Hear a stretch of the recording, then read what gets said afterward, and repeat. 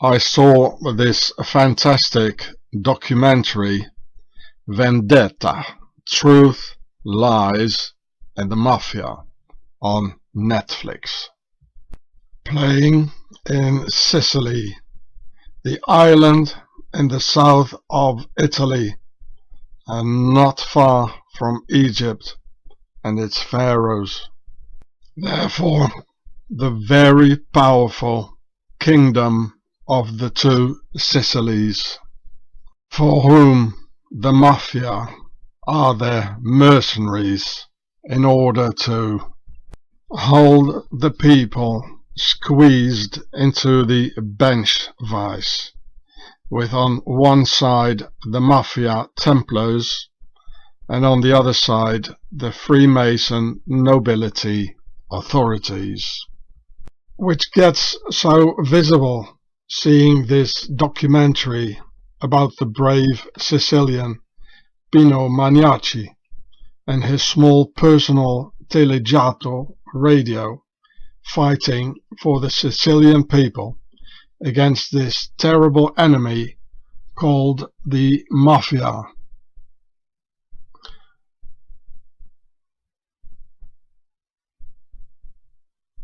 In fact, in Italian, the name Maniaci, it means the maniac. Well, he sort of is, I suppose, in a good way.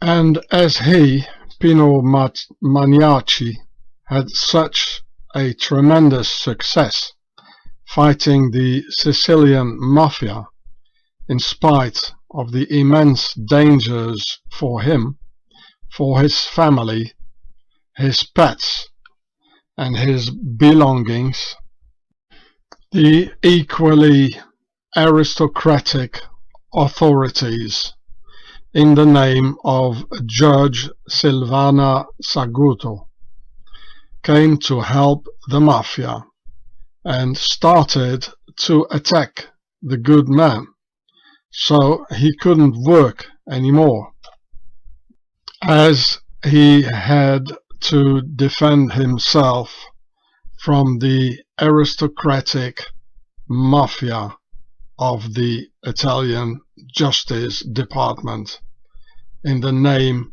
of Judge Silvana Saguto. Silvana Saguto has written high nobility all over her face, and showing it by the way she closes herself and gives secret symbols through her necklaces and other. Look here, here's got the seal of Solomon, a king, a jaywalker king, a pharaoh. Here's a lot of circles for the compass, and here are the squares, so it's saying square and compass all over, with a lot of circles here. There are 3 big ones for the concept of 3 and 1 small, so for the concept of 4. This is like a swastika, which comes from the pharaohs, which I explain in my videos. Here in her living room, probably, you see the symbol of the French Republic, the New World Order, the Arc de Triomphe. Arc, it comes from Arcos, meaning to rule, and it's got all these classic buildings, Greek, Roman buildings out of Pharaoh. I mean, look at her. This is the nobility. So here you can see the crest or coat of arms of the kingdom of the two Sicilies. And here, this is the upper degrees of the Scottish Rite. They have this symbol. The 28th, 29th, 30th until 33, they have this symbol for their degree. Here you see a square, here's a circle, it says square and compass. A lot of Templar crosses here. And so this is the House of Bourbon and the two Sicilies. Yeah, the House of Bourbon, two Sicilies. So she, the Judge Silvana Saguto, is most likely from the extremely powerful royal house of Bourbon and the two Sicilies, and in order for Pharaoh's nobility to parasite on the people, she used the mafia as a pretext to issue the very controversial so-called preventive measures based upon the lie to confiscate mafia belongings and freeze their bank accounts. But instead, the nobility authorities started to pillage honest, hard-working Italians and confiscate their life's work straight into the hands of Italy's nobility through a complex nepotist Freemason network of all the initiated working in the Palermo Justice Department. So here you see the logo of the Antimafia Police, Direzione Investigativa Antimafia. So it starts with a D, which you can find here. That this is supposed to be a D, would you say so? The I is here, well, maybe. And here the A is here. But why do it in this way? I mean, who can recognize there's a DIA except them? Well, here's the square. This is exactly 90 degrees. Interesting, the point, it comes here like, well, okay. The whole thing is in a circle for the compass, and this is the square. So they see it immediately. It says square and compass. And then the A, it looks also like the compass, you know, and it's 60 degrees probably. And here is a pentagram, like the Pentagon, you know, it's always, you know, getting to the same stuff. That's why the Pentagon is, you know, it's like in a pentagram. And behind here, you can hardly see it, is the Lions Club rotary symbol of these Freemasons always giving, you know, so-called, you know, philanthropist, you know, helping some schools for children, you know, so they have a better access on them. And the whole thing here is in a oval, like the Oval Office, and it says Vis Unita Fortior.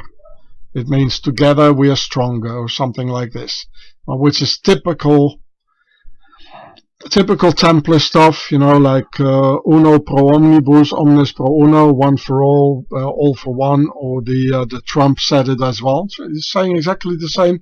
Yeah, in the Oval Office here, he said the same thing, like vis unita fortior, like where we go one, we go all. Same thing. And this is sort of light blue, and then here behind it is white. Now, why do they have to accentuate the V all of a sudden by having another color on the other side, so they all see it? Oh, because this is the Templar V, like the V for victory, you know, like Churchill did it, you know, the child murderer who helped murdering 23,000 children in South Africa. This is probably Acacia, or this one here. Here it says Repubblica Italiana. Even in the flag is the concept of three, because that's them. It's the nobility. And this is us, you know, the concept of four, the gap in between all this. You know, so we spread our legs, you know, and they can rape us, you know. That's what it probably all means. And even this state corruption got all figured out by this smart Pino Maniaci and his tiny, but in the meantime very popular Telegiato radio, literally raided by the Sicilians seeking for help, being taken hostage in between the Templars mafia and the nobility authorities. Only not even the Sicilians know who the mafia actually really are and where they originally come from. So on top here there's the boss called the Don, like Don Corleone, the famous one. The word Don, also like in Spanish Don Quixote, it comes from the Hebrew word Adonai, but of course it's the pharaonic branch, like King Solomon, also a Don, of course, an Adonai or a king. The Lord, Don, it means like a lord, like the Freemasons in a in a way talking bad about Christ, they call him Adonai as well. So then they got the consigliere or consiglieri in Italian. It's like in a chess game, like the bishop and the underboss, the capo, the soldiers, and here you got the associates. And above this there's even more, which I will tell you in a minute. So you got the family links here. These are the family links. And you got the indirect links, like these ones here. Even a consigliere. And for the Crusaders and their Templar masters on the way to Jerusalem, Sicily became the most important bridgehead for the Knights Templars, with commanderies all over this huge island in the Mediterranean, in between Europe and Jerusalem, like the Sicilian Templar commanderies of Saint Nicholas or San Niccolò del Tempio in Italian, in Bulgarano near Scordia in Catania province, the Templar Church of Saint Mary Carmina or Chiesa del Carmine in Italian in Piazza Armerina, the Templar commanderies of Caltagirone, Trapani, Siracusa, Butera and Lentini. So here you can see it here. Ardana, Maltane, Caltagirone, Piazza, Aidone, Muro, Paterno, Messina, Magrentino, San Leonardo, Bulgarano, Pantalica, all Templar commanderies, and there are many more. I think this one here is there are also many commanderies of the Teutonic Knights, and here, exactly here in Cafalu, Alistair Crowley, he had his temple here, and exactly here was a commandery of the Teutonic Knights. I will tell you more about it later. And of course, Alistair Crowley, he spent all his time, a lot of time in Germany and in Switzerland, where the Teutonic Knights actually came from. The most important Sicilian Templar commanderies of Messina, Marsala and Trapani served the order as a major stopover for crusaders and pilgrims en route to the Holy Land by sea. Now this here is the crest of Sicily. Kind of weird, eh? Anyway, there are 3 legs, so it's the concept of 3, which is them, our masters. And each one of these is like 60 degrees for the compass.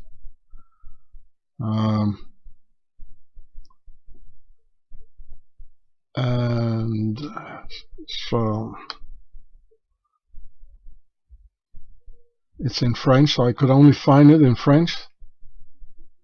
There's a lot of stuff, you know, you can only find either in German or in French, and it's not in Italian, English. So here's some more Templar commanderies. Établissement in Aidone, Ardane, Maltane, Bulgarano, Caltagirone, Magrentino, Syracuse. These are the towns next to it. So this Magrentino is next to Syracuse. There you go. And Caltagirone is here next to Piazza. And Caltagirone, Bulgarano is next to Scordia. Ardane is next to Butera. Aidone. And there we go. The commandery of Messina is in Messina. In Muro it's here and here. The one in Patalica is here. And this one is here. And this one, Paterno, is in Paterno. And yeah, Piazza Armenia, Armerina, sorry. And here Francofonte, Lentini. And here was this picture here. So, you know, I would not be surprised at all when the mafia families are centered in towns around these Templar commanderies. So maybe some Sicilian or Italian can confirm me this. So maybe Pino Maniaci or a friend of his can find this out for me, because it's very, very important. Because it's all one and the same thing. Nobility, mafia, authorities, the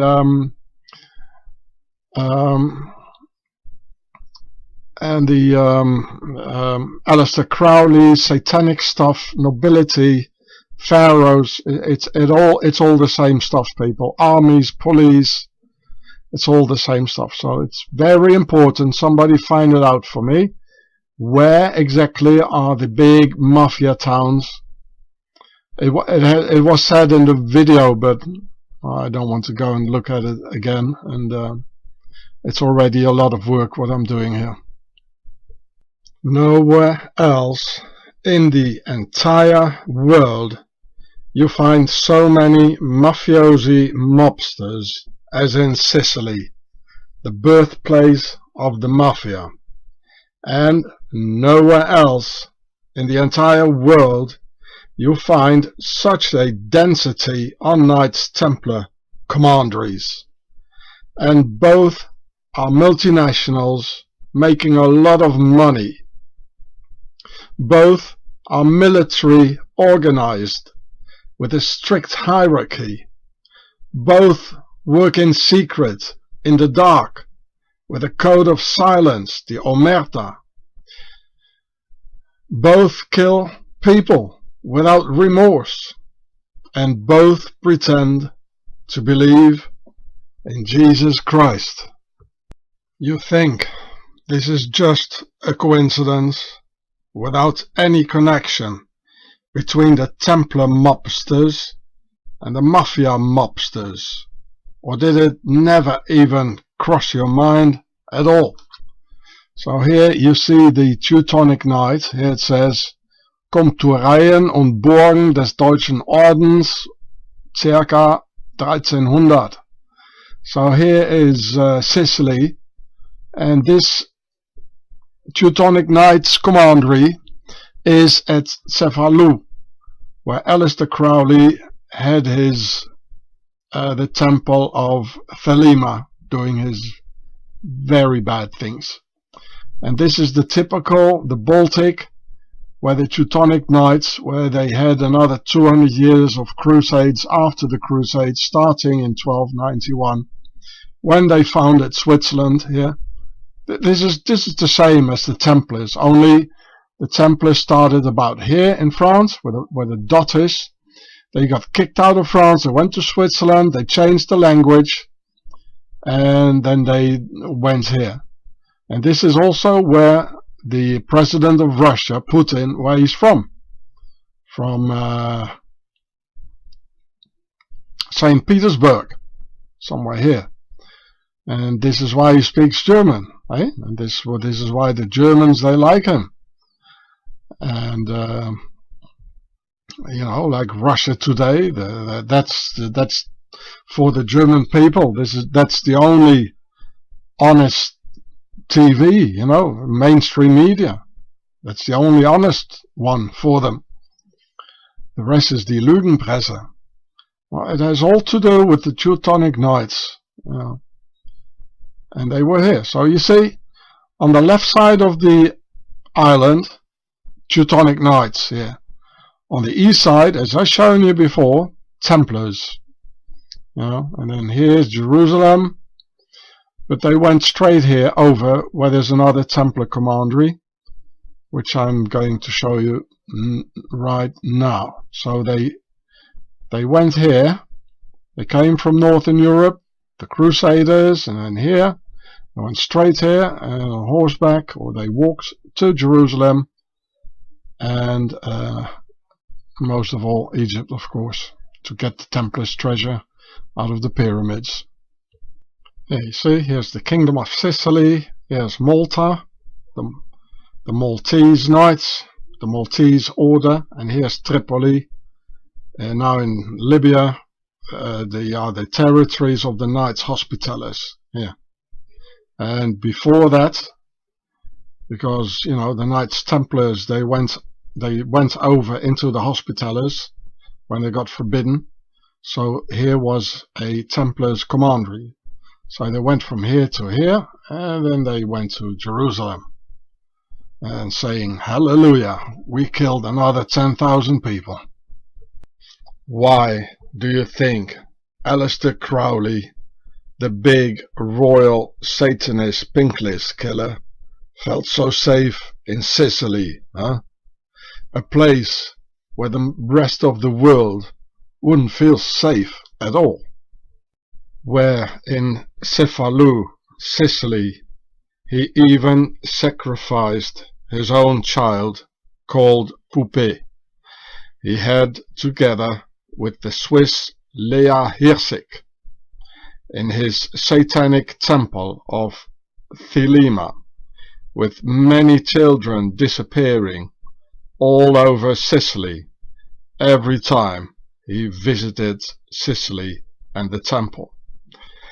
Crowley and the Swiss Hirsig, a typical Swiss surname, had a child together whom they called Poupée, meaning a doll in French, whom they sacrificed in their Sicilian temple before she even got 1 year old.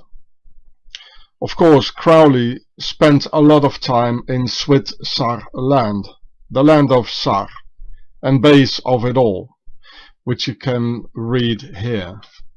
So, here it says, she was a Swiss American. No, well, she was Swiss. She was, you know, look, she was born in Switzerland, in Traxelwald, the canton of Bern, the same area where I was in. And I tell you, this is evil. It's evil all over in Switzerland. So she was born in Switzerland, and then she moved to the United States when she was 2 years old. Yeah, okay. And of course, together with her parents, taking it all the evil with her from Swaziland. Well, you can read it yourself. Yeah, this is in Cefalù. There it is. The Abbey of Thelema. It says, in a small house which was used as a temple and spiritual center founded by Aleister Crowley and Lea Hirsig in Cefalù. So this is, you know, the Swiss, they just emigrate to the United States. They bring their evil with them, and then they take over the they take over America. They go to all key positions. And yeah, here it says, with Crowley, Leah had a daughter whom they named Analia Poupée, the surname Poupée, Crowley. And she was born on January 26, 1920 in Fontainebleau. You know, that's where the French kings lived, Fontainebleau. It's very, the elite is there, you know. That's probably the Swiss. She took him there. So I'd say, you know, it's not Aleister Crowley, the big Satanist, you know, it's the Swiss behind it. This one here, the Hersik woman, and she died in 1975 in Switzerland, the age 91. This is the real powers behind it, you know, and then they just accentuate it on somebody else. It's also the canton of Bern, Swaziland, next to Interlaken, also where a lot of Americans are going, you know? Tourists, a lot of Japs, a lot of Russians. Leah Hersik, Swiss American, you know? Swiss Americans are Americans of Swiss descent, and as I already told you, there are 1 million in the US. 1 million people, and they rule the US, you know, with presidents like Obama, like Herbert Hoover, the director of the CIA, J. Edgar Hoover, of Swiss name Huber. They rule the US, no doubt. So this here is Cefalù in Italy, where Aleister Crowley and the Swiss Hersik, Leah Hersik, where they had the temple where they sacrificed people. A lot of people died there. So, and I wonder if some Italians can tell me, or some Sicilians, if this is a stronghold here of the mafia, Cefalù. I know, which I've shown you just before, that the Teutonic Knights, they had a commandery there. And the Teutonic Knights are the German-speaking Templars. They come out of the Templars when the Templars disappeared. You see, they got in their coat of arms, they got a crown in there. The concept of three with a circle, which is also the concept of three, which is them. The concept of three is them here, the crown. You know, it's the same. So, if you want to read it, you can, but there's nothing in it. So here's Cefalù. I just showed that to you before. That's where you had the Thelema temple killing a lot of people. So, I mean, nobody would feel safe, especially in those days, in Sicily. But this guy felt very safe, you know. So that means, you know, he was part of it all, you know. I mean, it's again the Swiss connection. It's every time, Swaziland. Okay?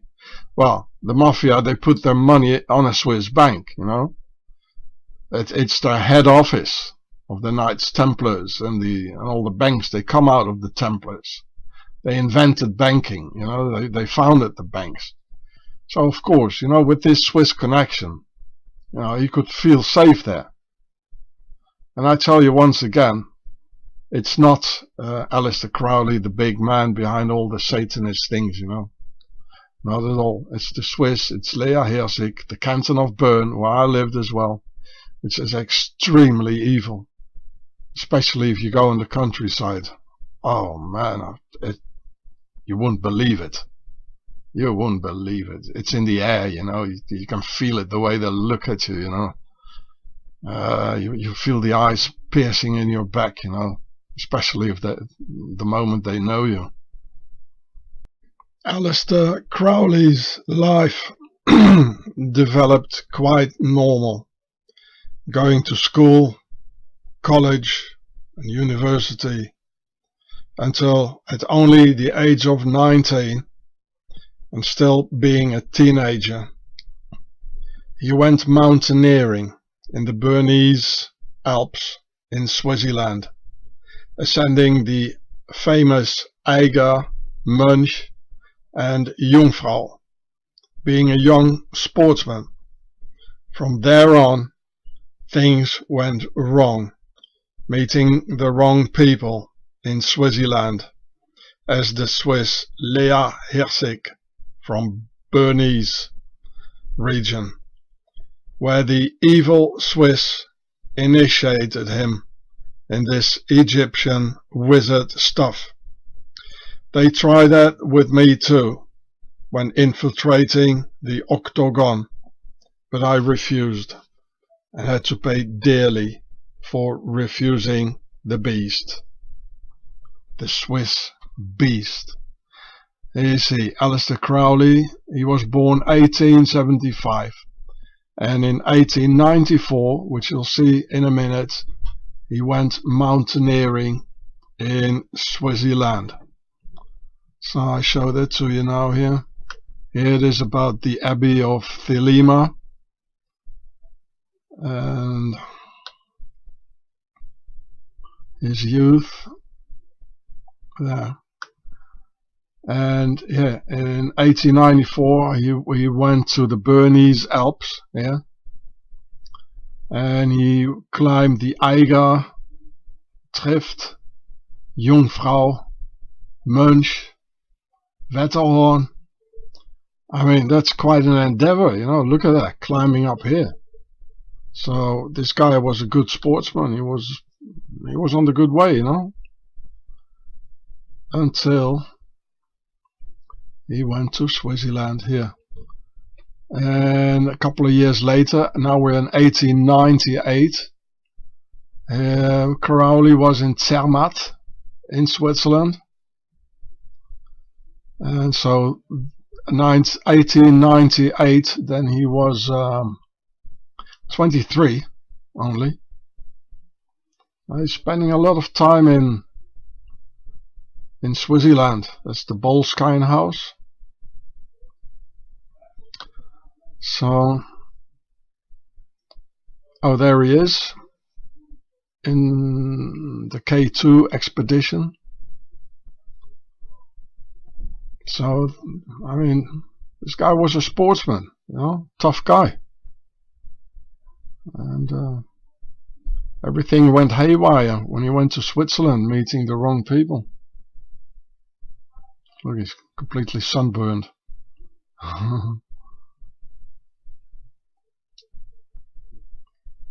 The Swiss took another young man's life, eh? As many. And, well, okay, there's a lot more here. I wanted to show you this here. You can read it all yourself. And what I'm going to show here, this is during the Hitler time. Look, this is from 1930 to 1938. So in April 1930, Crowley moved to Berlin. In the Nazi time, Adolf Hitler. And he also knew, look here, Hamilton. Well, we know those, right? The Duke of Hamilton, Order of the Garter, or the Scottish version of it. And so here, the Second World War. Look, he knew Ian Fleming. He was also living in Berlin. And at a certain moment, all three of them, they were studying, at least Ian Fleming and the Prince Bernhard of the German SS Prince of the House of Orange. They were all living in Lausanne with Ian Fleming and the Prince. They were studying, and Aleister Crowley coming there all the time. They all know each other, you know. And Ian Fleming, well, he knew Alan Dulles of the OSS, You know, it's all one bunch, and it's all together with the mafia, Sicily, Swaziland. It's all one thing. The aristocracy, Pharaoh, here, Thelema. You look, this whole satanic belief system. It's all based on Egypt, which you can see here. I just saw it here before, which I've been telling you all the time. It's all, yeah. It's all based on ancient Egypt. Well, I just saw it before, you know, but find it yourself, you know.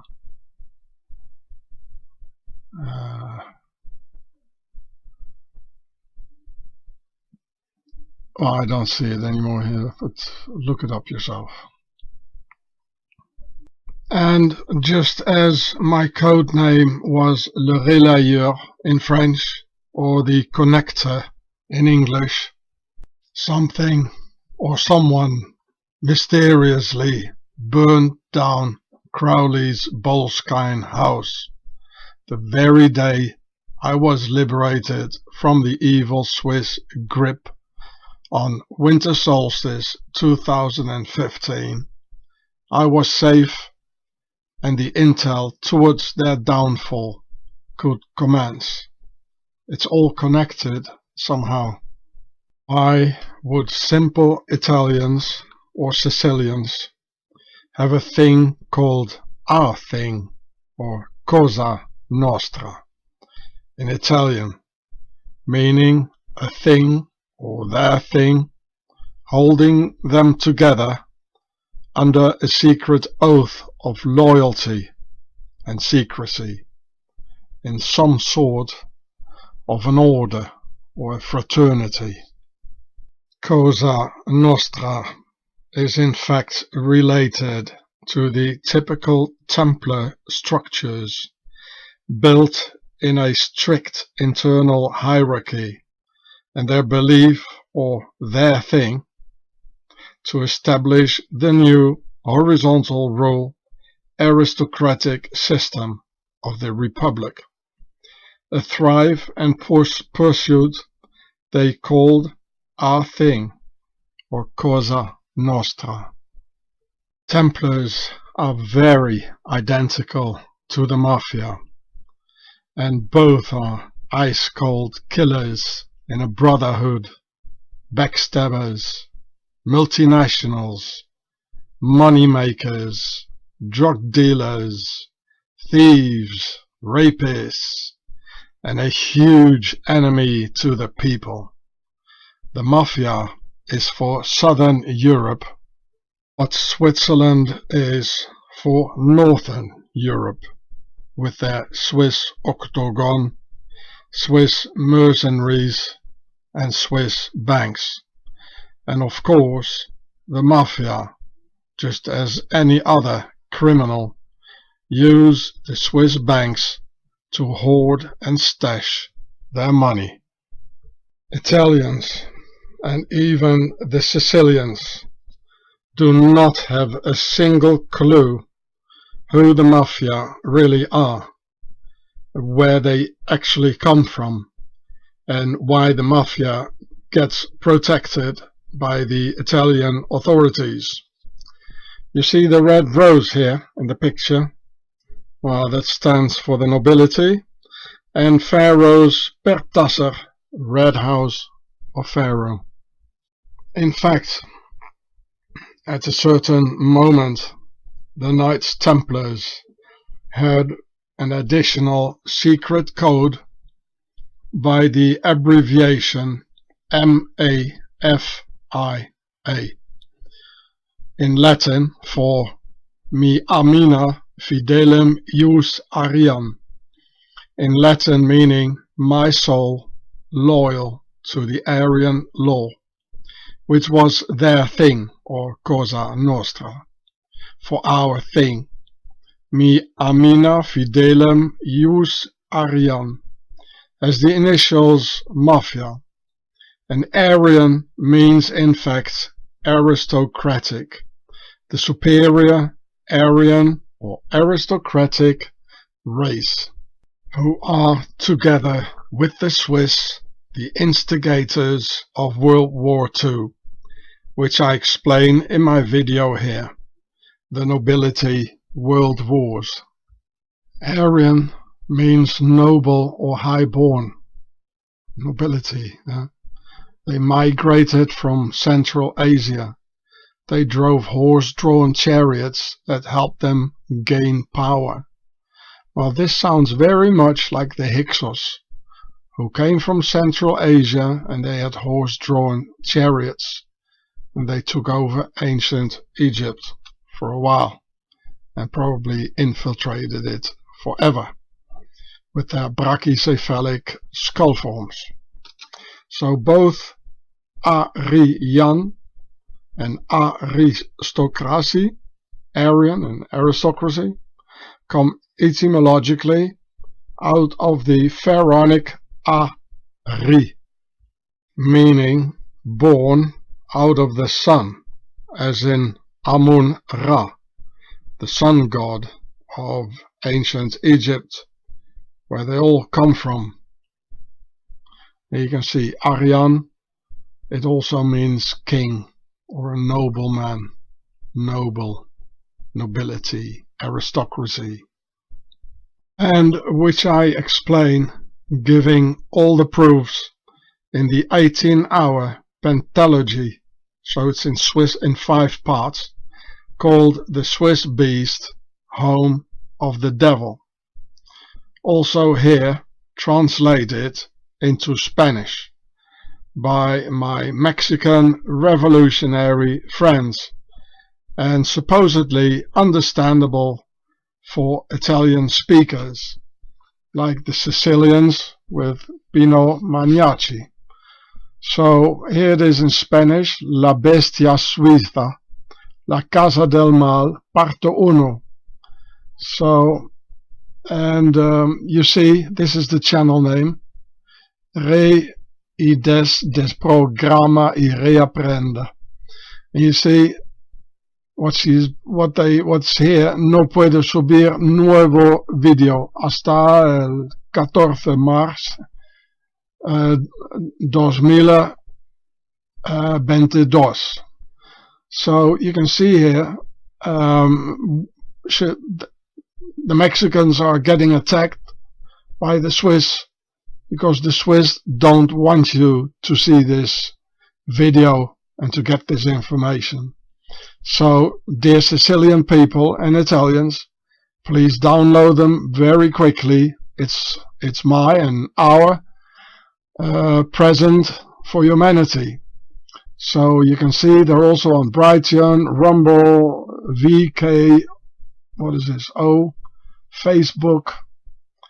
The Mexicans are really doing a good job, and I wish some other peoples could do the same, like Germans and French, translate it. But well, until now, only the Mexicans are the real hard-working people. Just like in America, the Mexicans do all the hard work, eh? The same here. Idem dito, as one says in Latin. Idem dito, same thing. And here you can see the original title in this channel here, but you have to scroll down because it won't pop up if you punch in the search machine The Swiss Beast, Home of the Devil. It won't pop up anymore, not even in the channel. So you must go into the video section and scroll it down until you get to part 1, and then you get to all the way to part 4, and part 5 is on the other channel, which you can find also in the in this channel here. It's called Homeland Security. I was still a child when I got taught all this by my very traditional family of French descent in South Africa. So I don't remember if it was Fidelis or Fidelem and Ius or Iura in the word Mafia, M-A-F-I-A. But you just never forget anima fidelis ariam, or soul, loyal, nobility, the main words of the secret oath related to the initials of the word mafia, which withholds, in fact, a secret oath. The word mafia is, in fact, the oath of this secret order, doing the dirty work for the Knights Templars and the nobility.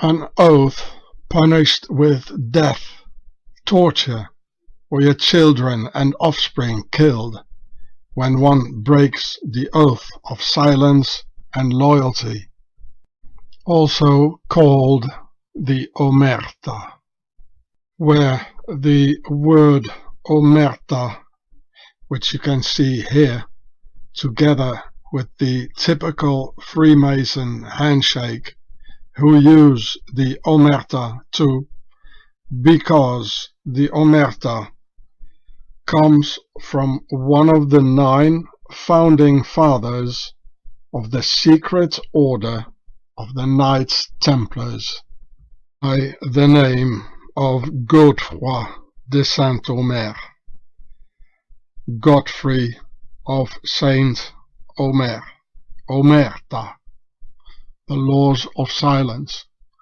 So he's also called Godefroy, as I just told you before, Godfrey in English, and sometimes even Geoffrey, like the name Jeffrey, right?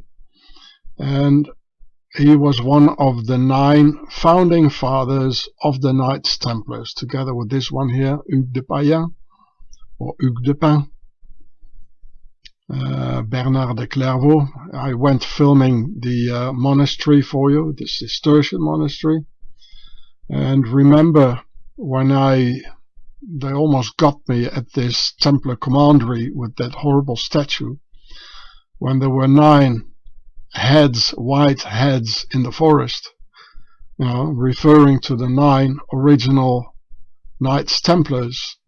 So this guy, he is probably, together with this one here, Hugues de Payen or Hugues de Pin, one of the most important guys, you know, of the Knights Templars. So the laws of silence, yeah, the omerta, Saint Omer, you know, they made it up, you know, they made these laws. So Godefroy de Saint-Omer, Omerta, it's all related, and it comes from the Knights Templars. Mer in the Demotic Pharaonic means the pyramid, and the O used to be an A, standing for big or pregnant, almost as in the word America, America, which I explain in my video, The Pharaoh Show. In this case, it means pregnant pyramid, for getting born in the pyramid, like Napoleon getting reborn in the big pyramid of Gizeh, and many others who got initiated there.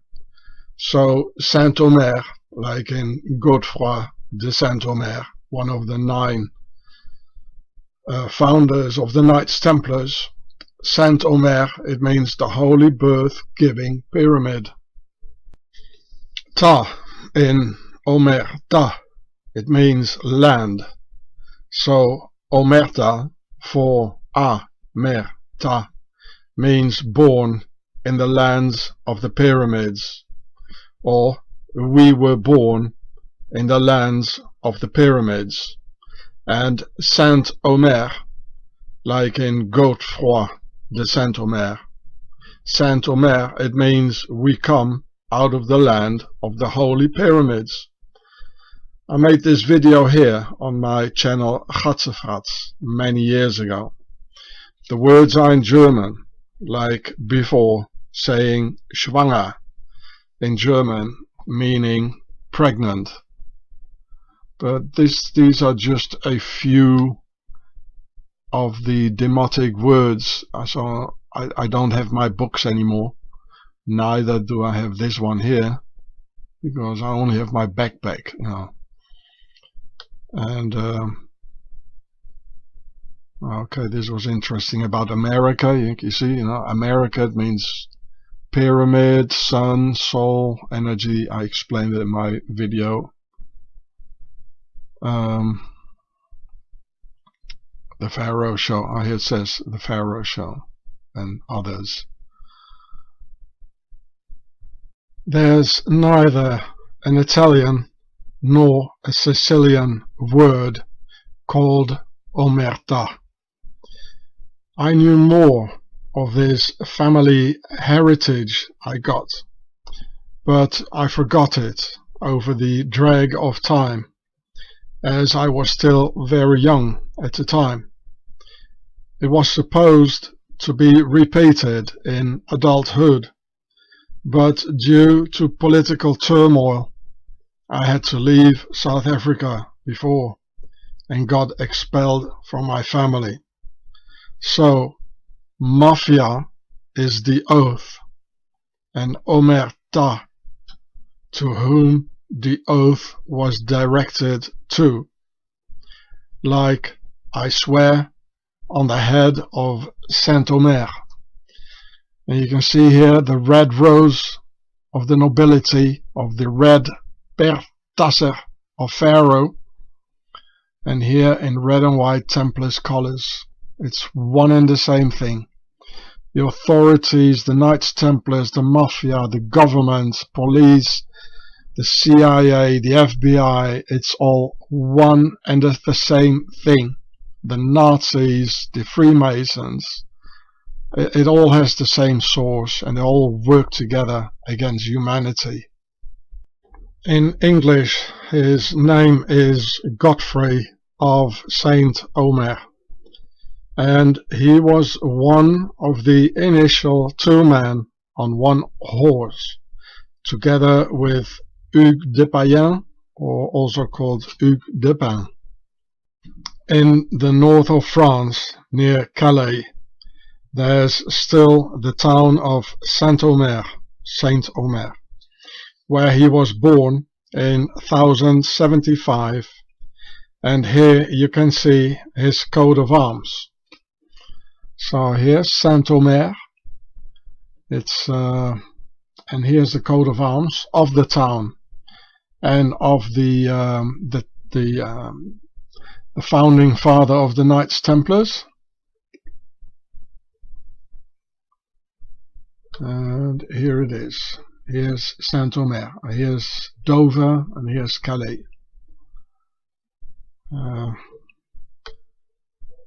You can read it. Well, there's nothing. It's not much to read, I think.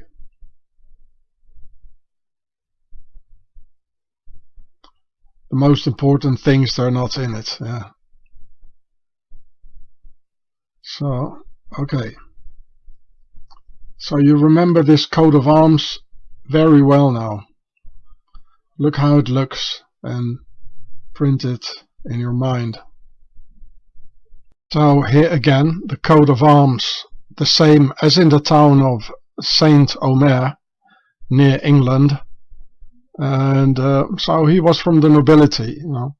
Geoffroy de Saint Omer. De, the prefix de, it means he's of the nobility. The founder of the Order of the Temple. So this is in French, so the ones who, everyone who speaks French, you can try to read it. It's quite interesting. And otherwise, well, you just look at the pictures, eh?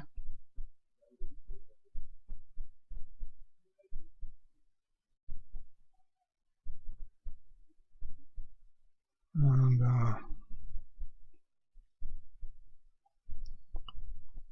so I was looking for there's another picture. This is Saint Omer. And here in the town, it's where the Templars were, where the arrow is. Oh look, Saint Omer, it's a star fort. Can you see this? It's a star fort. Oh, what do you know? And here are the Templars situated. I guess England is here. And There it is, the symbol here. Here, this is a temple in Saint-Omer, probably. There it is. I think it was the coat of arms of the guy. So look again, look very good at the image here, because I'm going to show it to you in a minute. Again, somewhere else. So if you want to read it, just punch pause. Now the Templar dude in the church, it's probably him. So, and this is where the word omerta it comes from. You know, total loyalty to the founding fathers of the Knights Templars. Here, the two guys on one horse. One of them is Saint Geoffroy de Saint-Omer. The other one is probably Hugues de Pin or Hugues de Payen.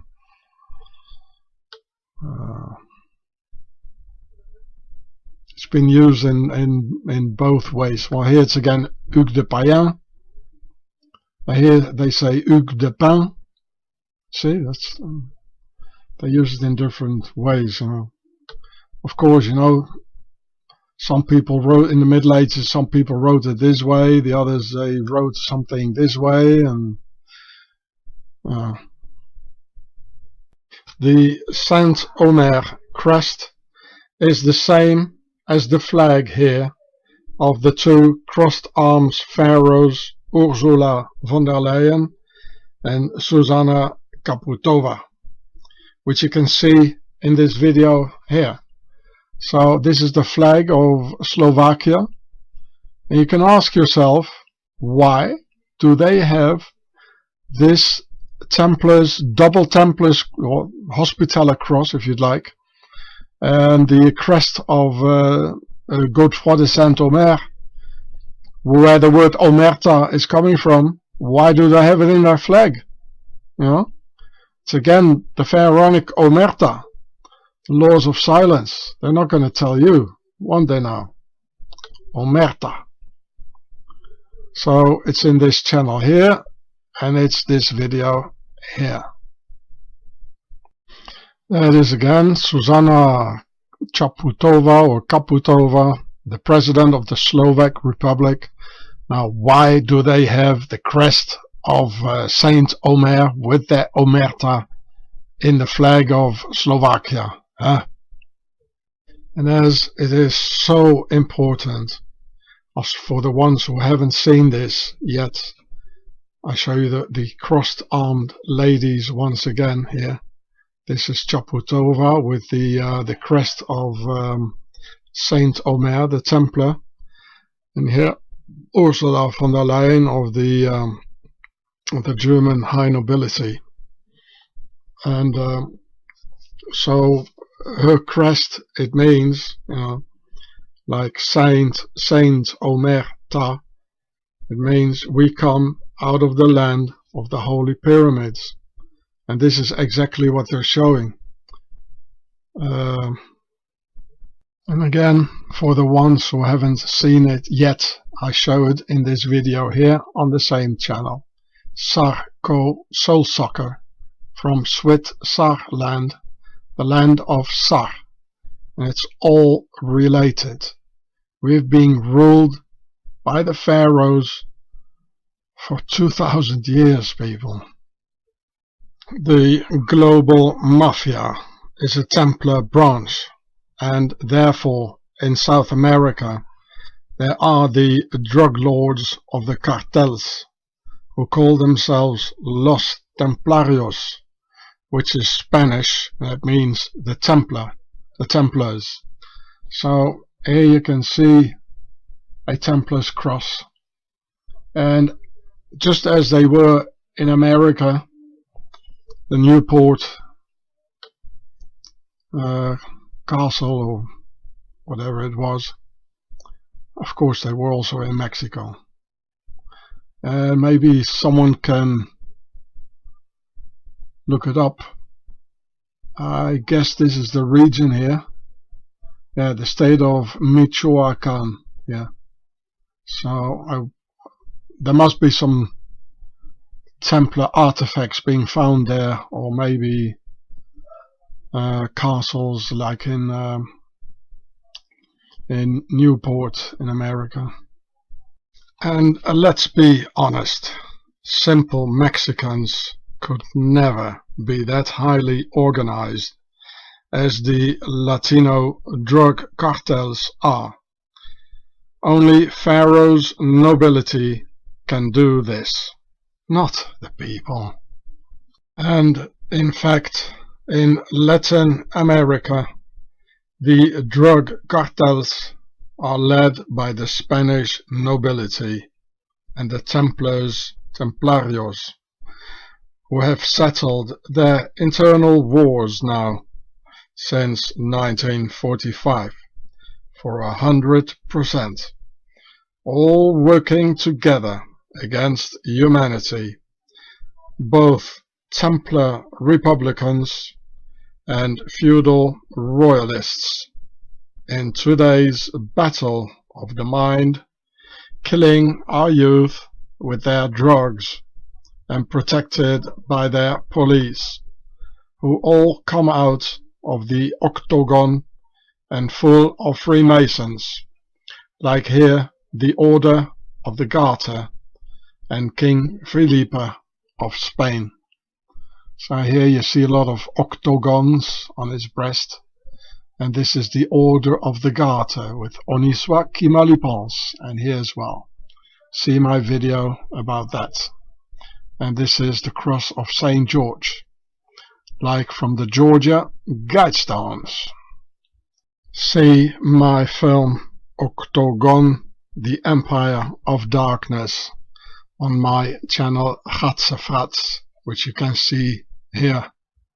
Same thing in Russia, where the Russian mafia have an octagon for symbol, which they tattoo on their backs and knees, or wear in gold chains, or here in wood. As I met some Russian mobsters from Georgia, so the land of Georgia, and they were driving in big black limousines with German number plates, while I was hitchhiking in France, which you can see in this video here on the same channel. Here it says the title: Members of Russian Mafia Octagon of the Knights Templars for Vorizagonia. This is Russian here, Vorizagonia, that's the name of them. I spoke German with them, and they apparently stopped to see the huge octagon symbol in stone on the floor, which you can see in the video. They were very surprised when I told them that the Vorizagonia, the name for the Russian mafia, is all infiltrated and taken over by the nobility. Yes, he said, how do you know? Look, this Russian mobster of the Vorizagonia, here you see the Russian letters, the Cyrillic. He even has a Templar's cross with a square in it.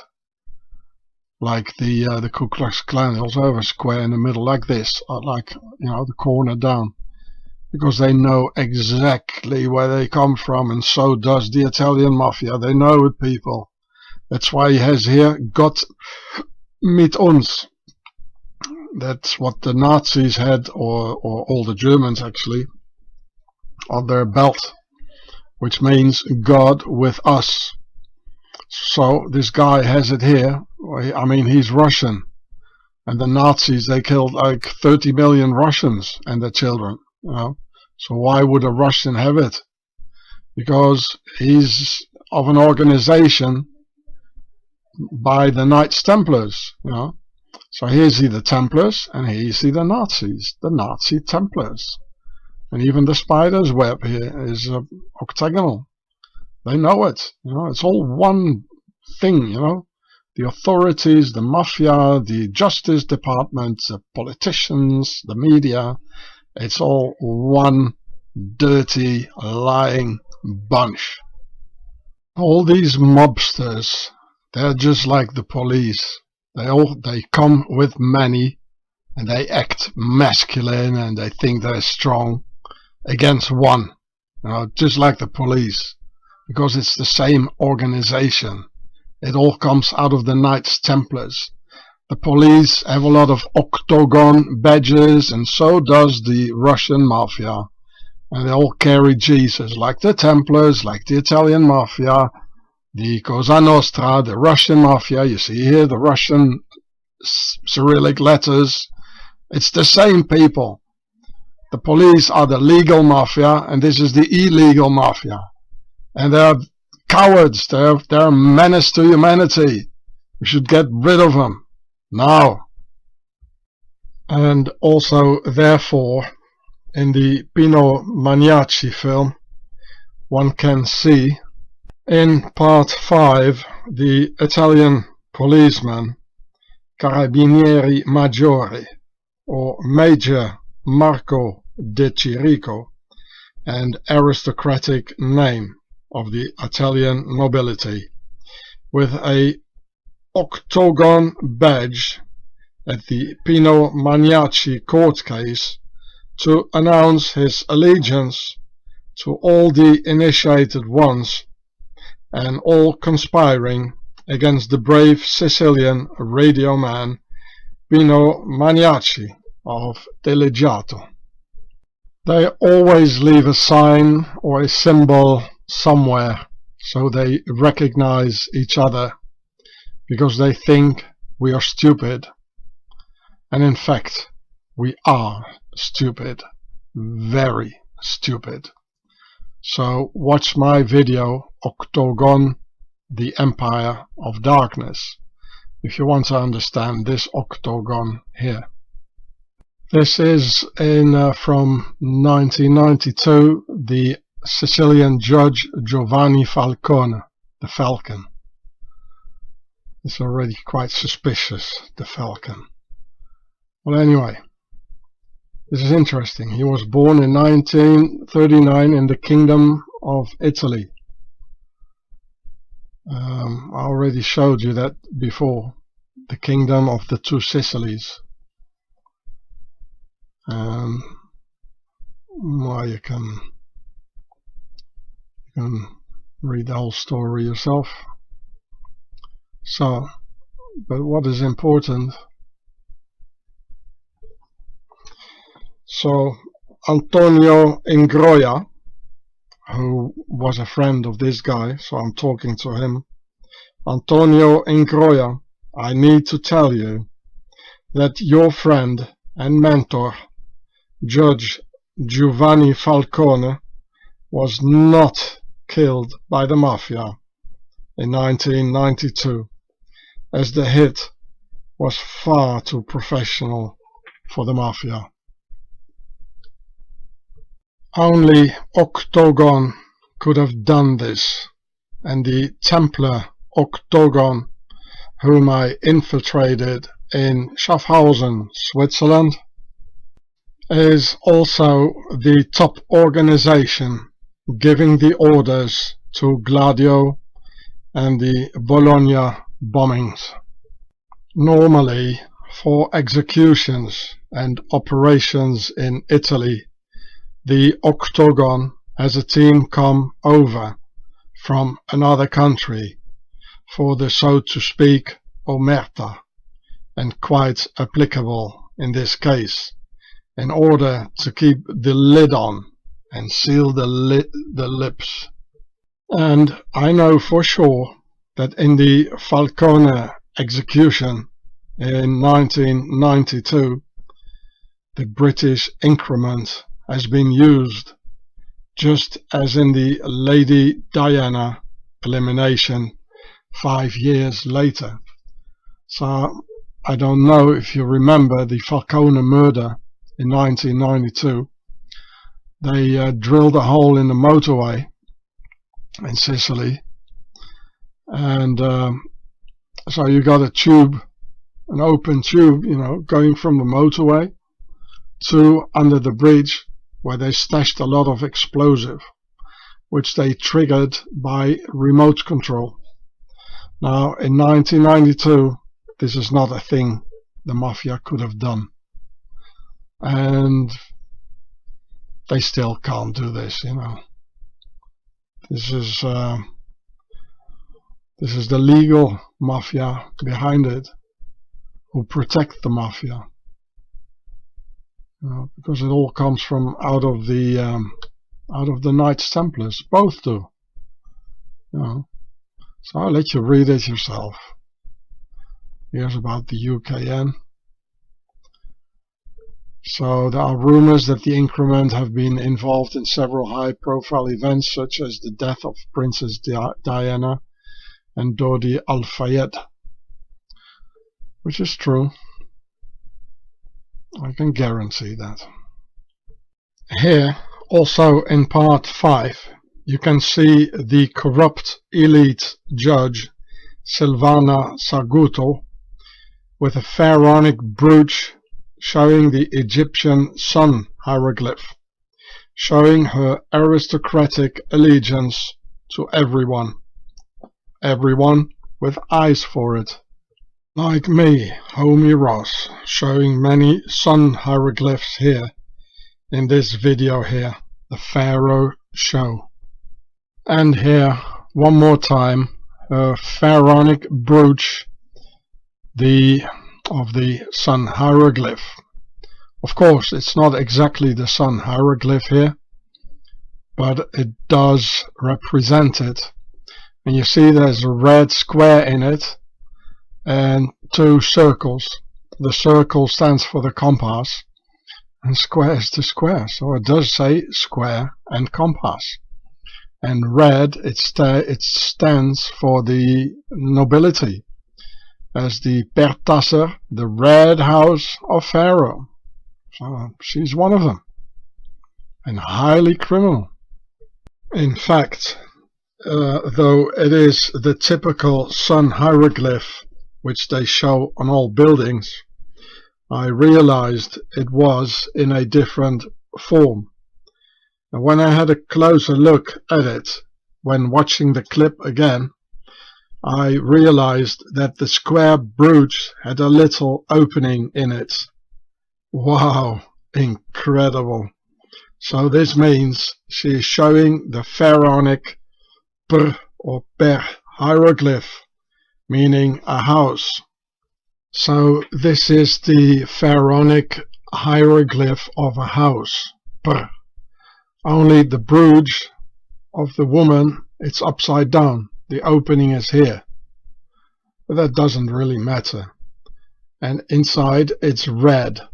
So it says house red, red house. And as the square is red, it says the red house of Lower Egypt. So she's saying to a pharaonic clan and enemy within that she's also from the nobility, and most likely from the house of Bourbon to Sicilies. And here you see the Duke of Castro. So, you know, Fidel Castro from Cuba. So this means there never was any problem with Cuba and the United States of America. They're all the same ruling. They just have the people fight each other.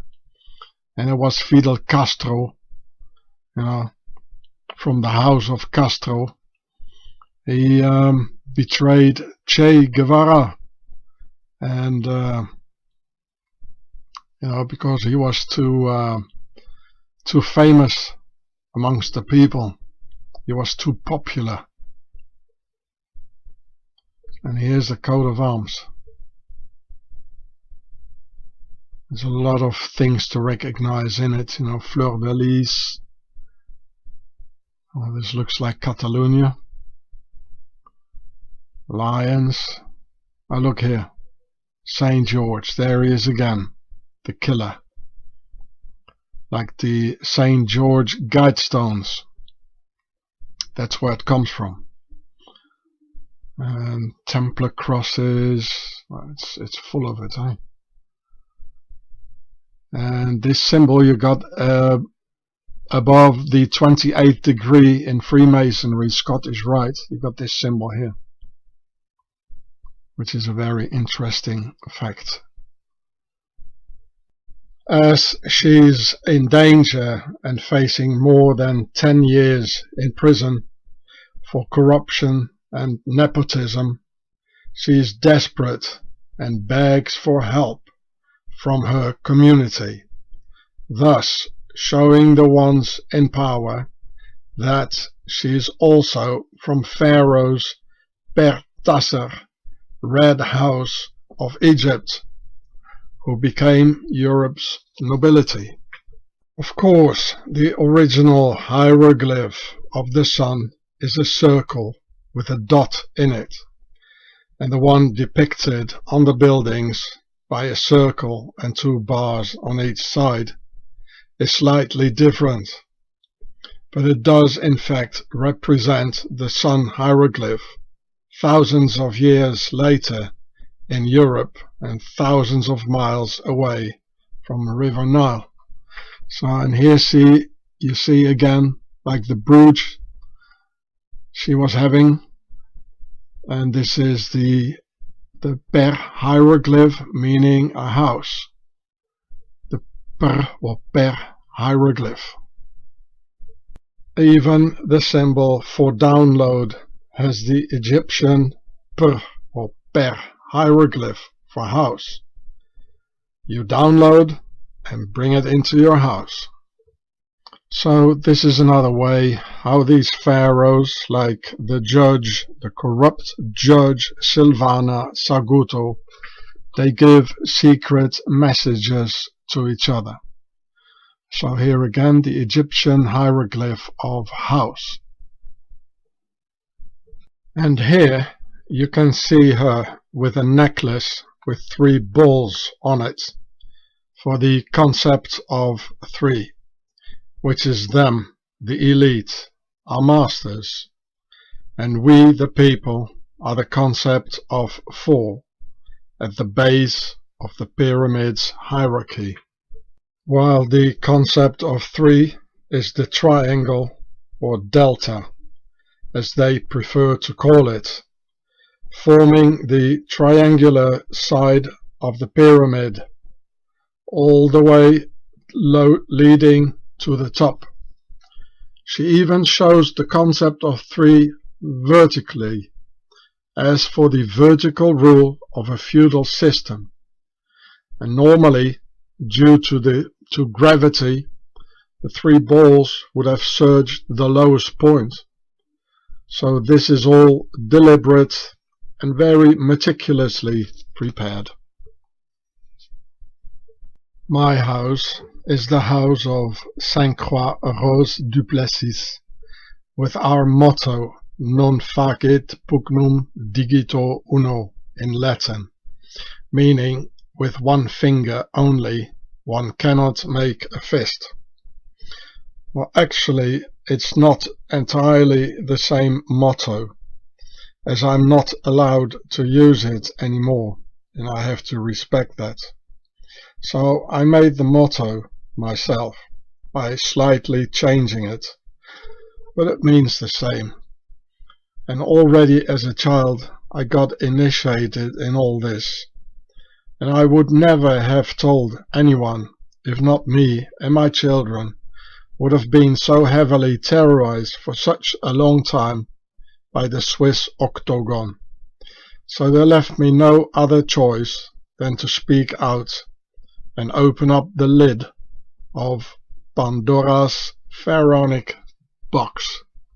Switzerland is the head office of the global Templar mafia, where they all keep all their money. Also, the Nazis belong to this Templar mafia, which I've already explained in many videos. So, therefore, it might appear contradictory that in 1943, before the landings by the Allies in Sicily, the OSS the Office of Strategic Services and predecessor of the CIA, asked the help of the Sicilian Mafia against the Nazis, as in fact the Nazis were and still are in the same global family with the OSS, CIA and the Mafia, who all come out of the Templars and ruled by the Octagon out of Switzerland, where Alan Dulles of the OSS Switzerland, the head of the later CIA, had his headquarters in Bern, Switzerland. Alan Welsh Dulles came out of the very powerful Geneva family Mallet-Prévost from Switzerland, about whom you can see more in this video here on my channel Gatzefratz. So this video here, Alan Dulles was Swiss family Mallet-Prévost. In fact, in Sicily in 1943 there were no more real Nazis left, but only some expendable German soldiers who were left, who could be eliminated and betrayed by the Mafia, who gave all the German military positions to their pals in the OSS. How else can you explain, with the basic understanding of how things work on this planet, that a criminal organization like the Mafia helps the US military in a military campaign? Where's the catch? What are we missing here? Who's gaining what, and how did the US government know on which random door to knock in rural Sicily? Well, unless they already knew each other, because in fact they belong to the very same organization, who all converge and come together at the top. This is also the reason that drugs from the various mafias around the globe get smuggled in by NATO's various air forces into the various Western countries, with the police doing absolutely nothing, whereas the entire drug trade and drugs consummation in all the cities could easily be stopped within 24 hours if they would just use all the police in today's streets, who are mobilized to terrorize humanity in Pharaoh's global bug war against humanity. If they would use all these police for only one single day, we could stop the drugs and the consummation of drugs, everything, only for 1 or 2 days. All these police in the streets now. The lie is their biggest weapon, and backed up by their indoctrination media, and with some excellent rhetoric by some brilliant actors, the majority of the dumb slaves believe everything. Therefore, later on in history, both the CIA and the Mafia were involved in the preparation of the assassination of US President John F. Kennedy, which got eventually executed by the British increment, because political assassinations inside the US are always done by the UK increment, and vice versa. Liquidations inside the UK are being done by a special detachment inside the CIA, and the increment finally take their orders from the Swiss Octagon. And what a coincidence again. This is exactly the very same way the mafia operates. A murder in New York gets done by some salesman or a Catholic priest or some other disguise flown in from Palermo, Sicily. And a murder in Sicily gets done by some innocent looking American tourist visiting Sicily. Well, how come they work so similar both in the mafia and official Western government organizations? Well, because it's one and the same gang called Octagon of the Nazi Templars, and they are based in the Alps. And forget about the Israeli Mossad in all this, who are the most clumsy secret service in the world, creating one global scandal after the other because of their unprofessional clumsiness. I hear about the assassination attempt on Khaled Mashal. I hope I pronounced that right. And hear about the assassination attempt. They tried to put some in his left ear. They put a poison in his ear with a spray. And the picture you saw before, there was in that hotel in the Arab Emirates. It also went over the entire globe in all newspapers, and there's a lot more. And this shouldn't happen with a intelligence service. The Mossad is only considered the best in the world because they accumulate the best human intel, human intelligence information about anything they need or need not to know, because of the impressive backup space of the jaywalker community all over the world, providing the best human intel, the best humans. And a tremendous quantity of jaywalkers offering safe houses in such high numbers that every operator has his own safe house, which of course minimizes local attention drawn in and eventual detection in the end. But when it comes to Mossad operations, they're as clumsy as 10 rabbis trying to circumcise a camel or two, as we used to say. From my own experience, the Royal Military Intelligence, including Team 5, Detachment 6 and the Increment, are the most professional in the business. You don't see them, you don't hear them, they don't leave traces, as if they don't even exist.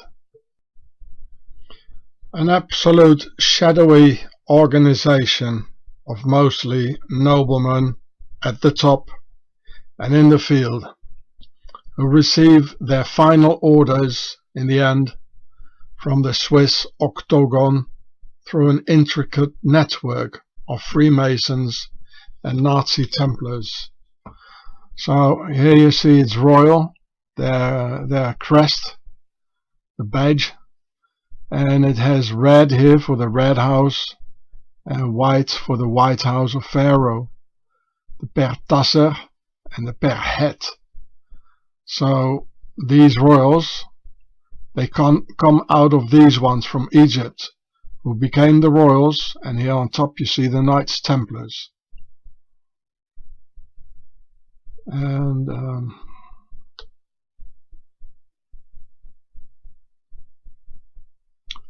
so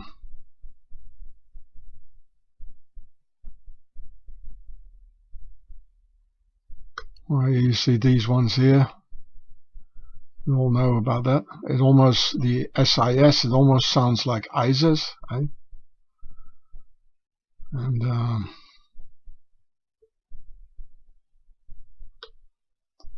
you know, General Sir is from Sar, meaning a king, a pharaoh. It's like a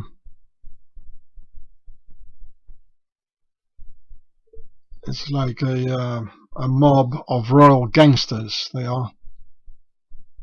So when President John F. Kennedy wanted to stop the CIA from importing drugs from South America, drugs from Vietnam and Laos into the US, and stop the CIA from working together with the mafia, then JFK became a priority on Octagon's death list. Just as when I, Sean Ross, criticized another branch of the Octagon crime syndicate by making documentaries and writing in international newspapers about the Swiss Nazi Templar banks, I too moved up fairly high on Octagon's death list and even had Swiss Nazi cops shoot at me in the forest. So this video is on this channel here, and here's the title. Of course, Oliver Stone's video JFK from 1991 was meant to put you on a wrong lead. Well, what else can you expect from government's Hollywood and their government agenda? Yes, okay, the mafia were involved in the hit, as they're one and the same thing belonging to the Octagon, which was already getting known in books written after JFK's murder. Well, so nothing new really. So the government's Hollywood states propaganda had to keep it that way before people were going to dig any deeper by putting a Hollywood final seal on the case through that JFK movie. I already made documentaries about the Swiss involvement in the JFK murder 10 years ago, but Swissy made YouTube take them off, and after 2 extensive Swiss house searches, I don't have them anymore either, as the Swiss Nazi police stole all my hard disks, memory sticks, CDs, computers, cameras and SD cards. President Kennedy knew about the enemy within, and that the CIA, the Cocaine Import Agency, only pretended to fight drugs, and in reality only eliminated the competition. So Kennedy put FBI agents in the Pentagon in a so-called TDY program for temporary duty yonder, like Agent Tom O'Loughlin being a SACSA agent for SACSA, S-A-C-S-A, Special Assistant for Counterintelligence and Special Activities. So I read it for you because this is important. SACSA, to direct special operations in the Kennedy administration, the Joint Chiefs of Staff created a new organization headed by a general officer with the title Special Assistant for Counterintelligence and Special Activities, SACSA. Colonel Fletcher Prouty of the Air Force Special Operation Command was tasked with forming the new organization. The Kennedy administration wanted to have a new team, so General Ed Lansdale, a CIA man who had run special operations since the CIA-sponsored Hawk Rebellion in the Philippines, was passed over. The new SEXA official was to have control over all special operations, including those of the CIA, which was ordered to turn its special operation files over to the Joint Chiefs.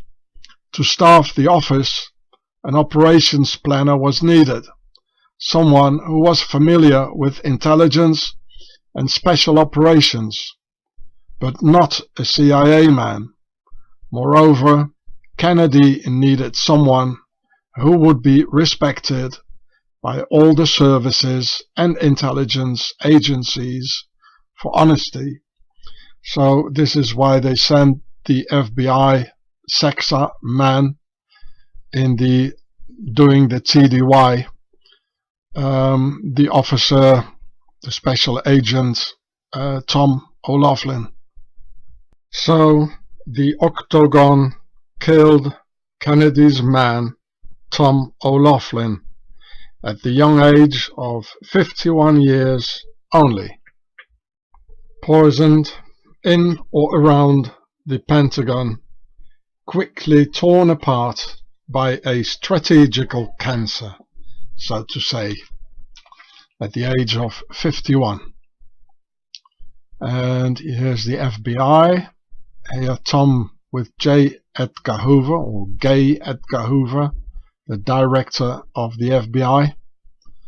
And you all know now through my videos that he was from the Swiss Huber, looking exactly like President Herbert Hoover, also from the Huber family. So no luck, eh? FBI Director J. Edgar Hoover, also called Gay Edgar Hoover, real name Huber, from Switzerland, and US President Herbert Hoover, real name Huber, from Switzerland, are from the very same Swiss Nazi Templar bloodline, which you can see in the picture comparison of this video here on my channel Gatzefratz. And they were both members of the Swiss Octagon from the Alps, bringing havoc to the US, going for all key positions and stabbing the American people in the back. And you can see how they are lookalikes, these two here. This is J. Edgar Hoover, the same brachycephalic broadheads, and here Herbert Hoover. And these cephalic skull forms are not European. Europeans have long heads, which you can see in my video about Perset. And here's the title, but you probably have to scroll it down in the video section here, because YouTube is desperately trying, to hide all my videos, with of course the Swiss pushing behind it. Or you can take the title here and then put it a little bit more to the right here in the search bar in my channel, then it might pop out. And otherwise you go and look for it in my Ahava 528 Israeli channel on the Israeli video platform. And here a video I made 10 years ago about the Swiss involvement in the Kennedy assassination. And while you're at it, watch this video here, watch it too. How Swissy had the army shoot and kill unarmed US war veterans. So here's the title. The best is to copy the title and in my channel here and then punch it in the search bar here in the channel, or maybe scroll it down. But even if you scroll it down, and you know, YouTube is trying to hide it, because you know, the ones in power, they don't want you to see these videos, so you better download them, and I'll try to put the links in the description for you. Agent O'Loughlin's nickname was Mr. Hammer, indicating the man's formidable capacities, and therefore needed to be terminated without further delay, before the Hammer could do more damage to Octagon's business model, leading from the jungle's opium forests of Southeast Asia to the Octagon's motherland in the Alps, where all the money is stashed, and where Alan Dulles, the very first CIA director, had made many worthwhile Nazi contacts during the war. That's why the paperclip here in the picture, replacing the stars that once were. And those Nazis were all on drugs, like Hitler and Goering, being hooked on cocaine, speed, and whatnot, from the top all the way down to the ordinary German soldiers, all carrying a tube of speed tablets called Pervitin for the hard moments, like shooting a bunch of children and their mothers in a mass grave, and then shovel a few tons of sand over it. In these cases, Pervitin was required, not really like Popeye opening a can of spinach. Hi Hitler! This is the war of the mind, what I was telling you about. And because the Nazis won the war, right after the Nazi victory of World War II, and taking over the US through the paperclip, the drug wars started to mess up our children's brains in the war of the mind, just as the actual drug war being forced upon humanity in Pharaoh's bug war to take control over our minds. Hi Hitler, guys. Have fun now. Per in the word Pervitin means a house in Pharaonic Demotic, like a royal house or bloodline, indicating the ones behind it, as usual. In 1971, when Special Agent O'Loughlin died, murdered by people who smiled in his face, he hadn't watched any YouTube yet, and how his FBI director, J. Edgar Hoover, real name was Huber, a Swiss American, who also was a member of the notorious Octagon, wanting Special Agent O'Loughlin dead. O'Loughlin's code name in the Sexa detachment was Macduff, just as you can see here on this channel name, Macduff Lives. So years, and in fact decennia later, O'Loughlin's son, John O'Loughlin, opened up a YouTube channel by the name of Macduff Lives, and we did an interview there last month on December 7th, 2021.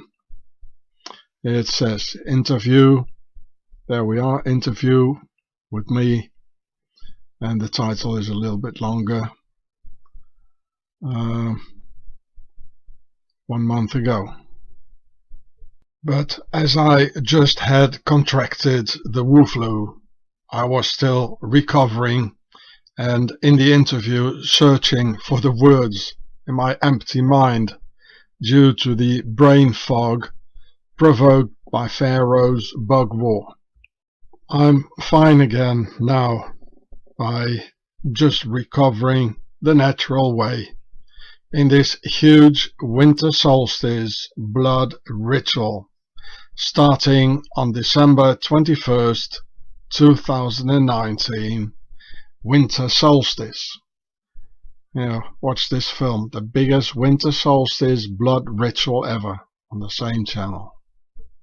Here, John wrote me this in his book entitled Macduff Lives, which he had sent me to Sean Ross with deep respect and gratitude, John O'Loughlin.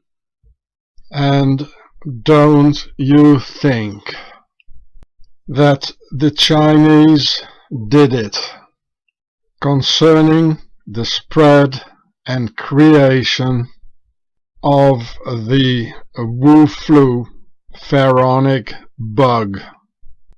As to my knowledge of modern history, nowhere in history the Chinese applied biological warfare against human beings. But there is another country doing this all the time. America. Like the Phoenix program to destroy the Vietnamese people's traditional way of life and culture and force the villagers into strategic hamlets. The murder of indigenous leaders, the computerized war in which people were killed by assassination squads. And look here. It says Phoenix program. Phoenix. Yeah, look, there's the official US badge with the Phoenix and Yachin and Boaz. Well, I already told you what Phoenix is a reference to, eh? It says Pung Huang. No idea what that means. The US Phoenix program is America's equivalent of the Nazi Operation Reinhardt, murdering the jaywalkers. Well, no wonder when you consider that all the paperclip Nazis disappeared into the US in 1945, enabling their worldwide extermination wars by the Swiss Nazi Templar Octagon. Yeah, Operation Reinhardt in Wikipedia. Yeah, another Phoenix program. It's all related to the Knights Templars. Phoenix. And of course the Phoenix program using Agent Orange by Monsanto, killing the Vietnamese by the millions and still dying today of massive cancer. As Agent Orange is still in the drinking water, and here it says an estimated 150,000 children in Vietnam, they were born with serious birth effects. Well, the Phoenix makes sure that the Knights Templars, that they rise again, and all the rest will never rise again. Like 150,000 children will not rise again like a phoenix. These Vietnamese children will never fly again as a phoenix. They're grounded forever. They will not be happy children. This is the present of America. There are pages after pages after pages. So China doesn't do this. It's America doing this. Don't believe the Western newspapers. Well, I hope the Chinese will rescue us from all this misery. I hope the Russians will clean it all up. And all this gender bender stuff and you know, killing the families, and then I hope the Chinese and the Russians will come. I dearly do hope so. Look at this, people. Look at this. Chinese don't do this. Forget it. It's America. And they do it over and over and over again. Yeah, see, the children of Agent Orange. I'll give you all the proofs. I like facts. So, you know, who is behind the bug war, eh? From Wuhan. The Chinese? Well, forget it. Forget it. You can see the same children in Iraq now and in Afghanistan because of depleted uranium. America did it. Wakey, wakey. John F. Kennedy wanted to stop all these atrocities and stop the Phoenix program, and had to pay the ultimate price for his attempt. And so did SEXA agent Tom O'Loughlin. And he said, those who make peaceful revolution impossible will make violent revolution inevitable. Do you understand this? Who are the ones who make peaceful revolution impossible? I mean, look at Kazakhstan at the moment. I'm sure the people wanted a peaceful revolution, but the ones in power didn't want this. So because they want to have a violent revolution, ordo apkao. So they moved it this way. They killed a couple of protesters. And this is the way they do it. They don't want peaceful revolutions. The elite, they don't want change. They don't want us to be happy. No, they want to kill us. This guy he understood it. It's a good one. We could use this guy on YouTube. This guy would have been the best YouTuber or info warrior of all. So go and see his channel, sort of. The Phoenix, of course, as in the Vietnam Phoenix program of the CIA and the US, is of course again a reference to ancient Egypt and the Knights Templars, who rose again out of the fire of the French king and resurrected in Swaziland. The Phoenix program, a typical name chosen by the Octagon. And in the middle of all this was Mr. Hammer, special agent of the FBI and Kennedy's man to smash the CIA, who got poisoned through the CIA's special virus cancer program to eliminate people with silent weapons for silent wars, easily eating up a man like Mr. Hammer, Tom O'Loughlin, from the inside, until his body resigned at the age of 51, a tree of a man who would never resign any assignment. You just don't touch Octagon's money business like the CIA's Air America, bringing in tons of drugs into the US and into the entire Western world. Just another multinational Knights Templar business in collaboration with the Mafia, the CIA, Swaziland, Nazis, etc. So here you see the statistics, the opium cultivation in Afghanistan from 1994 to 2014. So that's 20 years in hectares. And this here, I guess it's in kilos. From 1994, 71,000 kilos. That's 71 tons. And here it's rising and it's rising. Here it's in 2014, more than 200 tons of opium or heroin. And but why here in 2001, when the Taliban were ruling, only 8 tons, you know? So, well, that's because the Taliban forbid opium in Afghanistan and the use of drugs, because these guys, they said, well, we are real Muslims and this is not very Islamic, the drugs, so they forbid it.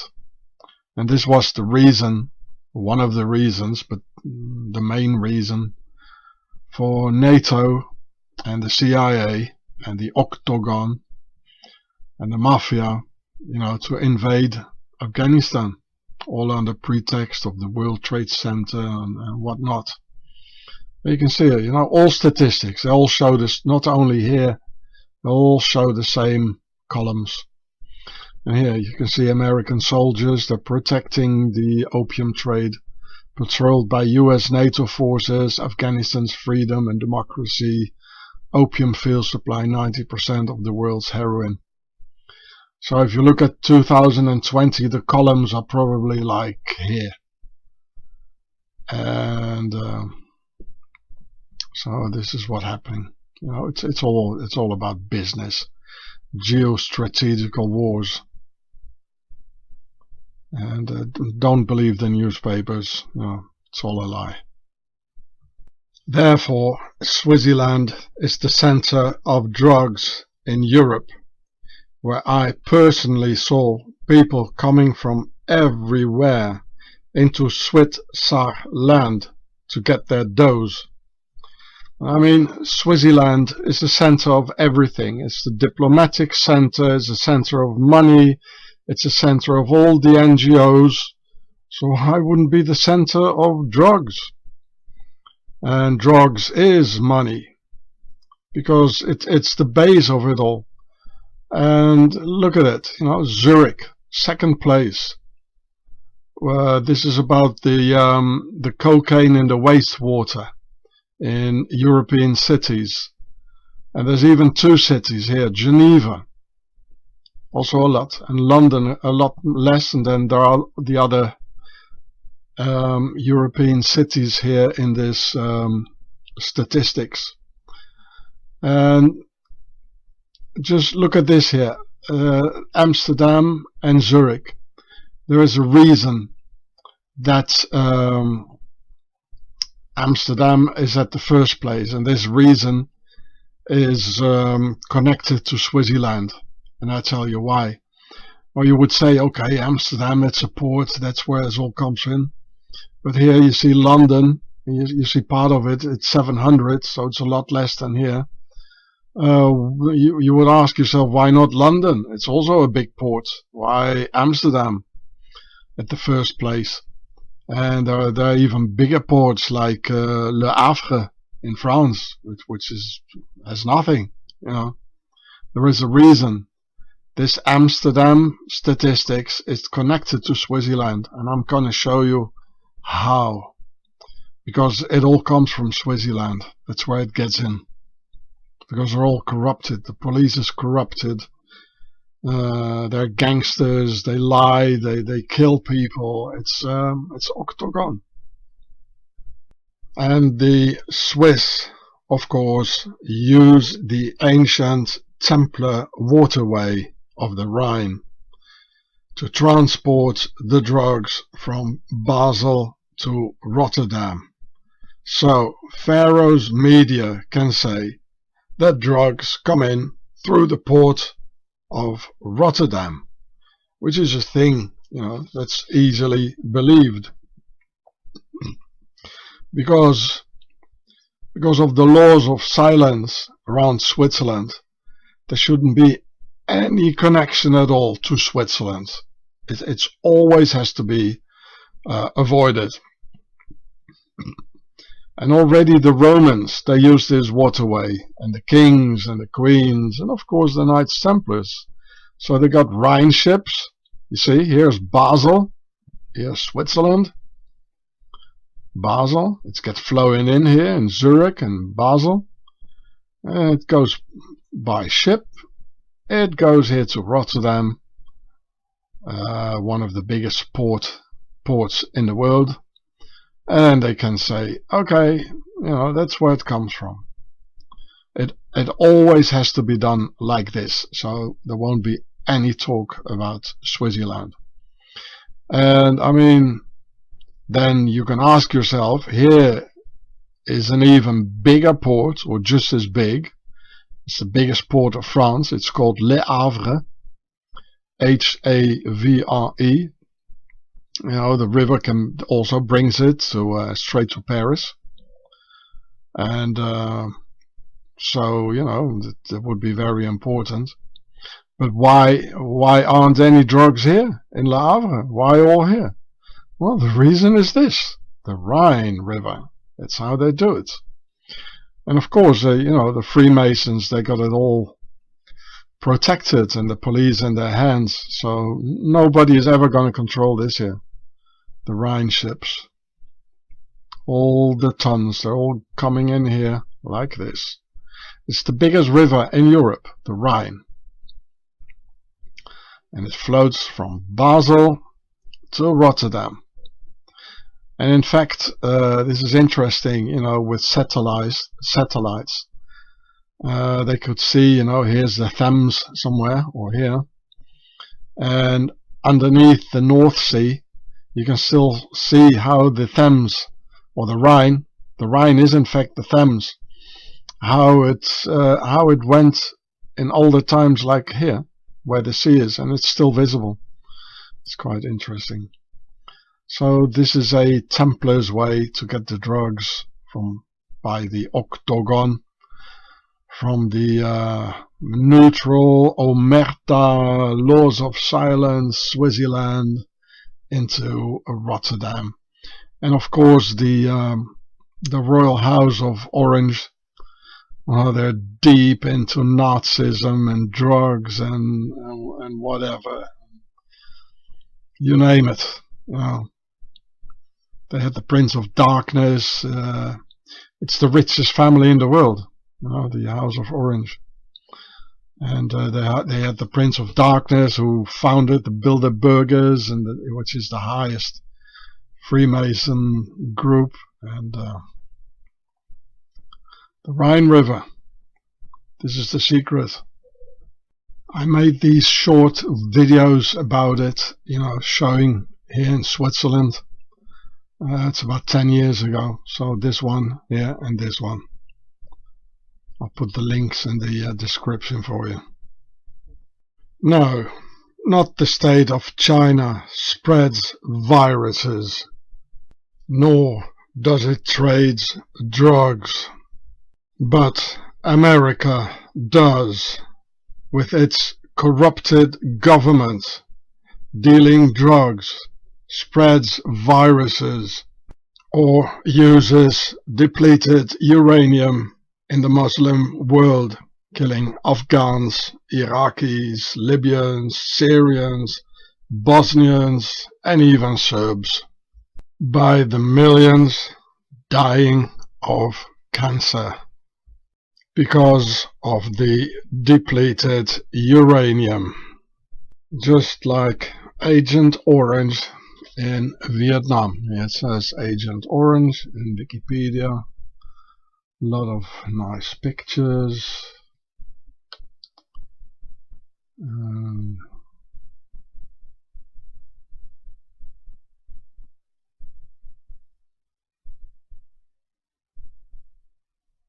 There's some more pictures. It's amazing.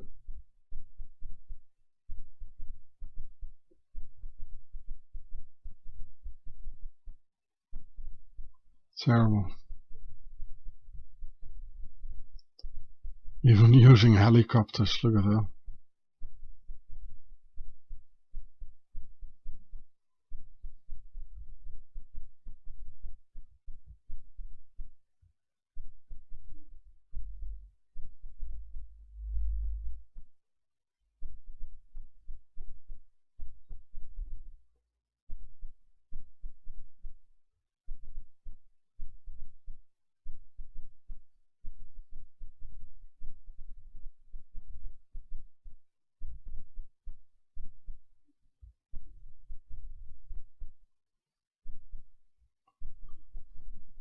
So in here you can see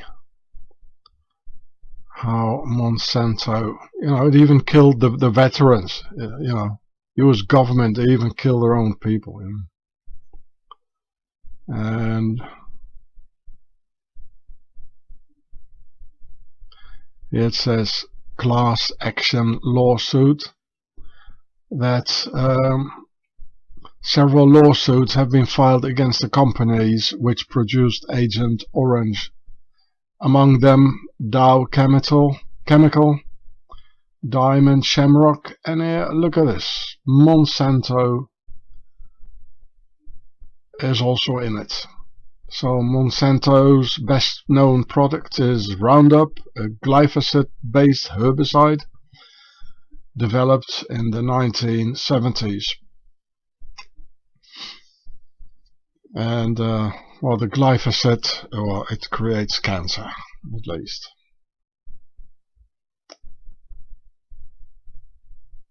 There they are, Monsanto. How lovely, they got a plant in their logo.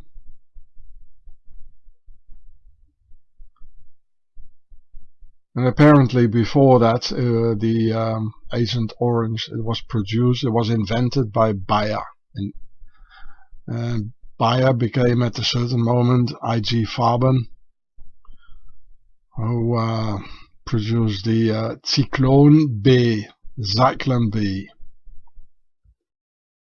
This is the infant, which is really nothing but a gift of the democracy that the United States has installed in Afghanistan. This is the horrific deformity from which thousands and thousands of Afghans will be dying from, and generations upon generations of Afghans will be suffering from. This is the crime that deserves nothing but a total justice, and total justice is nothing but the destruction and defamation of those who have committed this. This is the tragedy and travesty of Afghanistan, and this is the product of so-called democracy. Nothing but a horrific deformity. D'accord, merci mort.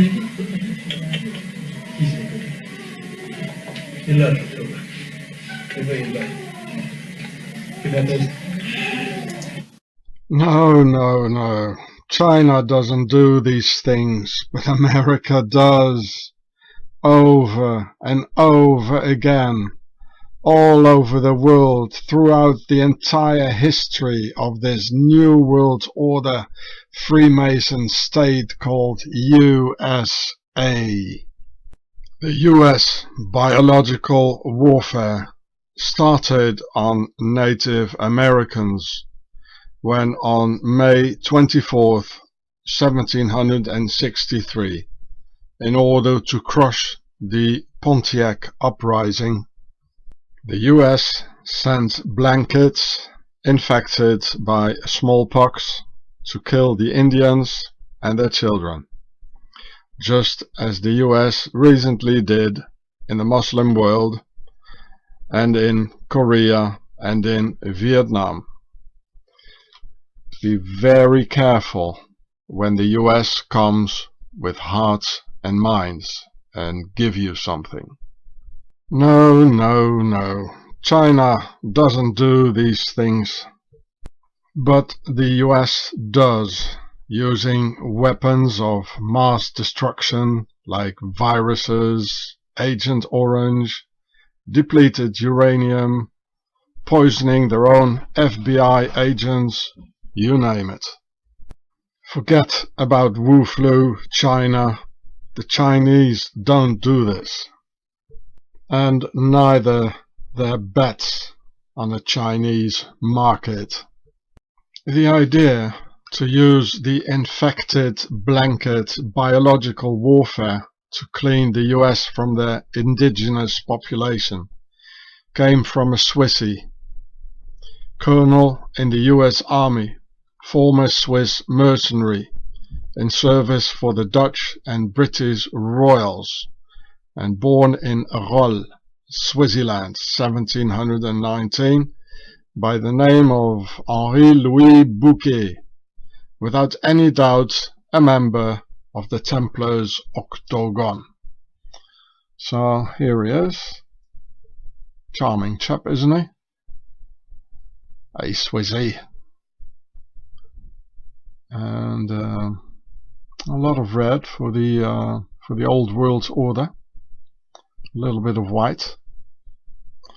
This is where it started, the Red House of Pharaoh, and this is the New World Order, the horizontal rule. There's nothing without a coincidence with these guys, huh? So I'll read it for you. So he was born here in the Swiss Confederacy, and allegiance, Dutch Republic, Kingdom of Sardinia, Sar.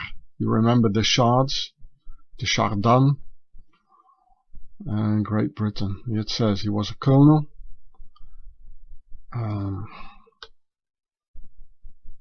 There, he was a colonel. Fort Pitt.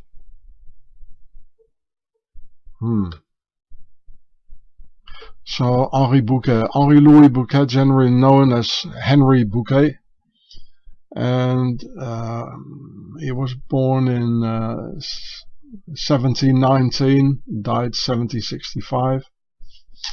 Was a Swiss mercenary who rose to the prominence in British service during the French and Indian War and Pontiac's War. Bouquet is best known for his victory over a Native American force at the Battle of Bushy Run, lifting the siege of Fort Pitt during Pontiac's War. During the conflict, Bouquet gained lasting infamy, lasting infamy, and there he is again with his lasting infamy, with his biological warfare and genocide,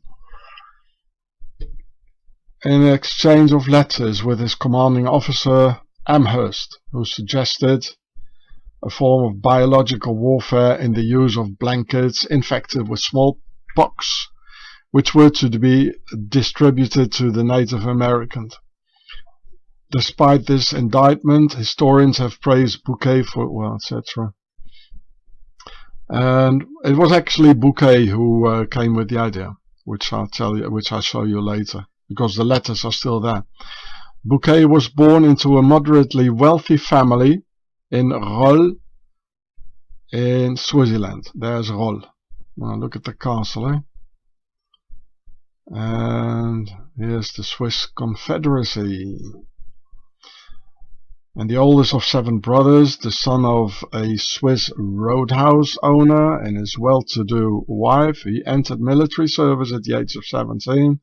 Like many military officers of his day, Bouquet traveled between countries serving as a professional soldier.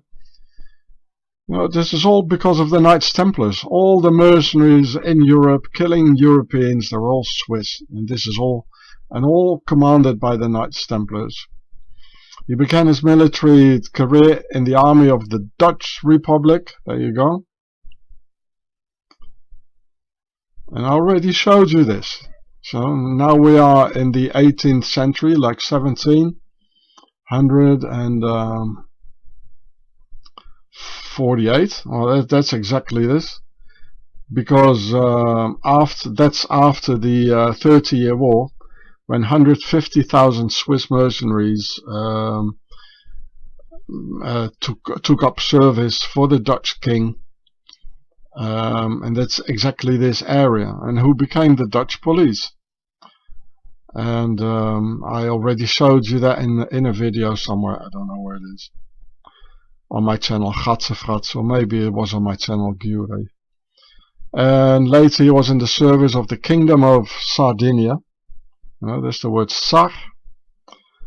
And in 1748 he was again in Dutch service as a lieutenant colonel of the Swiss Guards. And here's about the Pontiac's War, and real charming chap.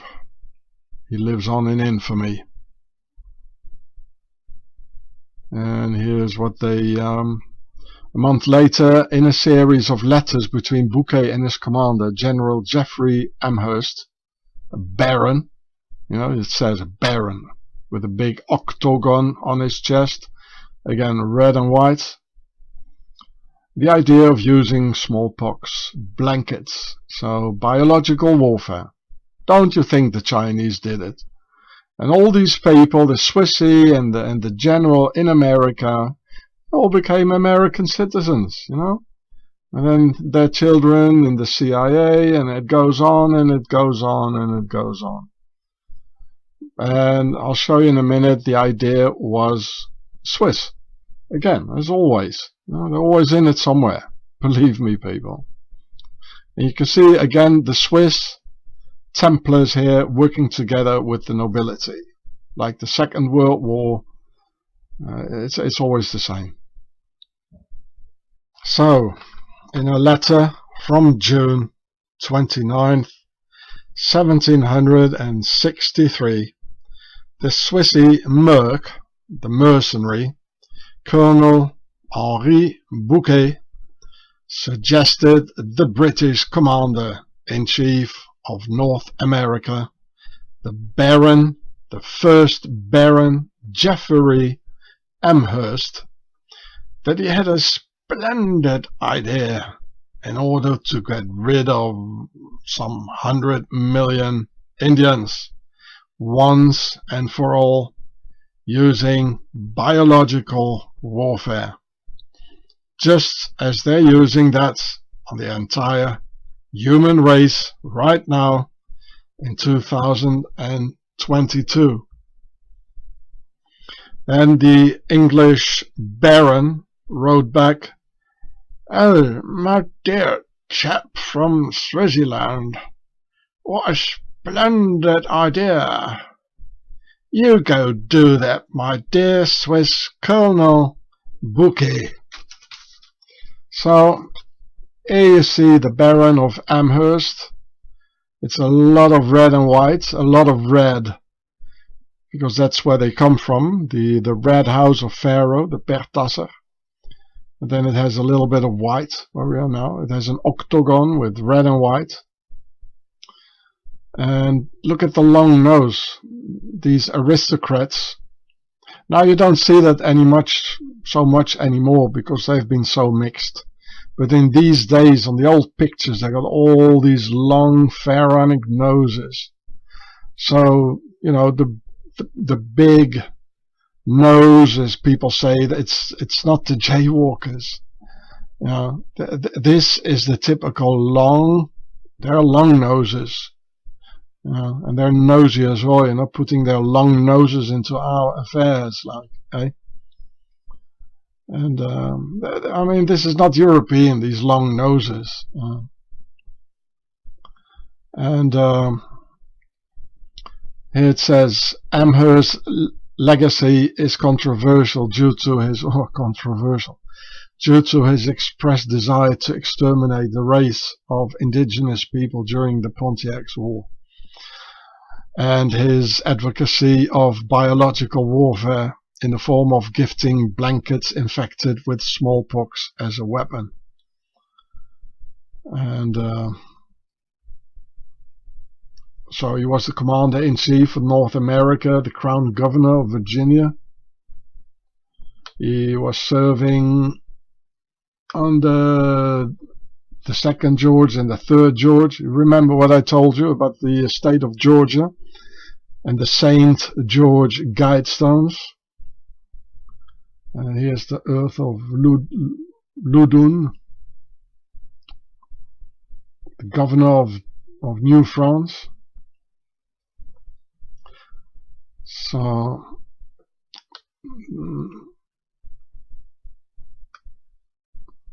he was a page to the Duke of Dorset. You know, Set Dorset. Set is the lord of the underworld. It's not a coincidence, you know, all these pharaonic syllables in it. Yeah, the Indian War in North America. Yeah, I'll read it for you. A month later, the use of smallpox blankets was discussed by Amherst himself in letters to Colonel Henri Bouquet. Amherst, having learned that smallpox had broken out, well, he learned it because of Colonel Bouquet. It's the other way around, which I'll show you that in a minute through the letters. Had broken out amongst the garrison at Fort Pitt. And so he wrote to Colonel Bouquet, could it not be contrived to send the smallpox among the disaffected tribes of Indians? We must on this occasion use every stratagem in our power to reduce them. Bouquet, who was already marching to relieve Fort Pitt, agreed with this suggestion in a postscript where he responded to Amherst just days later on July 13, 1763.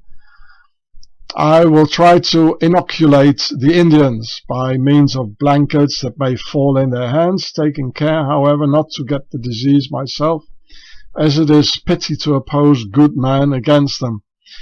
I wish we could make use of the Spaniards' method and hunt them with English dogs, supported by rangers and some light horse, who would, I think, effectively extirpate or remove that vermin.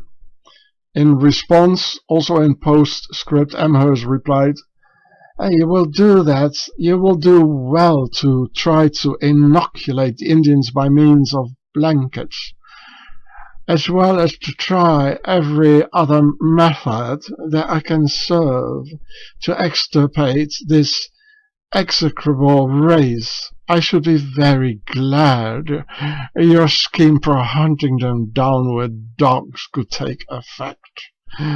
But England is at too great a distance to think of that at present. Well, this is what they did, you know, working together, the nobility and the Swiss Templars. It's always the same, and it's still going on like this, you know.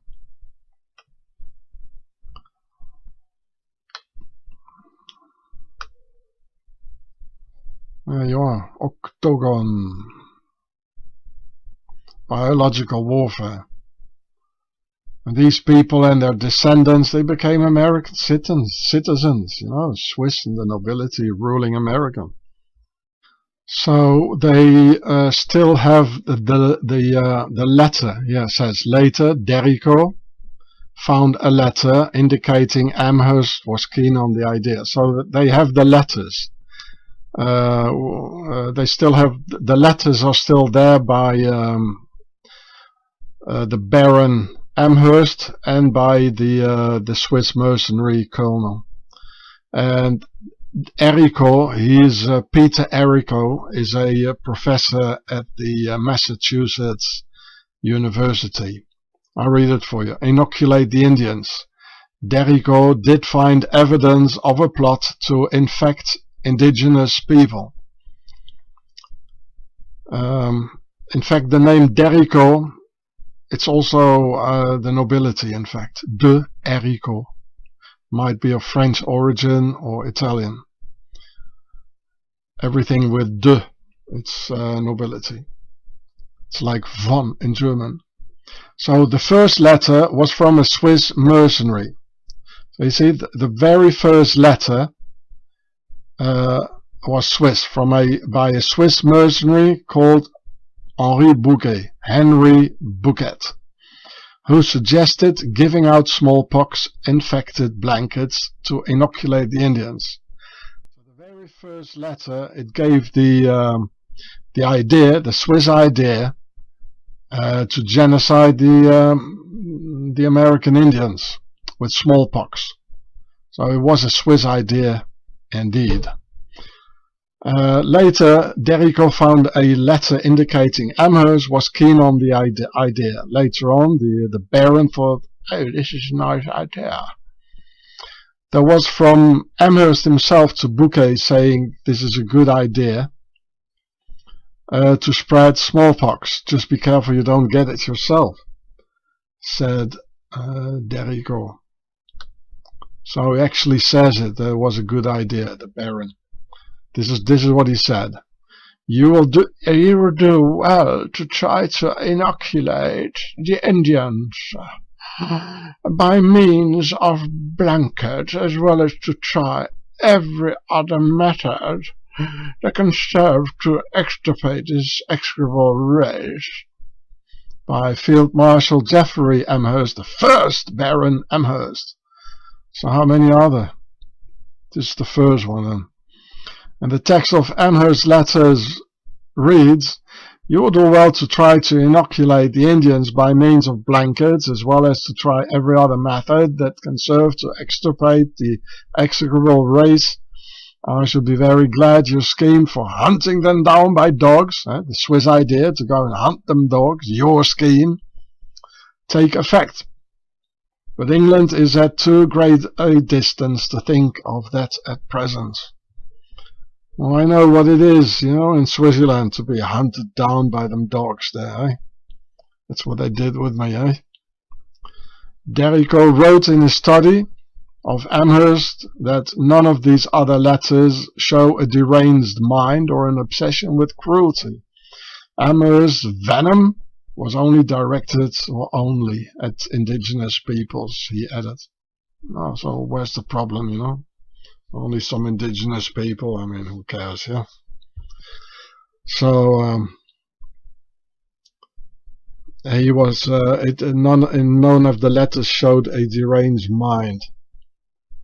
So, this is the dangerous part, actually, because these people look so normal, and so neutral, and so clean, the Swiss, the nobility. They've never done anything wrong, haven't they? Have they now, Like Dr. Mengele, he looks so normal, a doctor, an intelligent man. He even did his PhD, a physician. You think, he helps people, he looks nice, he doesn't look like aggressive, and he acts normal, like all serial killers do, right? These are serial killers, these are psychopaths, You don't see it, They're neutral, they hide amongst us, and then they kill us all when the moment is right for it. That's the dangerous thing about it, So, and here in the Wikipedia about Geoffrey Amherst, the first Baron of Amherst, if I scroll down here into the, there's another picture of him.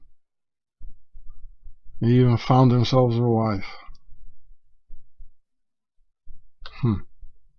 Here, legacy. Here, look, there's so many places called after him. Amherstburg in Ontario.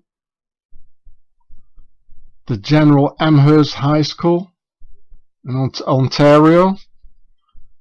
Yeah, Amherst in Massachusetts. Oh, that's why the professor talked about it. The whole university is called Amherst. Ah, he's a big hero then, Did a lot of good things, University of Massachusetts. There's even an Indian in it.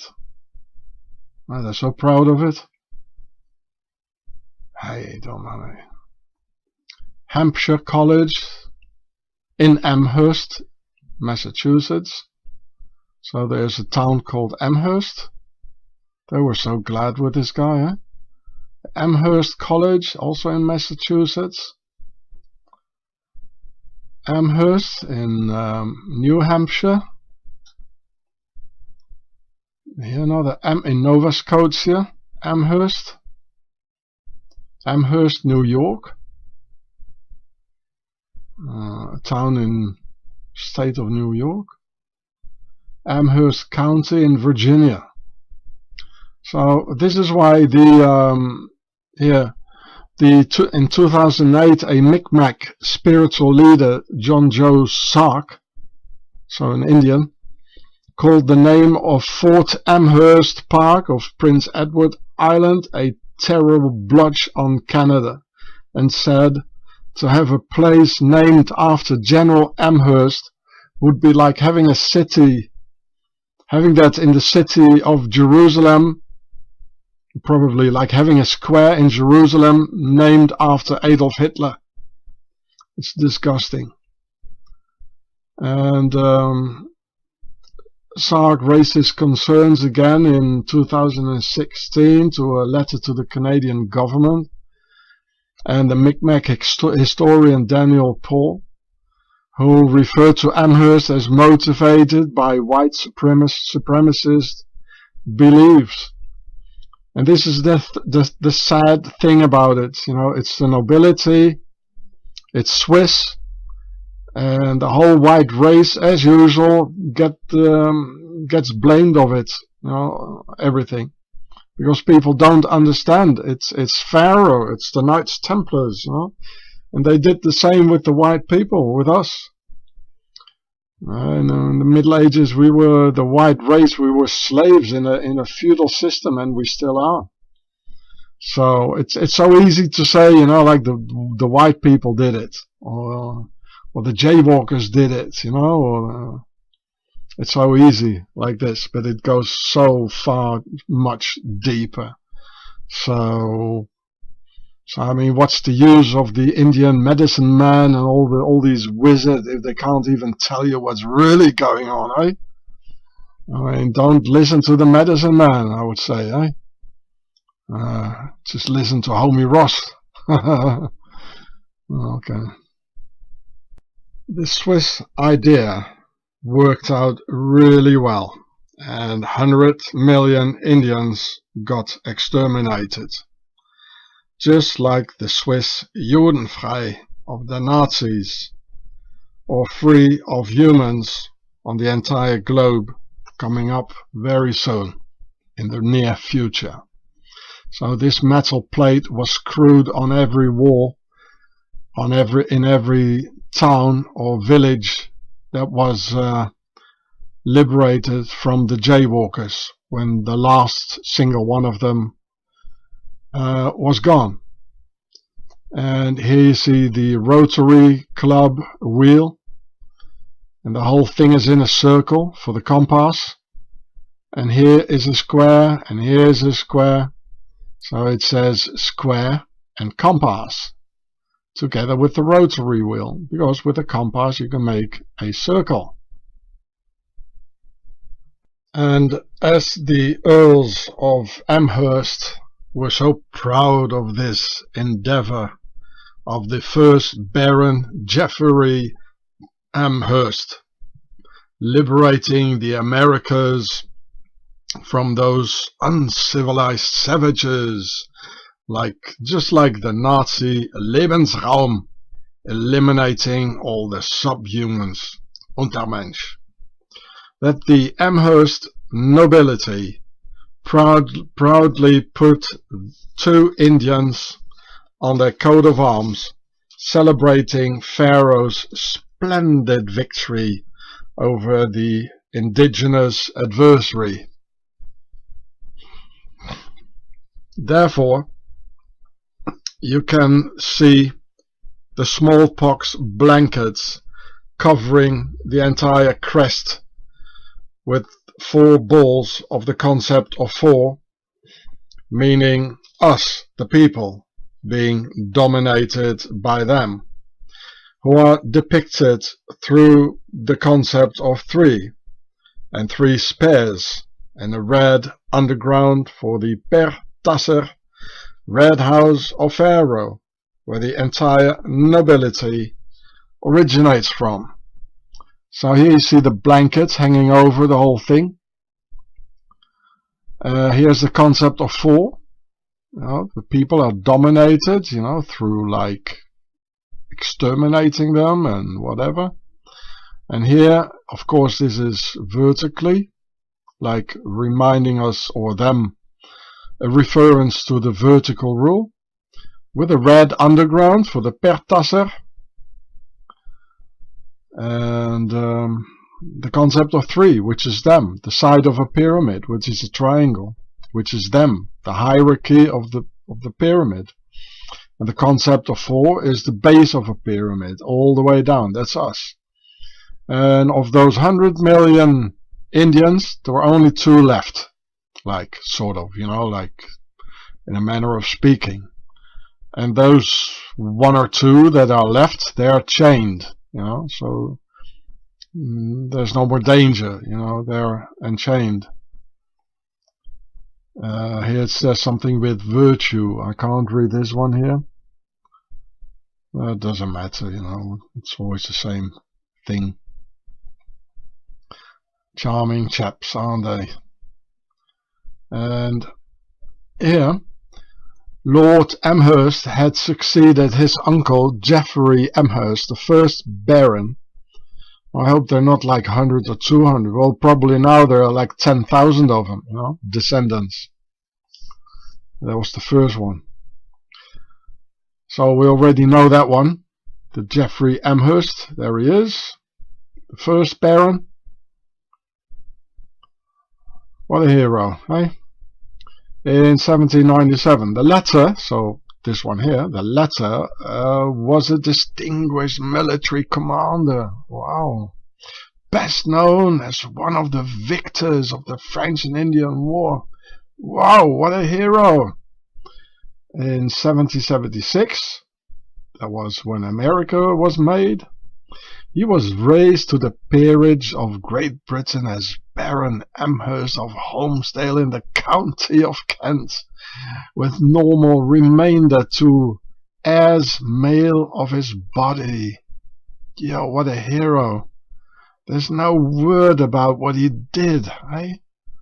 All the endeavors, how he fought the Indians and he almost got killed, like, what a fantastic hero, That's how he's depicted in the coat of arms, and this is how he goes into history. Aristocratic coat of arms are like reading comics, telling the whole story of and by our masters. Here you can see the hero of the story, the first Baron of Amherst, and his mercenary Swiss, doing this to the Indians. Boom, pow, poof, splash, by using just one blanket. This is about Pontiac War. They probably got their name from the car. And here he is, look. The policies of General Geoffrey Amherst, a British hero, it says, of the 7 Years' War, helped to provoke Pontiac's War. A British hero, can you believe it?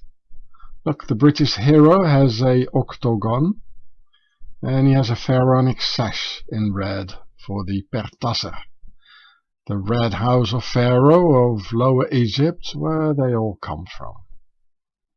And here's thinking, oh, the Swiss had a good idea with that blanket. That's what he's thinking, Here's some more images here. Here the a massacre on the women. The Swiss squaw killer, like General Custer, he was called the squaw killer, and he was Swiss. So a little bit more down. Fort Pitt. Hey Brad, what are you doing there? Okay.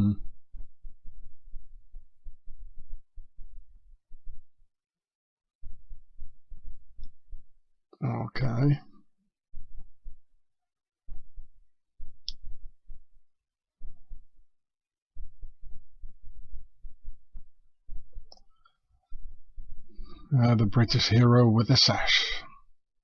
So this is about the siege of Fort Pitt. Now look, Fort Pitt is a star fort, you see that? It's the one I filmed in France, a whole star city. So this is probably where they got the idea of the Pentagon from. Look at this, it's a pentagon. And still about the affair about the biological warfare and the blankets. So this is here about Amherst letters. Letters between Amherst and the Swiss bouquet. General Amherst, July 8th. Could it not be contrived to send the smallpox amongst those disaffected tribes of Indians? Well, you can read it yourself. These are all letters which are still there, you know. It's all retraced, and a letter from July 19th, etc. And here they talk.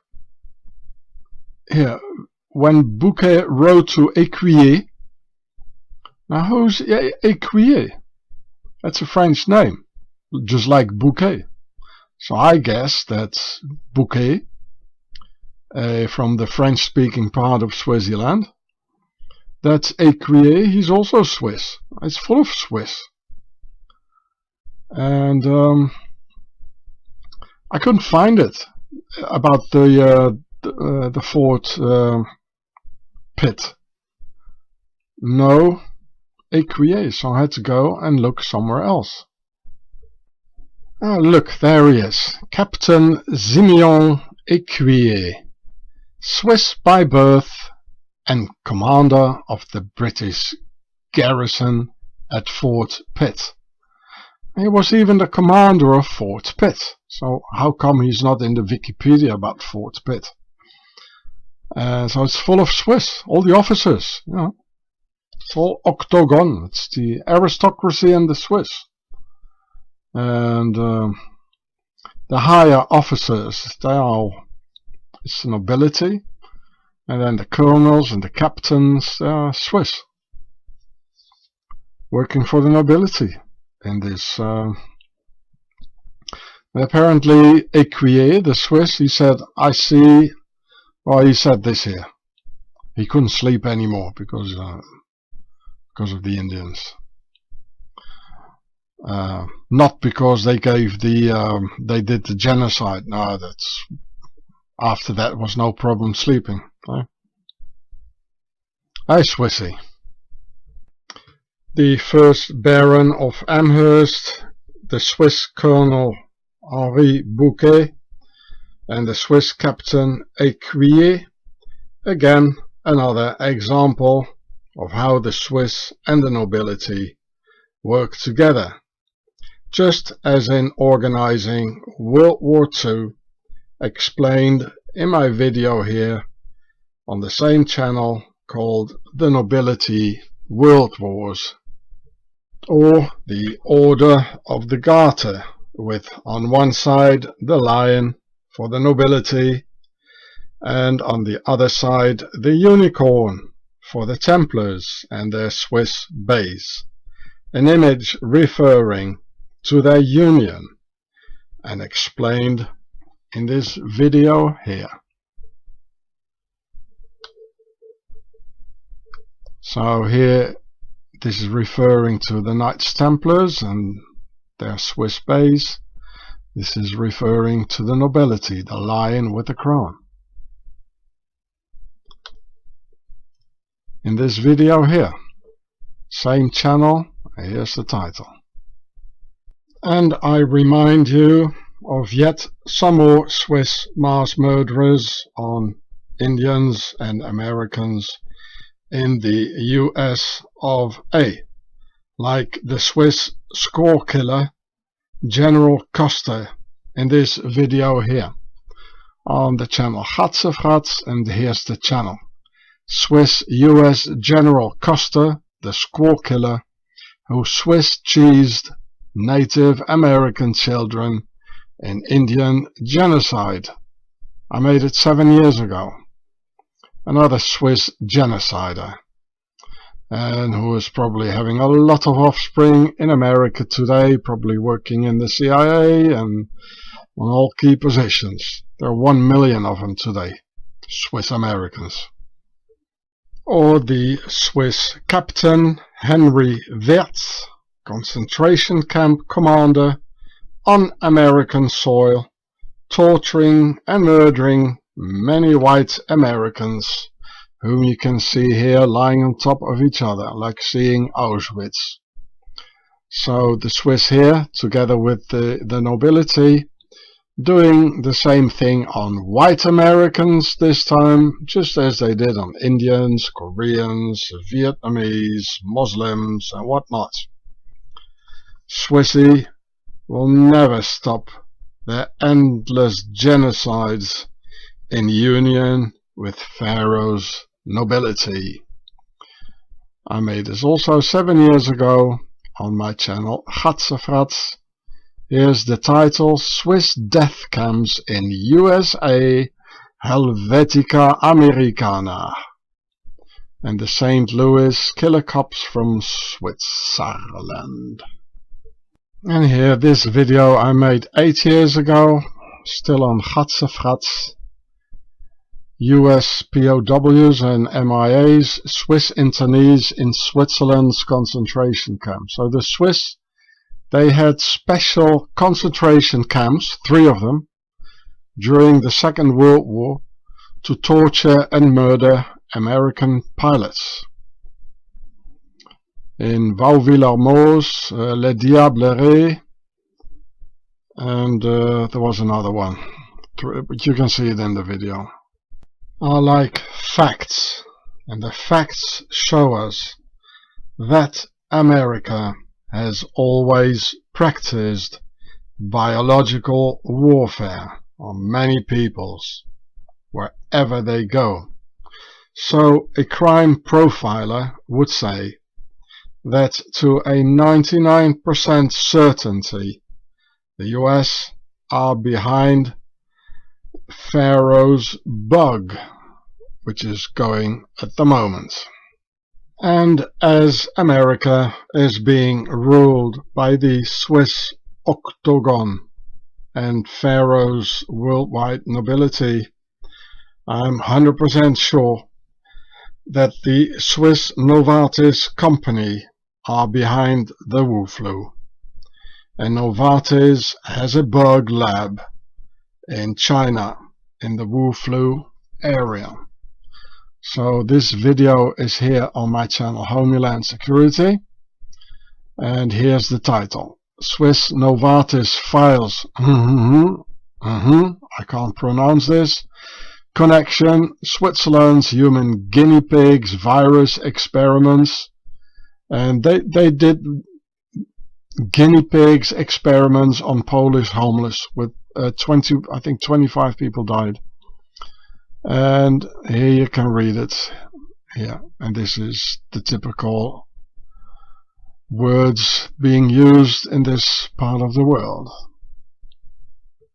During the Korean War from 1950 to 1953, the US dropped infected insects over North Korea and China, which resulted in outbreaks of smallpox again, as smallpox seems to be a popular weapon by the US Army.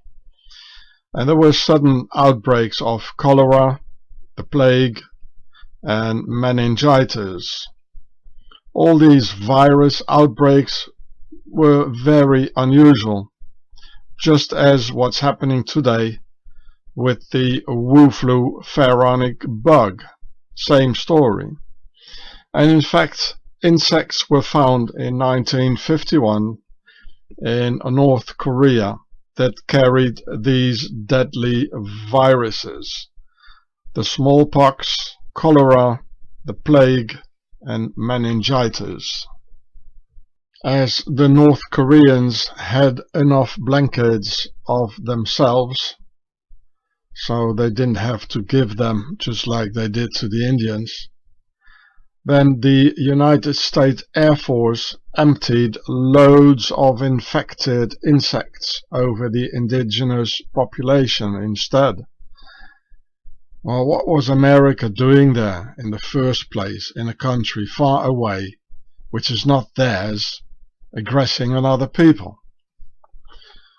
Well, we all know that through the paperclip, the Nazis left Germany and Europe, and they came into the United States, taking over key positions and all that.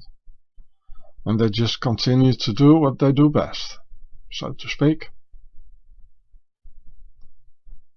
I believe the Chinese. I mean, the proofs are all there. And yeah, the allegations. It has been proven now, eh? So smallpox here. This has happened with the little Asian children. There was cholera, yeah. Even the bubonic plague and meningitis, all made in America, made in USA.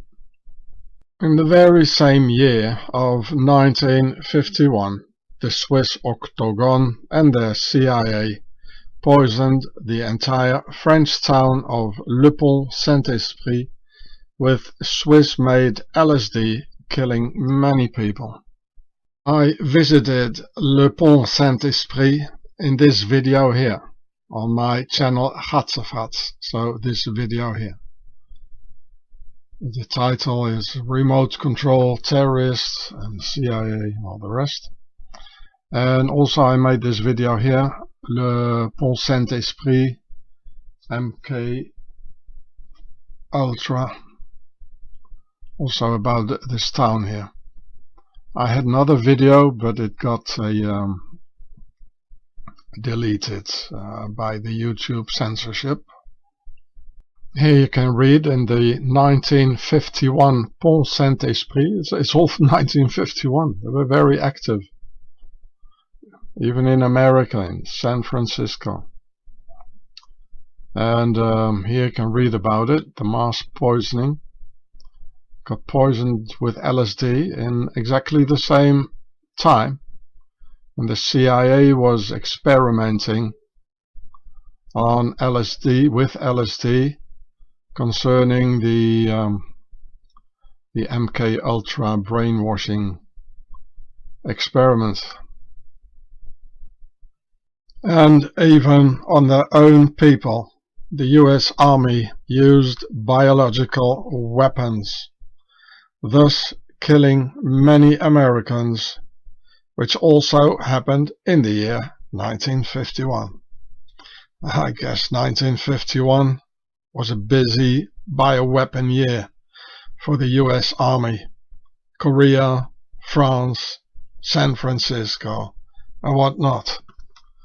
I'll read it for you. In 1950, so also 1951, the US released a bioweapon in San Francisco. This was one of hundreds of bioweapon simulations carried out in the 1950s and 1960s. This case of using bioweapons inside the US on American citizens has been officially confirmed by the US military. They finally had to. So it's clear who exactly is behind the other cases in Korea, France and China. December 2019, the Wu flu.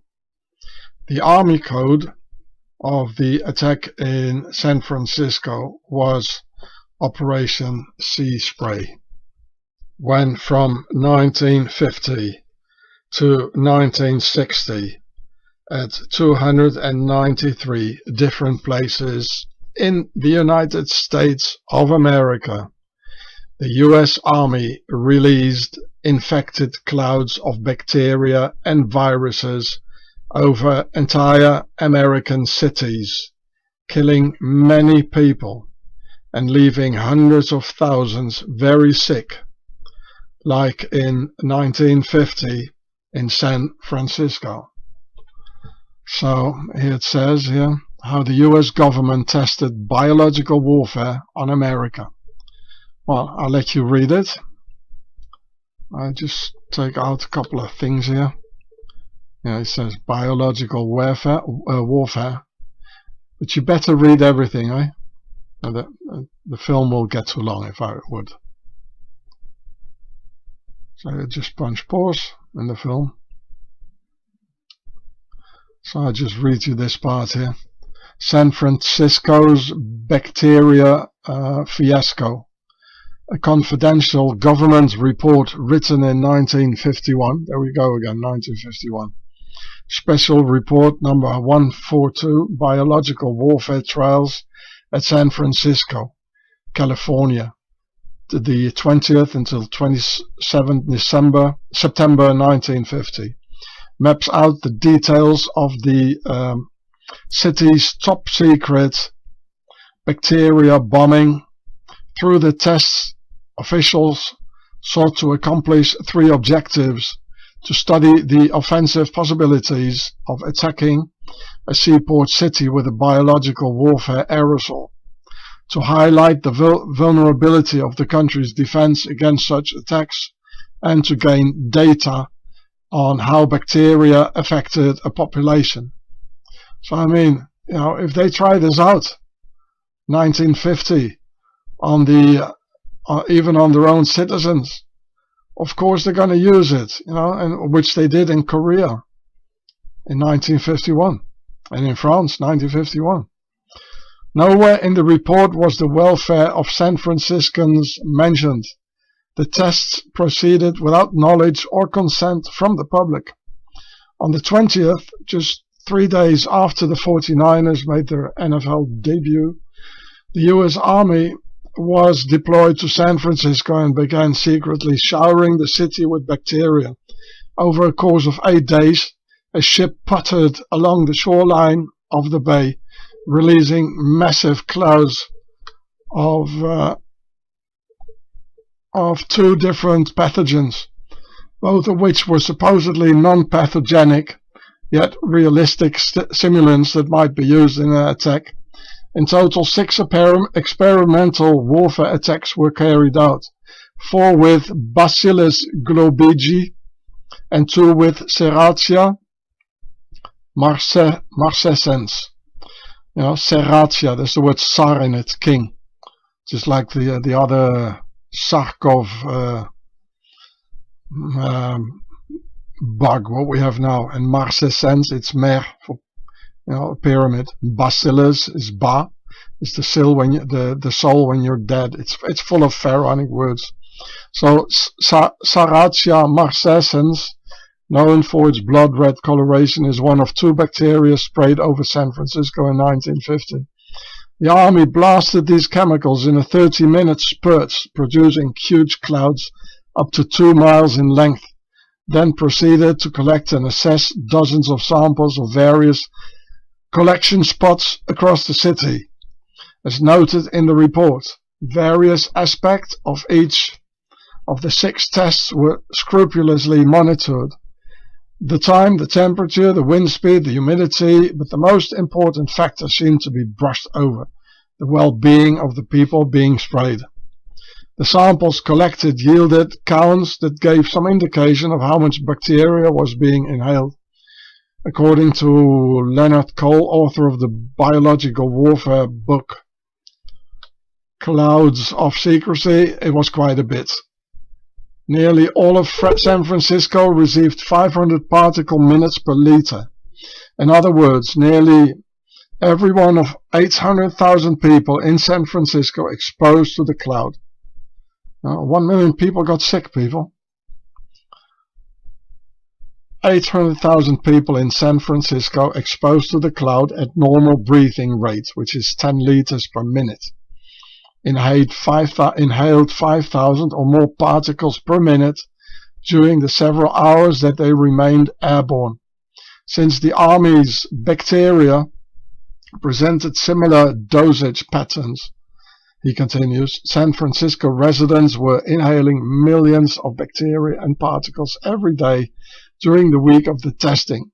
San Francisco residents' safety was wholly brushed over in the report, which promptly concluded it's entirely feasible to attack a seaport city with biological warfare aerosol. Well, which they, of course, they did in Korea. There's a lot of coastline in Korea, and you can read here a lot of people started coughing and they got sick. Even people died. Many people died. I mean, there's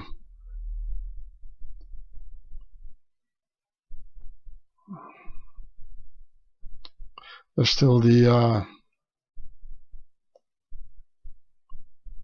okay, so I'm looking for here the aftermath.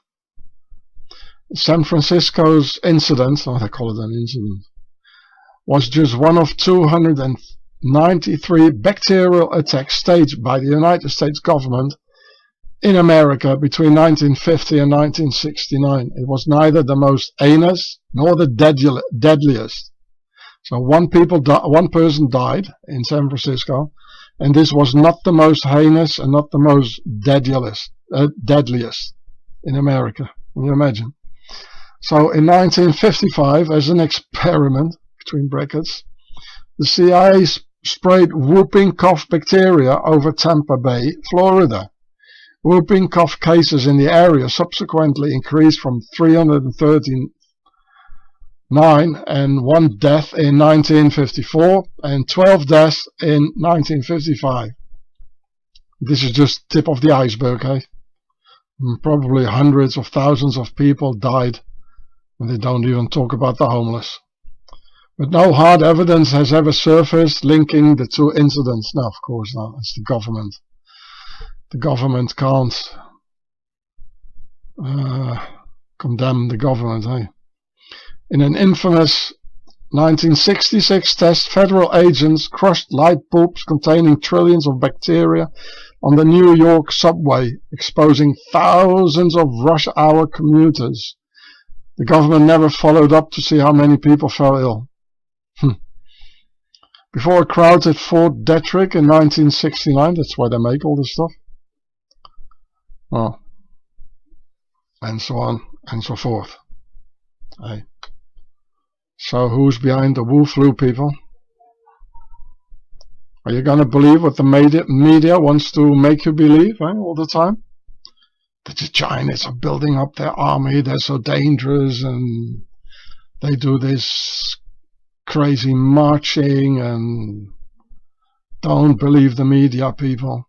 If the media show a thing like this, and the media lie, then just take the opposite of it, and then you get the truth. So the truth is, China doesn't do these things. The history is telling you, and these are facts, yeah? That the US government, so I don't say the Americans anymore, because most of the American people are okay. They're more than okay.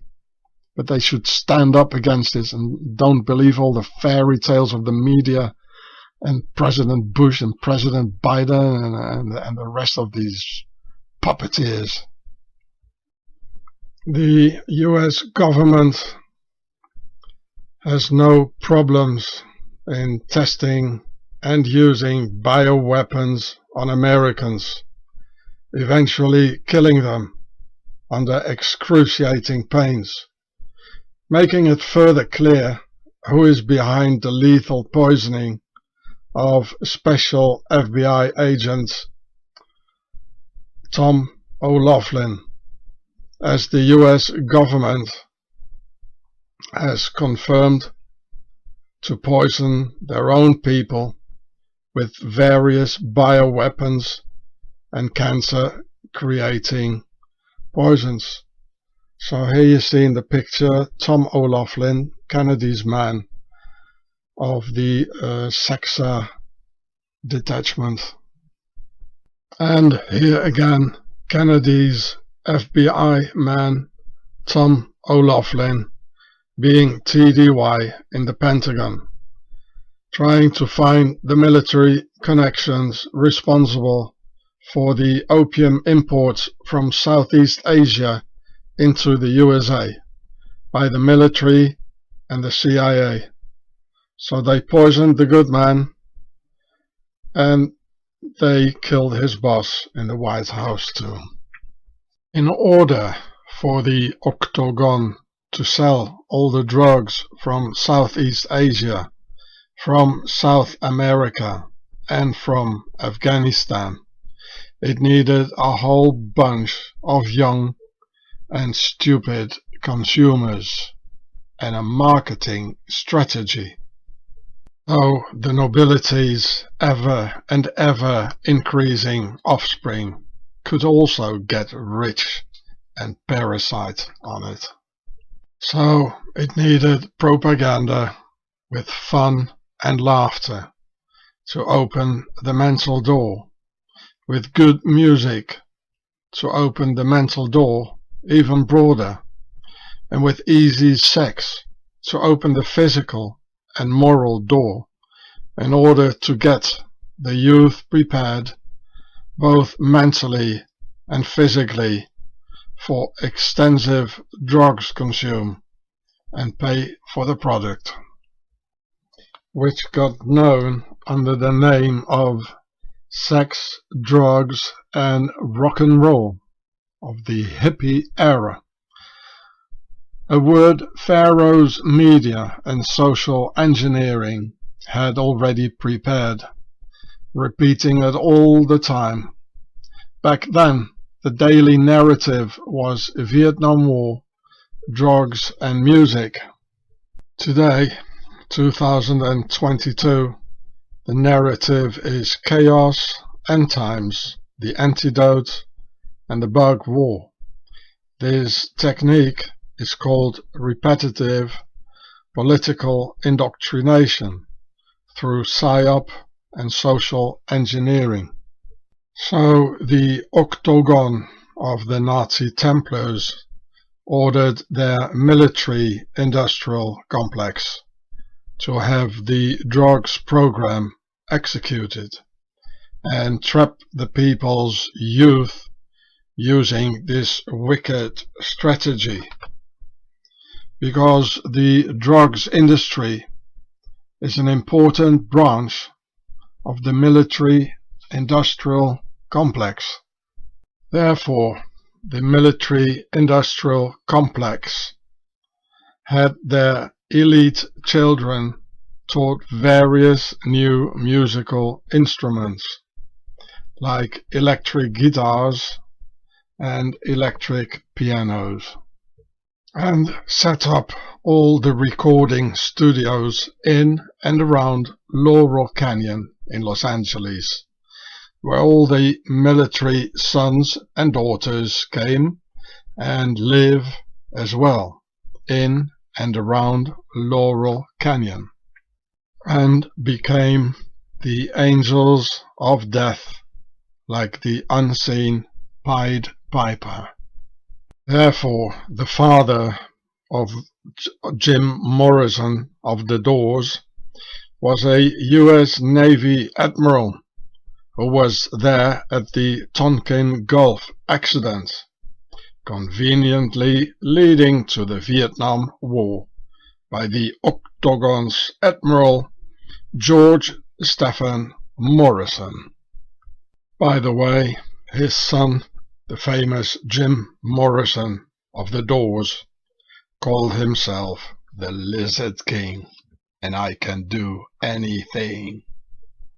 And you'll remember the half-open door I filmed in that creepy Templar commandery, which you can see in this video here on the same channel.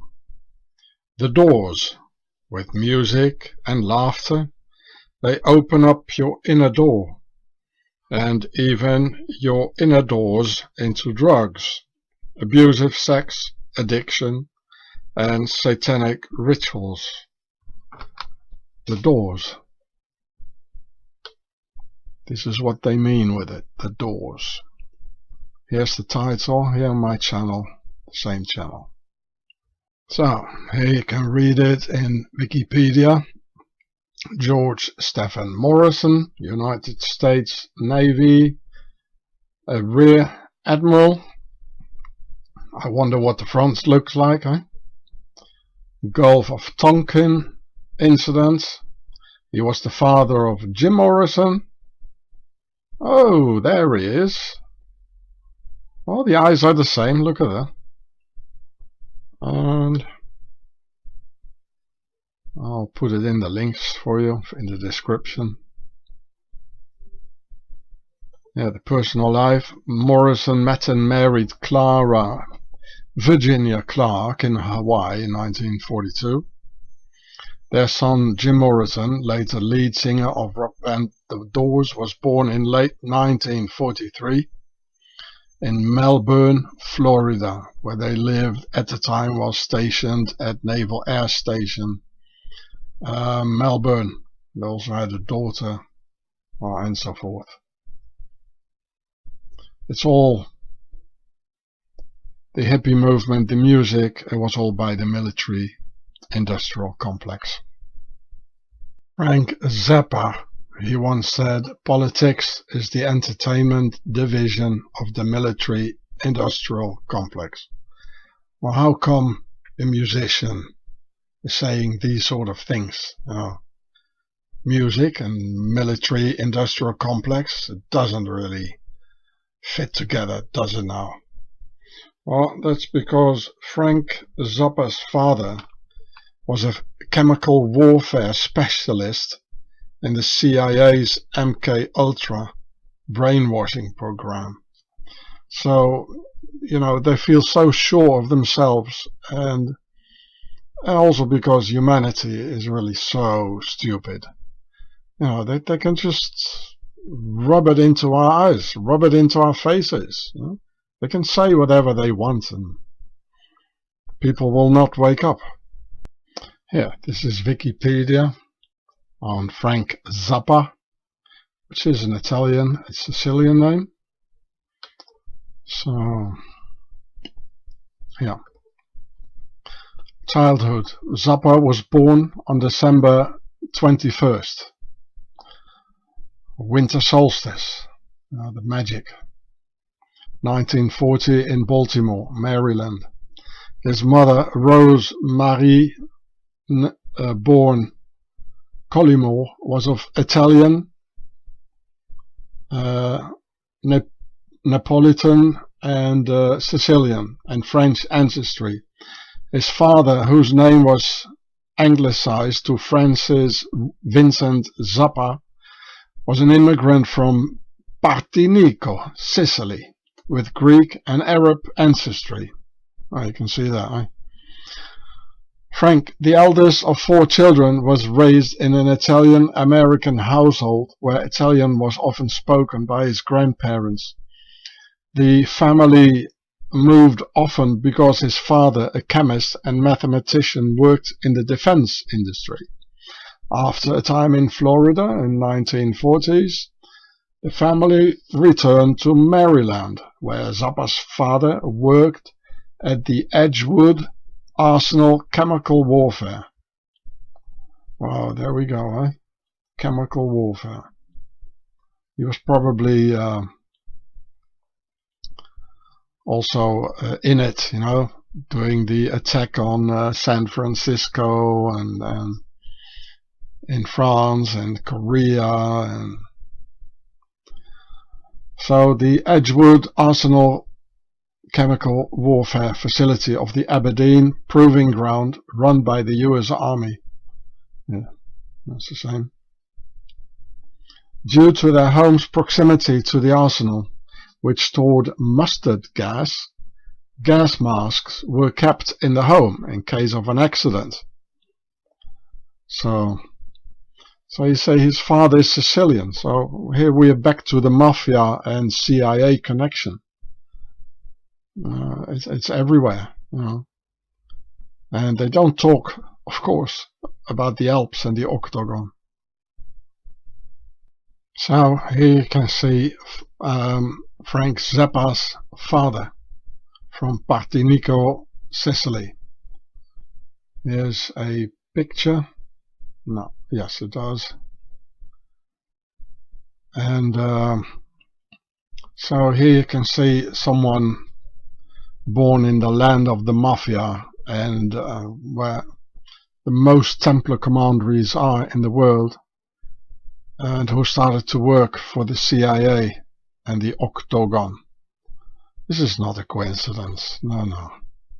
Frank Zappa's manager, Herb Cohen, was an ex-US Marine, and he was in Africa's Congo working for the CIA, somehow involved in the killing of the Congo's leftist Prime Minister Patrice Lumumba.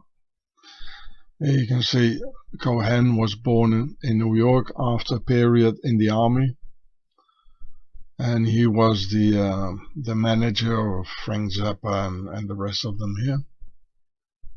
So he was not only a negotiator for the famous rock stars of the military-industrial complex, but here, Herb Cohen, he was also a negotiator for the Department of State, the FBI, the CIA, and the US Department of Justice. Patrice Lumumba, and he was killed in 1961. He has a good face, you know. The Octagon, they make sure they murder all the good people.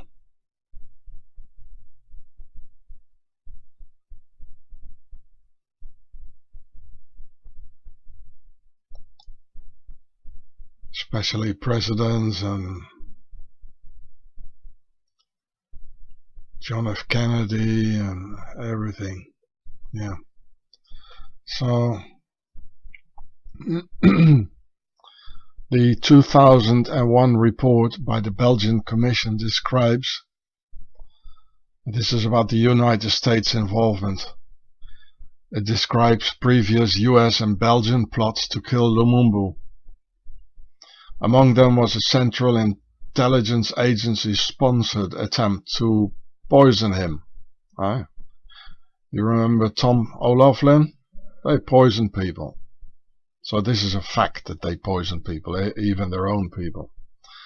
And the US President Dwight Eisenhower, a Swiss Eisenhower, authorized the assassination of Lumumba in 1960. However, the plot to poison him was abandoned.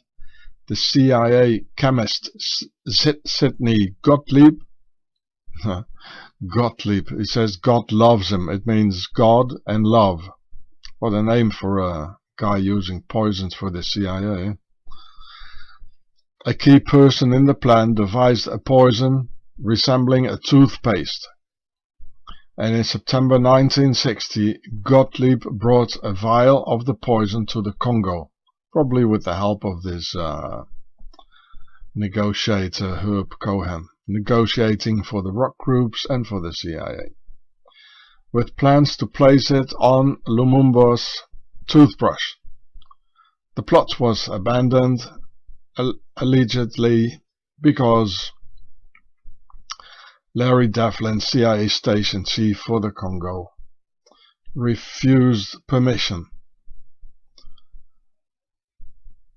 Well, and so on. I mean, the CIA is there; they are deep in it. In 1975, the Church Committee, oh, who's that? They're also in it.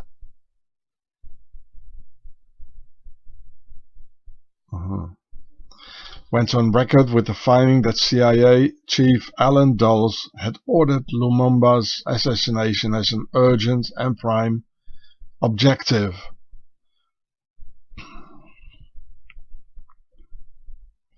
The committee later found that while the CIA had sponsored to kill Lumumba, it was not directly involved in the murder. Oh, really?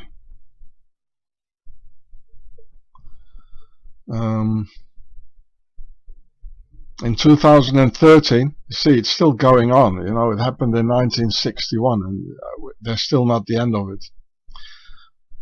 Because they hide it. All these government criminals, CIA and the Octagon, Swaziland, they hide things, you know. The US State Department admitted that President Eisenhower authorized the murder of Lumumba. However, documents released in 2017, I mean, this is 5 years ago, revealed that an American role in Lumumba's murder was only under consideration by the CIA. CIA Chief Alan Dulles had allocated $100,000, which was a lot more in those days, to accomplish the act. Well, they're deeply involved in it. It's the Octagon, they use everything, the mafia, the hippie movement, it's all one thing.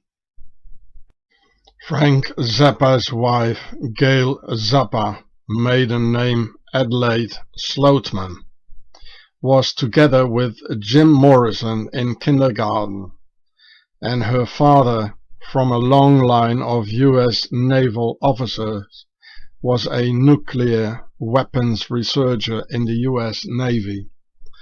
It says in Wikipedia. So this is Gail Zappa. You know, they're all one big family. All pharaohs. All their parents are high officers, admirals and generals. Adelaide Gail Slootman, here, early life, was born in Philadelphia to John Klein Slootman. Klein, it means small. A German or a Swiss German name. Who was a second generation German-American and nuclear physicist with the United States Navy. And Laura Freitas was born in Honolulu of Portuguese ancestry. That's probably the mother. So he was a nuclear physicist in the United States Navy. I mean, that's not nothing, eh? These are high officers and in MK Ultra, nuclear physicists, etc. So he was second generation. Okay. Yeah, this is in Laurel Canyon. Gail Zappa. So she died. And born Adelaide Gail Slootman in 1945. She grew up in California and reportedly attended kindergarten with Jim Morrison of the Doors. Her father, who was a nuclear weapons researcher, relocated the family to London during her teenage years. There she is. Or there she was.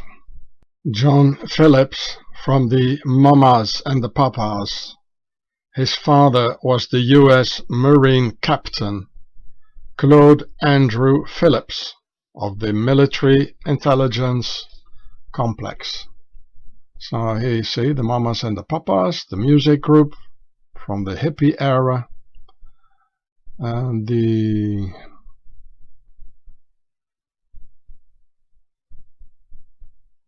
here we'll see his father, early life. Phillips was born August 30, 1935 in Paris Island, South Carolina. His father, Claude Andrew Phillips, was a retired United States Marine Corps officer and who later went into the Military Intelligence Complex. And Phillips even went to the United States Naval Academy. Oh, look at this. It has 2 times the faces, you know, the whole bundle together. It means where we go one, we go all. Let's keep it in America then, eh? And so how come all these musicians, I mean, music is about love, they were singing about love, how come they were all in military academies, their fathers were generals and admirals, how come, eh? Well, this is Octagon. They use any means, you know, to get money, to parasite on us, to influence us, to manipulate us, and to rule the world. I mean, in a way, they ruled the world with music in these years. It influenced billions of people, and still does. It's all in the names, like the doors, as I've shown you before, of the Templar commandery, those doors, and the mamas and the papas, because all the 60s musicians, their mamas and papas, were in the military. Otherwise, it's quite a strange name for a pop band, huh? Especially in this era where they were rather advocating not to make any children at all, you know, and to have free sex, have fun all your life, and the worst thing that can happen to you is have a baby. So, you know, why the mamas and the papas? Well, because they were making children, only the rest of us didn't anymore. It's all a setup.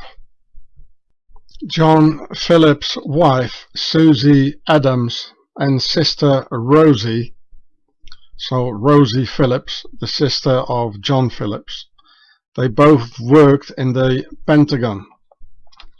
And Susie Adams was a descendant of US President John Adams. Now they're all one family. And they sing for us. Wow.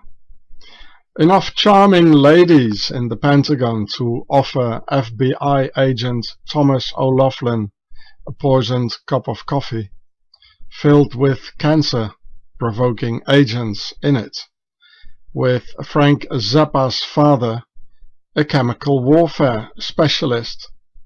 Now, remember, the Octagon members of this conspiracy all had their children living in Laurel Canyon, so they all knew each other, including the parents who had set it all up in the first place, those mamas and papas, right? So apparently this is John Phillips, and this here is the military connection. And after leaving Annapolis, so it's about John Phillips, this is John Phillips here. After leaving Annapolis, John married Susie Adams, you know, working for the Pentagon and a descendant of a US president. A direct descendant of the founding father, John Adams. Susie's father, James Adams Jr., had been involved in what Susie described as cloak and dagger stuff with the Air Force in Vienna. Was that Vienna, Austria? Or what we like to call covert intelligence operations. Susie herself would later find employment at the Pentagon. Of course, her father found her a job, huh? Alongside John Phillips' older sister, Rosie, also got a job in the Pentagon. It's just one family. It's like working in a pizza restaurant. Oh yeah, I've got a brother, you know, a small brother, he can cut up the pizzas or he cut up the tomatoes, yeah. But these guys, they cut up something else what is red. Who dutifully reported to work at the complex for nearly 30 years. So you see, you know, the sister of John Adams, of the mamas and the papas, and these papas and mamas all working for the military-industrial complex. She worked 30 years for the Pentagon. And you believe it when they're singing about love. Come on, people. John's mother, Dean Phillips, also worked for most of her life for the federal government in some unspecified capacity, and John's older brother, Tommy, was a battle-scarred former US Marine who found work as a cop on the Alexandria police force, albeit one with a disciplinary record for exhibiting a violent streak when dealing with people of color. A charming family, isn't it? Here, there's some more about naval station here. Well, they made nice music. I mean, otherwise they couldn't have sold it, you know, the whole program. This is Mackenzie Phillips, probably his sister or his wife. These are the this is the Pentagon girls, eh?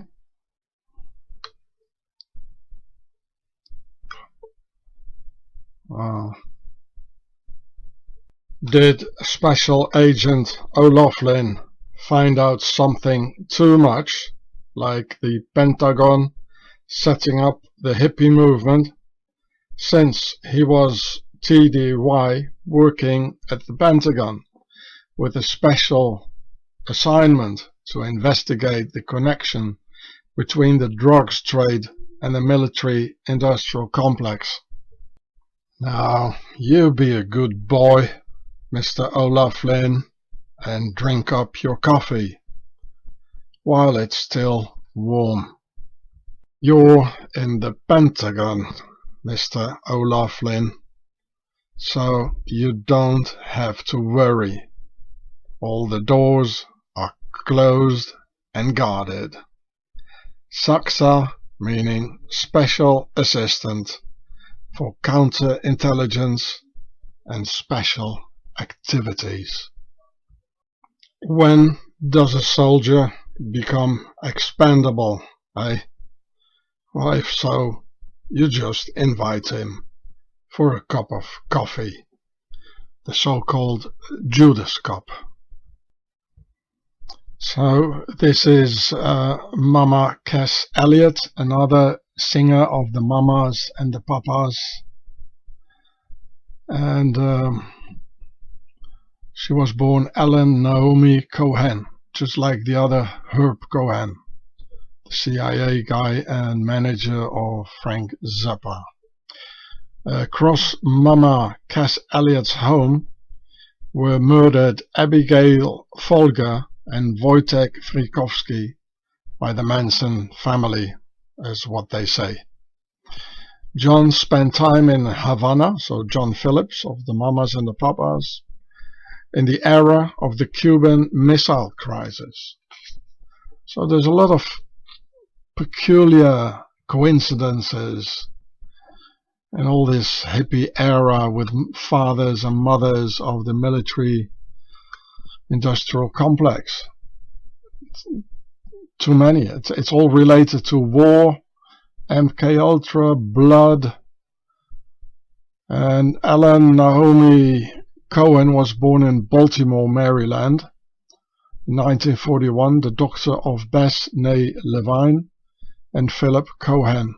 All four of her grandparents were Russian jaywalker immigrants. And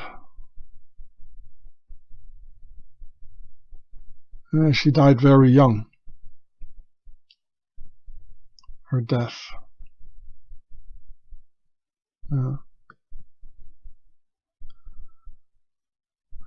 That night, Elliot, aged 32, died in her sleep at the London flat where she was staying.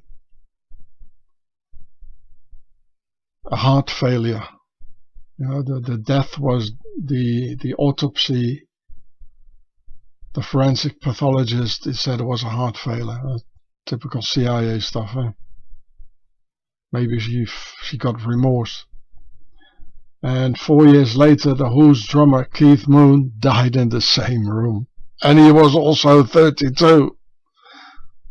So many unbelievable coincidences. And every time there's a connection with the army.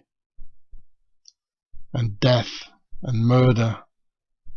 Just look at this hippie symbol popping up all over, all of a sudden and seemingly out of nowhere, but heavily boosted by Pharaoh's media. This so-called peace symbol does not stand for peace at all, but it means square and compass. We Freemasons have it all under control. The circle represents the compass and concept of 3, because with a compass one makes a circle, and inside the circle is a 90-degree square and concept of 4. We are the concept of 4 and trapped by them inside the concept of 3. The square is inside the circle, and the square is divided into 2 parts for male and female in this hippie era of sexual equality revolution. So here, this is exactly 90 degrees. So when you see 90 degrees and you say, well, you know enough, you know? And there's a circle for the compass. So we are the concept of 4, the square, and we're trapped in the circle. Male and female, all together, and they're equal. The parts are equal for male and female. Stephen Stills of Crosby, Stills, Nash and Young was raised at US military bases in Central America, and he had a song called Bluebird, as in the MK Ultra program Bluebird. It says mind control programs by the CIA, and they started with Project Bluebird in 1951. There we are again, 1951. They were very busy, and they still are, people. There he is, Stephen Stills, the famous musician. He looks a bit like Alex Jones. And here is song Bluebird, number 7. Another one of their coincidences. And here in Wikipedia, Stephen Stills. And oh, he's got a French wife, Véronique Sanson. He's a so-called political activist. I'll forget it. Here, the early years. Stills was born in Dallas, and he was raised in a military family, it says. He moved around as a child and developed an interest. He was also influenced by Latin music, and spending his youth in Costa Rica, the Panama Canal Zone, and he attended the Admiral Farragut Academy. It was a military academy. Another one. David Crosby's father was Major Floyd Delafield Crosby of the Military Intelligence and Annapolis Naval Academy graduate.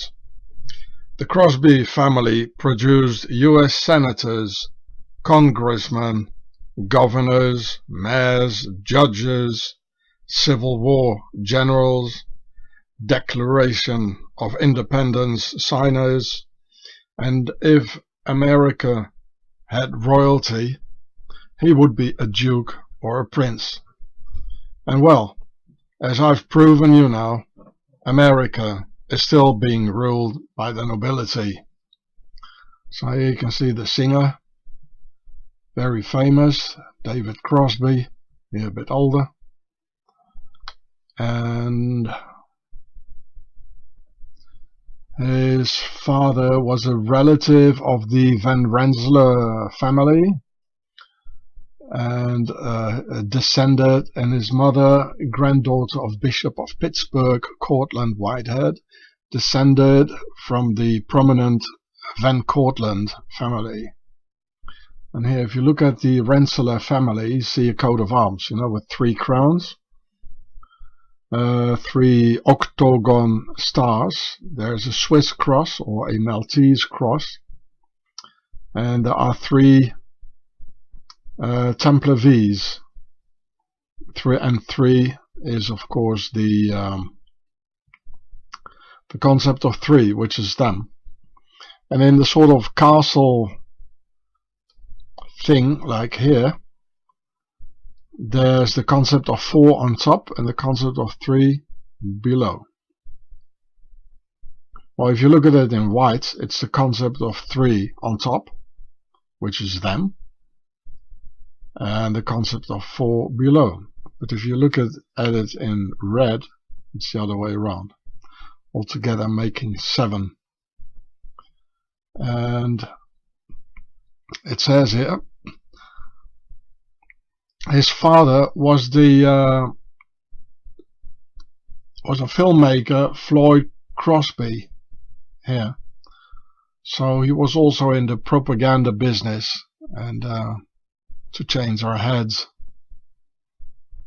So here's his father, Floyd Delafield Crosby, a major, ASC filmmakers. And he was the father of the musician David Crosby. There you go.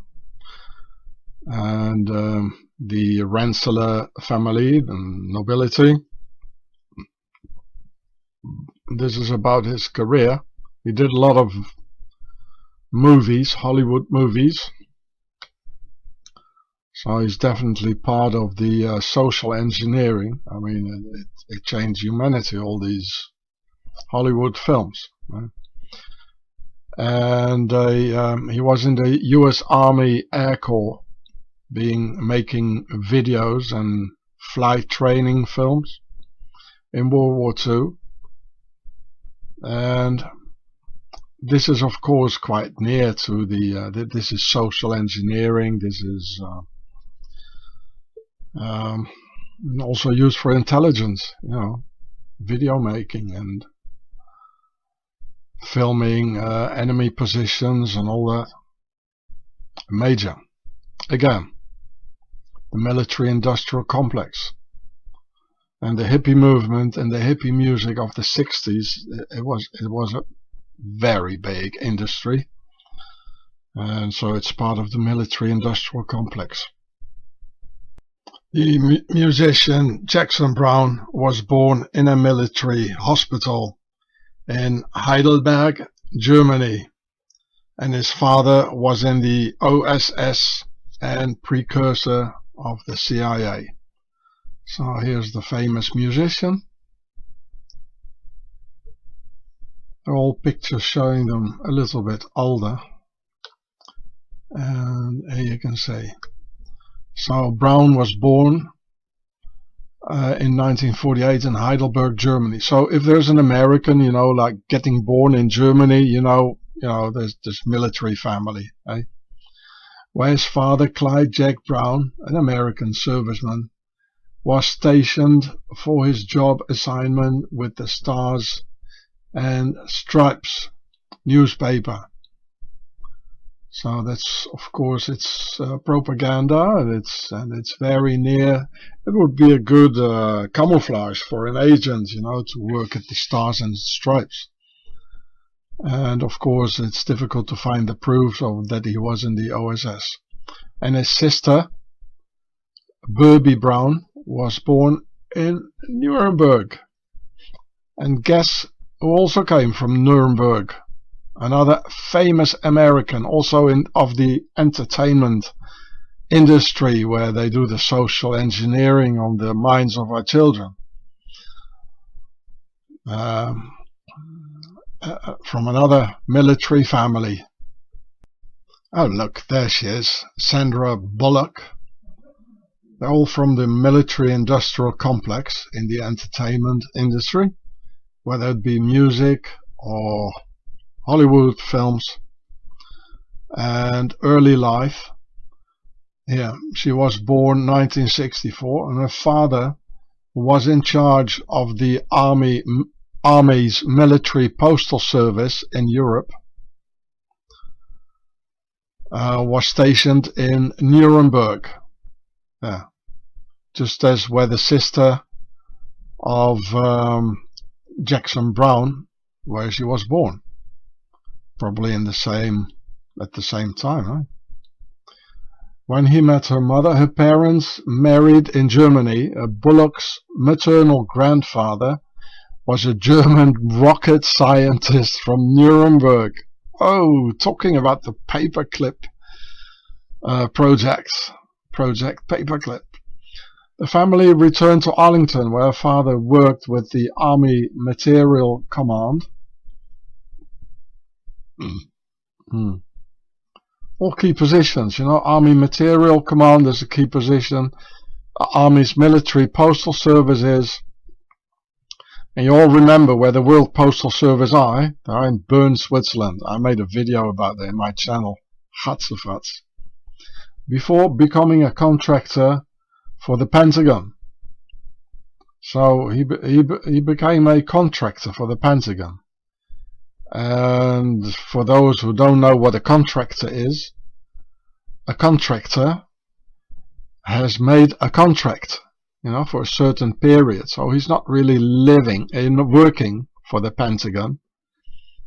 But, if he gets killed somewhere in the world, like there were a lot of contractors in former special forces, like in Iraq and Afghanistan, they got 10 times higher wages than a normal soldier. But they are expendable, and it doesn't make any political scandals in the newspapers like there's an American soldier killed, because they are no American soldiers. They are a contractor. The Russians, they use them as well in the genocide almost on the Chechen people. In Russian they call them kontraktniki. They were the worst. And the Russians, even killers and all that, they took them out of prisons so they could go and continue to kill children and women in Chechnya. That was Mr. Putin behind this. He's a very dangerous man, Mr. Putin. He's not as nice, as he looks like with, telling all his jokes and all that. He's behind killing many children and women in Chechnya, using the kontraktniki. So he was a contractor, it says, contractor for the Pentagon. So it means he was a Pentagon assassin. I mean, that's it. A contractor is an assassin. So again, Sandra Bullock, also military industrial complex. There's a link to Nuremberg. She lived for 12 years. Bullock was raised in Nuremberg and grew up speaking German. She speaks perfect German. And she was in the Steiner school, the Waldorf school, just as my children were in. Jerry Beckley of the band America, America. His father was the commander of the United States Air Force Base Ruislip near London in England, where he met the other band members Dan Peake and Dewey Burnell, who were, of course, also sons of career Air Force officers. No wonder they called the band America. It's all propaganda. Look, already in these days they're doing the devil's horns. See? Already back then. There he is, Jerry Beckley, born in 1952. And a founding member of the band America. There they are. And an American father and an English mother. And in 1967, Beckley's father became the commander of the United States Air Force Base at West Ruislip. So that's a high grade, yeah. At least you'll be a colonel, usually a colonel, to be the commander of a base. So they're all their fathers, all high officers, admirals, generals, CIA, OSS, Army intelligence, even the commander of a United States Air Force base. So where this guy grew up, and where of course he met the other members of the group. And so this is all part of the octagon. Michael Nesmith of the Monkees inherited the family fortune of $25 million, and he served in the US Air Force. So that's him. Maybe you remember the Monkees. Hey, hey, I'm the Monkees.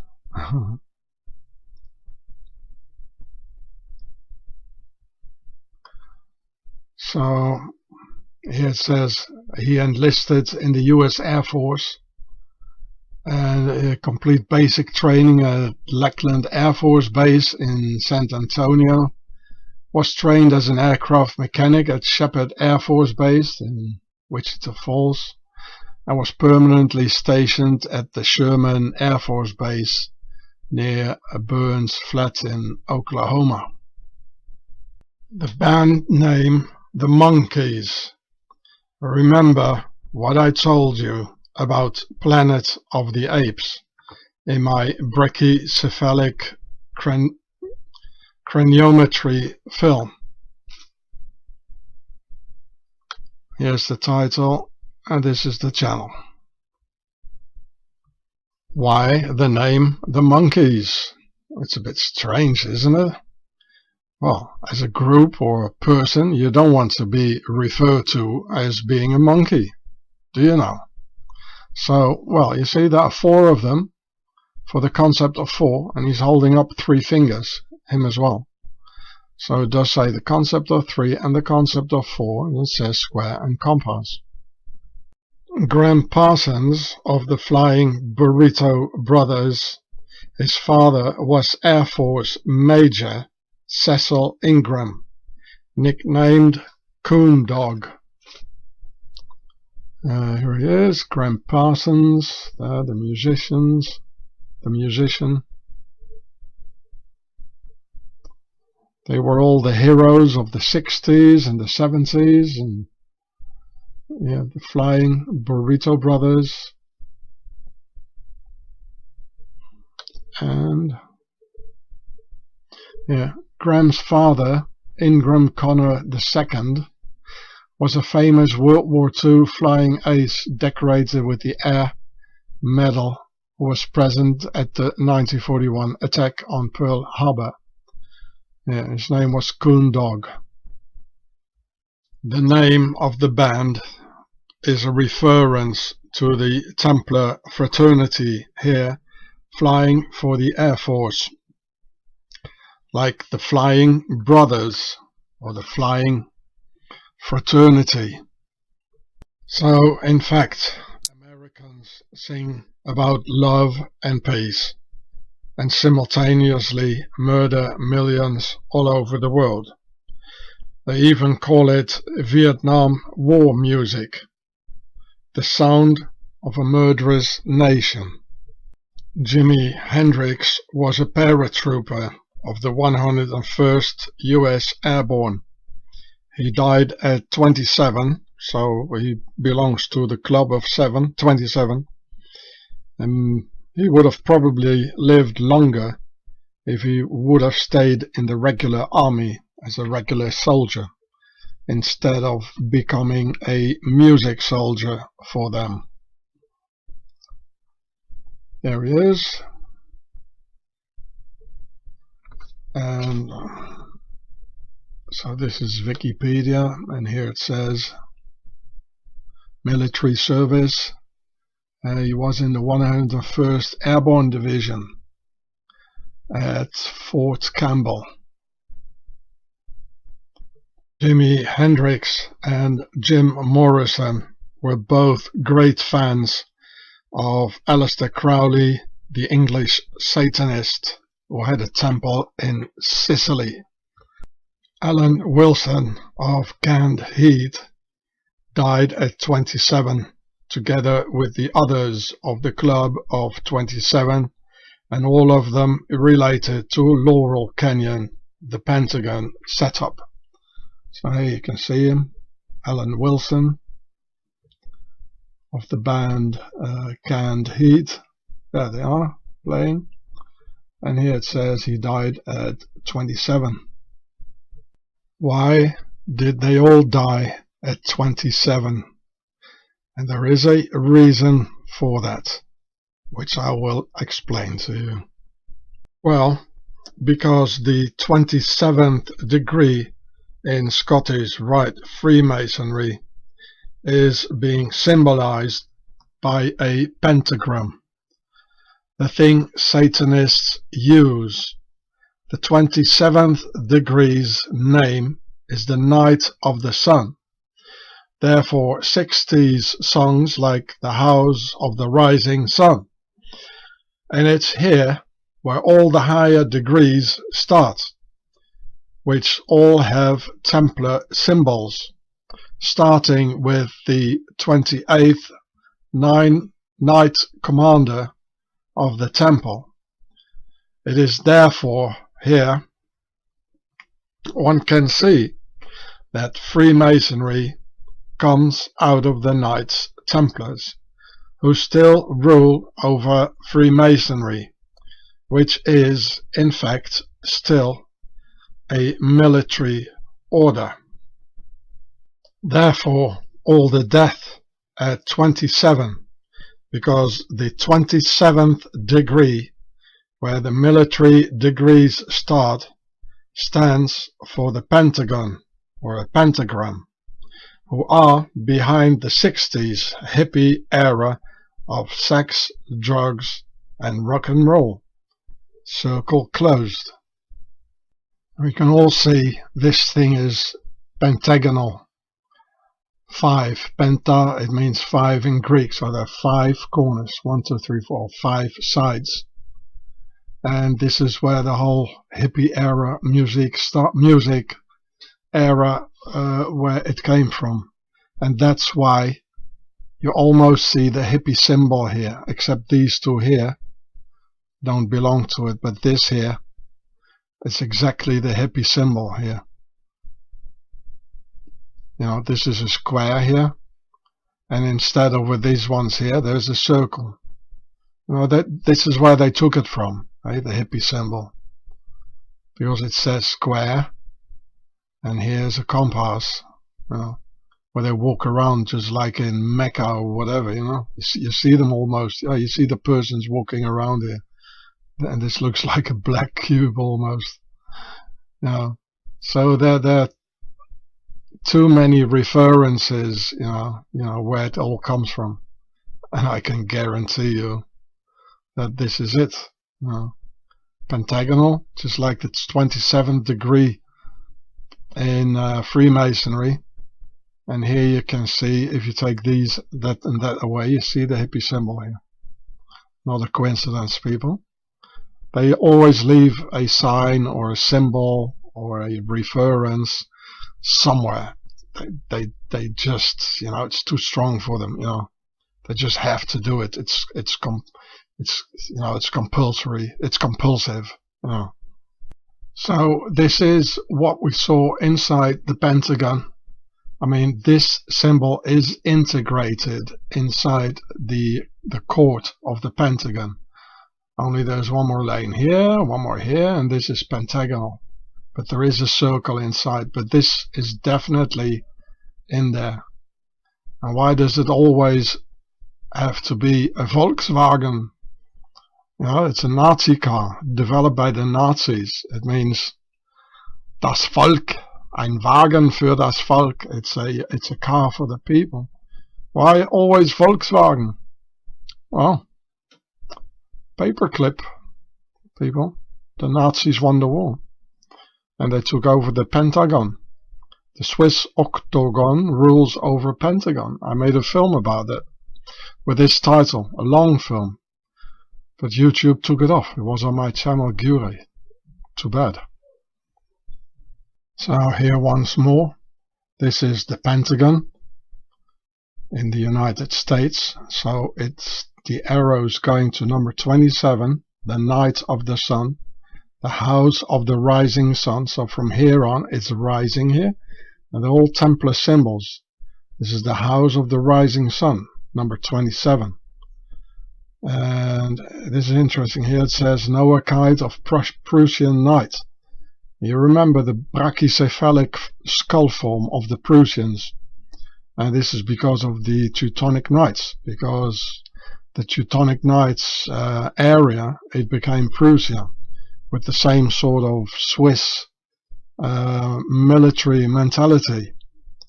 And just have a good look at these ones here. You know, he has a double-headed eagle here, a double birdie, and here's sort of a crown on it. But have a good look at this, and these, and this, and this, and this, because I'm going to show that to you now. So there are like 4 T's, 1, 2, 3, 4, and here as well. Just remind you of this. So this is why they all died at 27, and I'm not sure if they died, and if they died, if they did die, it was a satanic ritual related to the Knights Templars and the Freemasons. So above the Pentagon, that's why they chose the name Pentagon for the US military.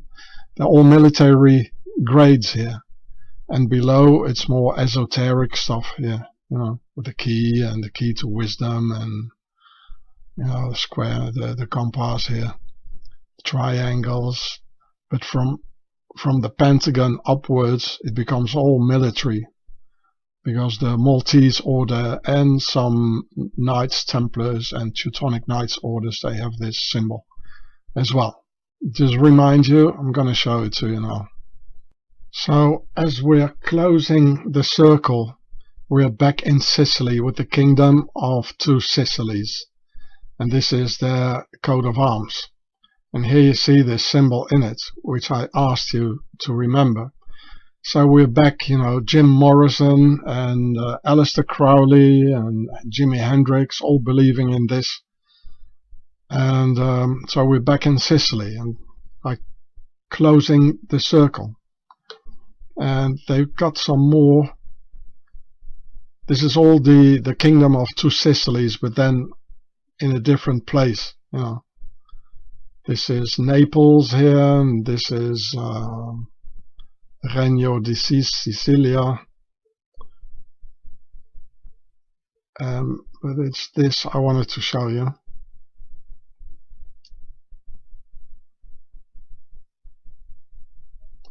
Here, there we are. Well, of course, here's an octagon, which is the Kingdom of Two Sicilies, Contado di Molise. So it's you know, for each province they have a different one, and the big one, it combines them all. So here's that symbol, you know, the 28th grade. And of course, this is a square. So now we are back, closing the circle. We're back in Sicily, and where Aleister Crowley had his temple, the Knights Templars, which is the Pentagon, the Nazi Templars, octagon, and Jimi Hendrix and Jim Morrison, believing in Aleister Crowley, who was in Sicily and who died at the age of 27, which is the Pentagon. So we're all getting back to this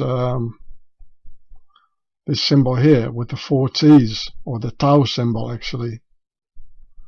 There's nothing which is a coincidence. Absolutely nothing. Singer Phil Ochs did Staunton Military Academy, and it has been said that he was CIA. Here, Phil Ochs. There he is, a musician. And here it shows from 1956 to 1958, Ox was a student at the Staunton Military Academy in rural Virginia. So it looks like it, you know, either by their parents or in a naval academy or being in the army, they get discovered as musicians. So they get drafted by the Pentagon to become music soldiers. I guess that's what happened. So his father Jack was drafted in the army in World War II, where he treated soldiers, the Battle of the Bulge. But okay, I mean, many more people had to go into the war. But this guy went freely to the Staunton Military Academy, where of course they have a good look at their students, how they can use them. And if they have music in this era, when they had musical abilities or talents, it opened all the way by the Pentagon. But they made him die at 27. The Pentagon, the 27 Pentagon. There were, additionally to this all, many curious deaths around Laurel Canyon, which of course I can't tell you all, but quite a lot apparently. A lot of sacrifices going on. The father of actor Peter Fonda was a decorated US Naval Intelligence officer during World War II, and when Peter was 10, his mother, Frances Ford Seymour, was found dead with a sliced throat. Then 8 months later, Father Frank married again to Susan Blanchard for just a year to dump her for the Italian Countess of Dera Franchetti, a consultant of Italian dictator Mussolini, called Il Duce, meaning the Duke. Well, that goes well together with the Countess of Dera Franchetti. So, here about early life. Here it says Henry Fonda and his wife Frances Ford Seymour. They say their mother committed suicide. They don't say about the sliced throat. Well, I don't think a woman would commit suicide with by slicing her throat. And they found her. Nobody knows that it was a suicide. Okay, that's the internet. So here's his father. He made videos or films like Jezebel. Well, you need a certain knowledge, to make a film, a Hollywood film called Jezebel. Because Jezebel is a demon.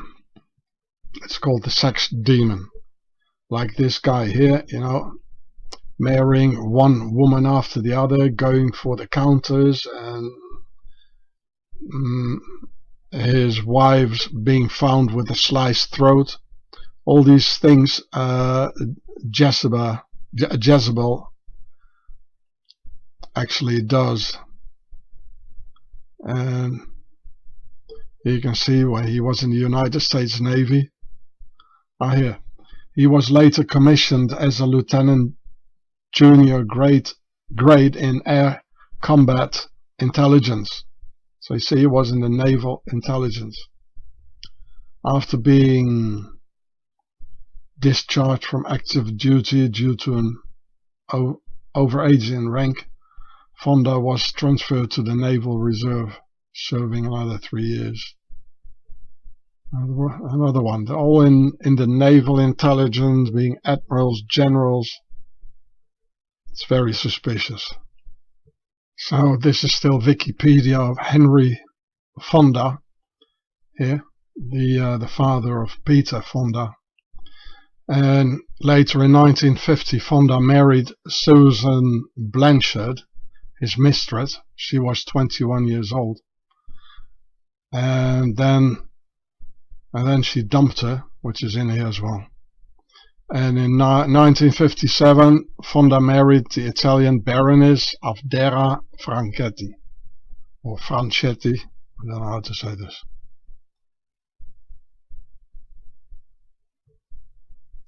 There. Avdera Franchetti, born July 8, 1931, is an Italian baroness, descendant from an old jaywalker family of Venice, which intermarried with the Rothschild family and who eventually converted to Roman Catholicism. She's most famous for being the fourth wife of American actor Henry Fonda. So, you see, there's jaywalker nobility. You know, I mean, all peoples have nobility, and they're all pharaohs. And she was apparently the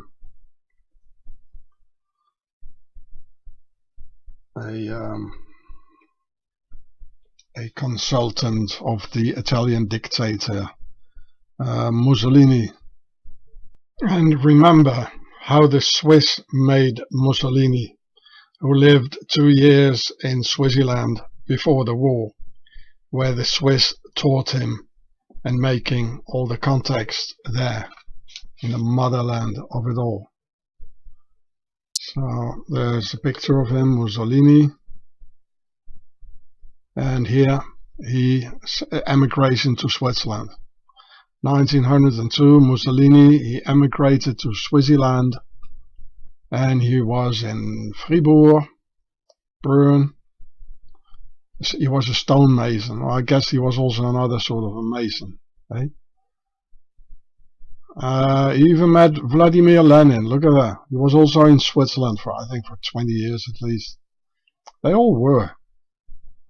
And, well, you can read it yourself.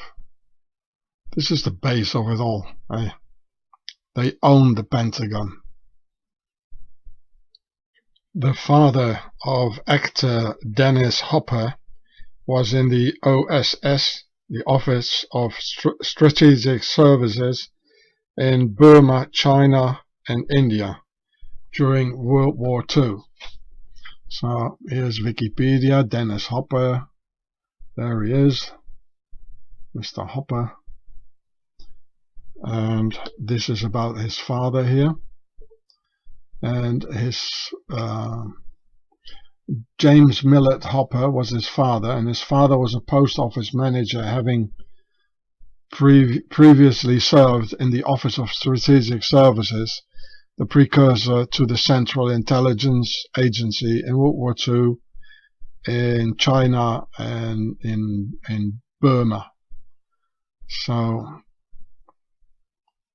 and it's quite possible that after the war he was still working for the CIA as well, which is what they normally do.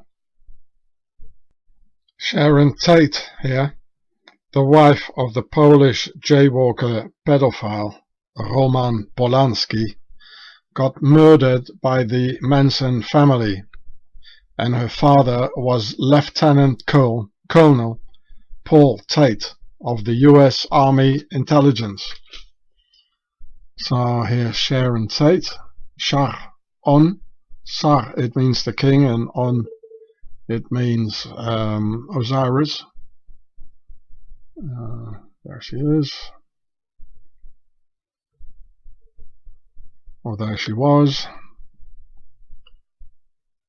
And here it says Sharon Tate was born on January 24th, 1943, Texas, the eldest of 3 daughters to Colonel Paul James Tate, a United States Army officer, and his wife Doris Gwendolyn, born Willett. The family are of English, Scottish, Swiss French, and Swiss German descent. Well, maybe that's why Polanski, the pedophile, is hiding in Swaziland. I went filming and I rang at the door. It's in my channel Gatsefrats. You can look it up. And yeah, that's probably why he's hiding there. He's a convicted pedophile, by the way.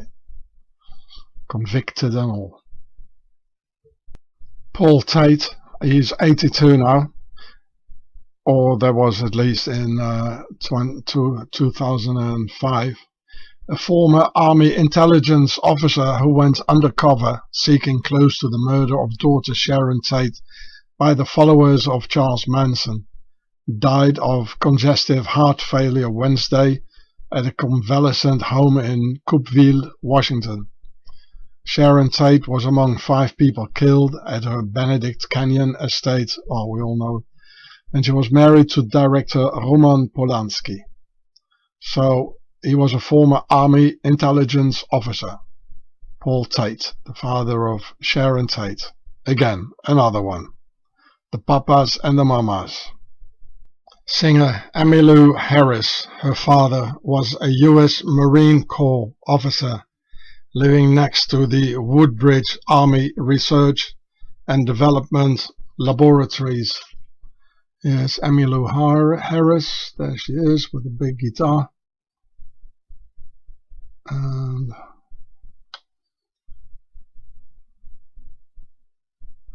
here it says, Harris is from a career military family. Her father, Walter Rutland Harris, was a Marine Corps officer, and her mother, Eugenia, was a wartime military wife. Her father was reported missing in action in Korea in 1952 and spent 10 months as a prisoner of war. Born in Birmingham, Alabama, Harris spent her childhood in North Carolina and Woodbridge. So in Woodbridge was the Army Research and Development Laboratories. Singer John Denver, real name Henry John Deutschendorf, which is a German name. Deutsch, it means German, and Dorf, it means a village, a German village. So John Denver, his father, was a career U.S. Air Force officer at the famous Roswell Air Base.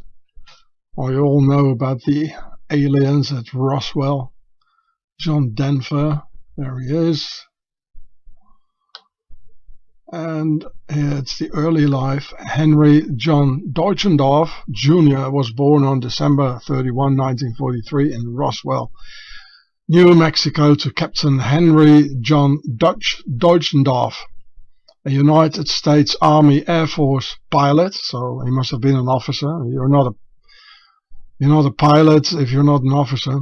At Roswell Army Airfield, and his wife Emma Louise née Swope. And he spent his youth in a lot of Air Force bases like this one. So they all look like little toys, all the airplanes. He was a singer here. And the Maxwell Air Force Base, the Carswell Air Force Base in Fort Worth. And so, enough time and place, to get discovered by the headset for their 60 Music project. The town of Denver in Colorado was settled by Swiss immigrants. Denver as in John Denver. And here are some more. You can see some more towns here that are even Lucerne Valley. And these are Swiss Americans by percentage of the total population.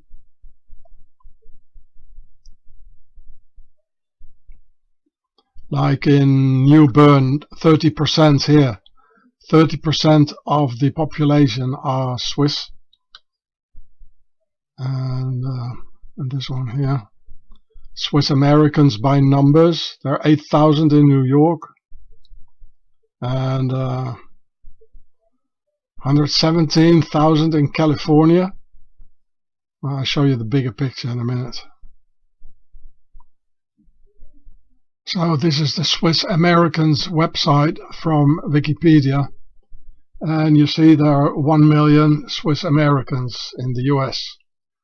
That's 0.28% of the US population.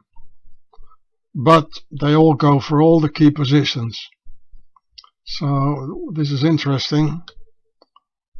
Here's the history about it. You know, the Theobald von Erlach, you know, it's the nobility from Bern. They probably didn't like it very much, and I was in Bern when I started talking about that, right? And there's also von Grafenried. Well, they're not even in it. They should be. And yeah, in California there are 117,000 Swiss Americans, Pennsylvania 73,000. I guess there are more Swiss Americans or Swiss in the United States than there are jaywalkers. And I've shown you they have taken over far many more key positions than the jaywalkers did. I don't know of any jaywalker president, but I already mentioned 3 or 4 of them who are Swiss. So, facts, people, facts. Community settled by Swiss immigrants. There's a lot of Berns in Bernville. Swiss American historical societies. And of course the Mennonites. Notable people.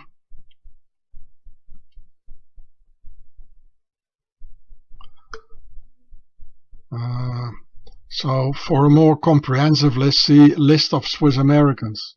Okay, well, let's have a look. List of Swiss Americans. And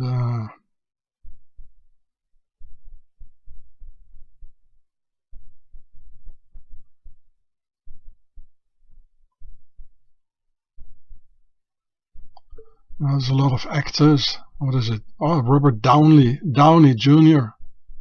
Mothers of Swiss descent. James Caviezel also, paternal grandfather. Even Jeff Bridges. Wow. Yul Brynner. Well, I knew that. Well, his name is Swiss, you know, Brunner. And Meryl Streep, of course. Renee Zellweger, which is a Swiss name. Writers, musicians. Leon Botstein. So this is Steinsy, who is Swiss. Yeah, governors and presidents. Herbert Hoover, Eisenhower, Obama. So I already got 3 who are Swiss. Eh? I don't know any jaywalker presidents in the US. I don't know. I don't think there were any. So Herbert Hoover here. Swiss. His real name, Huber. J. Edgar Hoover. Swiss. Yeah. Henri Bouquet. Well, and Henry Wirtz. Yeah. The Confederate soldier executed for war crimes. And a prominent, Henri Bouquet, a prominent army officer in the French and Indian War and the Pontiac's War. Of course, religion. Scientists.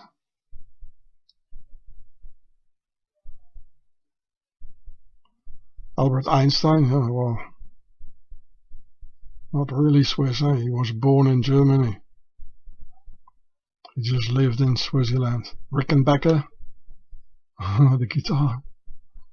And of course, Chevrolet. He was Swiss. I don't see him. No Chevrolet. Sports here. Oh, here. Oh, he's under sports. Louis Chevrolet. He was Swiss. Bobby Fischer? I didn't know that.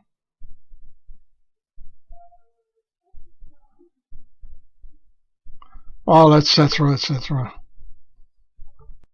Nancy Ross was the girlfriend of singer David Crosby. She had a child with Graham Parsons, and her father was a captain in the RAF, the Royal Air Force, and she finally married the grandson of Eleanor Roosevelt,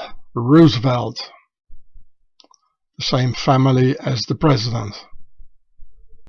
The Swiss were selling a lot of their Swiss-made and Swiss-invented LSD in these 60s days.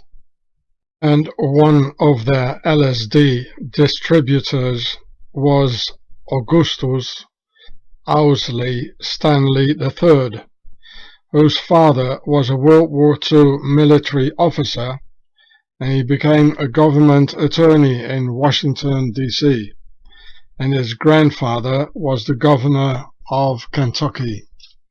So here he is in a hippie suit, like Indian stuff that became quite popular as well. And he was the main drug dealer. He produced at least 500 grams of LSD, amounting to a little more than 5 million doses. And you know, it's the elite behind this. It's Octagon. The fathers are all high military officers, generals, admirals. Grandfathers are, you know, governors and senators here. His father was a government attorney. Stanley was the scion of a political family from Kentucky. His grandfather, Owsley Stanley, a member of the United States Senate, after serving as governor of Kentucky, and he was in the House of Representatives and campaigned against the prohibition. Oh, that's funny. He should have been more in favor of it, because, you know, the elite were making a lot of money in these times together with the mafia. So the elite made the prohibition and their mafia made all the money. Yeah. And here, early life, belying his dearth of formal education, he secured a position as a test engineer with Rocketdyne in Los Angeles. In his capacity, he worked on the SM-64 Navajo supersonic cruise missile, and in June 1956 he enlisted in the United States Air Force. So the drug dealer as well, he was in the United States Air Force. It's all Pentagon, Octagon, the military industrial complex behind it. As an electronics specialist, serving for 18 months, including stints of the Jet Propulsion Laboratory. Okay. Also in California. And Edwards Air Force Base, rocket engine test facility, before being discharged in 1958. During his service, he secured an amateur radio license and general radio telephone operator license. I tell you people, we don't even know half of it, how deep it all goes. And all these military people, you know, the headshed, they push our youth into drugs and into wars with some nice and fine music. So they all follow the Pied Piper. Here's a sign when you enter the town. So Augustus Owsley Stanley was a governor of Kentucky from 1915 to 1919. Was born May 21, 1867 in Shelbyville, and lived in this house as a child, the son of Reverend. He served 6 terms in U.S. Congress, and he was a U.S. Senator. So, funny thing is, the hippie movement, we all think it was a movement against the elite, against the system, but in fact it was the system behind it. The rich and the elite, they were behind it, and they sold us as something against the elite and a resistance and an uprising against wars, and all the war makers were behind it. The whole thing is a scam. But it was good music though. Many of the 60s hippie recordings were made in Chateau Marmont in Los Angeles, where chateau, it means castle, and mar, from the pharaonic word mer in Demotic, for pyramid. So Marmont means, in fact, Pyramid Mountain.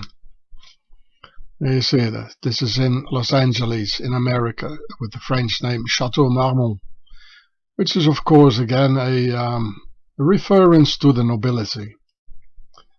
And, the entire European nobility, they in the end, they come out of France. And before that, they were in Italy. That's why they speak French.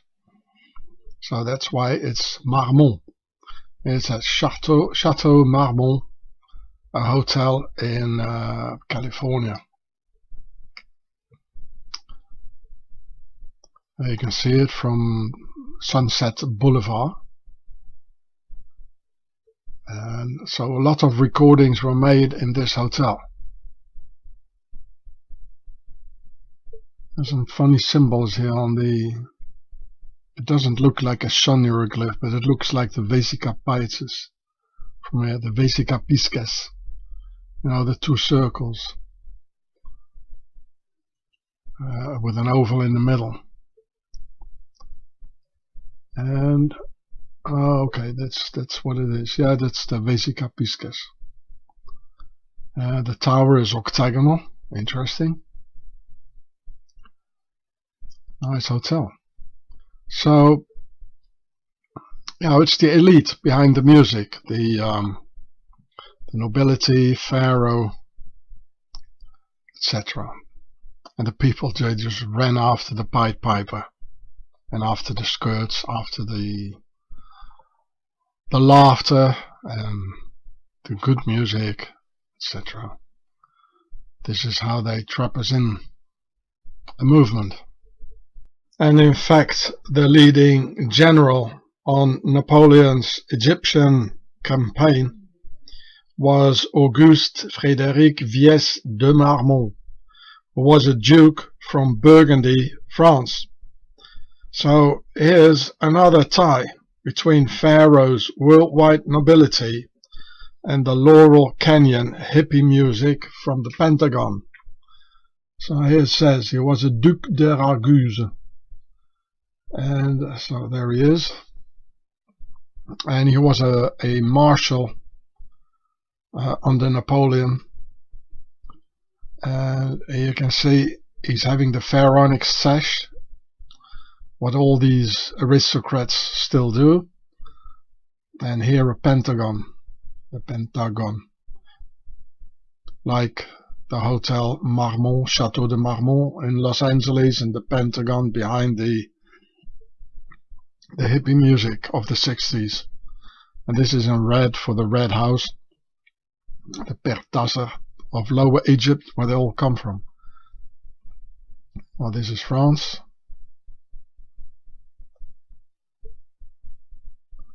There he is again in the younger years. There he is helping in the times of the French Revolution.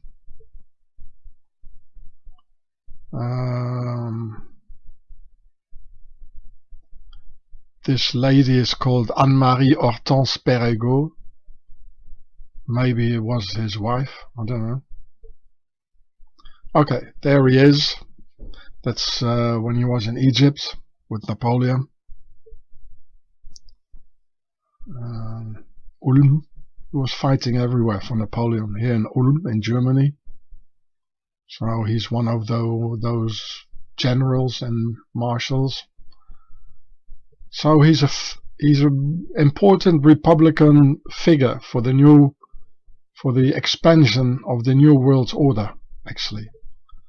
And this is the King of Spain. It looks like he's also for the in favor of the White House here. His name is Joseph, the King of Spain. Wow. It's all in white, so he's a Republican with a little bit of red. I mean, that's where they all come from, showing his origins. I mean, what's the use of this? You know, lifting up his skirt, showing the little bit of red. Oh, you know, showing his ass. That's where I come from. They do nothing without a reason. This is Wellington. We also fought against this is Marshal Marmont again, the French marshal fighting, being a general or a marshal of Napoleon. Nice horse. And this Campagne de France. Looks like bloody Russia here. And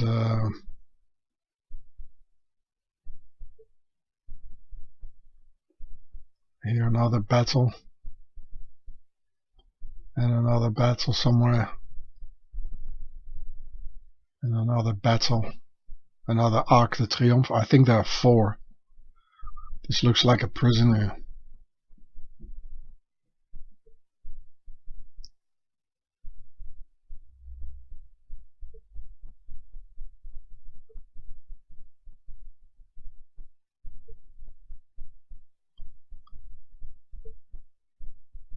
A lot of fighting going on.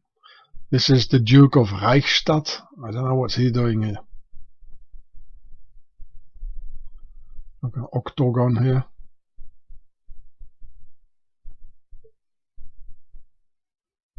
Okay, this is the coat of arms of the Duke of Marmont. You can see the cross of Saint Omer, which I've shown you before. And this is the original coat of arms. Here's the concept of 3. It's all in red and white for the Templars, the sword in it. And the concept of 3 is them, our masters. And of course this is a vertical roll, which became the horizontal roll. Saint Omer was a Templar, so he was for the horizontal roll. And they come out of the vertical roll, the concept of 3. And of course the Marshal de Marmont, he was a Republican, so he was part of the horizontal roll, but his origins are the vertical roll.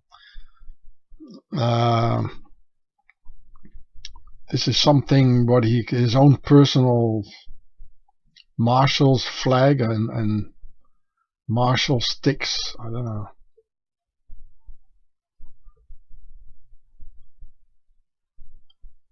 This also is his coat of arms in a later stage. It's and here's the original part of it. Looks a bit like America here. Swissy is here. Of course, that's their base. And this is what it finally became. Nowadays, their coat of arms. Yeah. And here's the shell, like the petrol station, fleur de lis all over.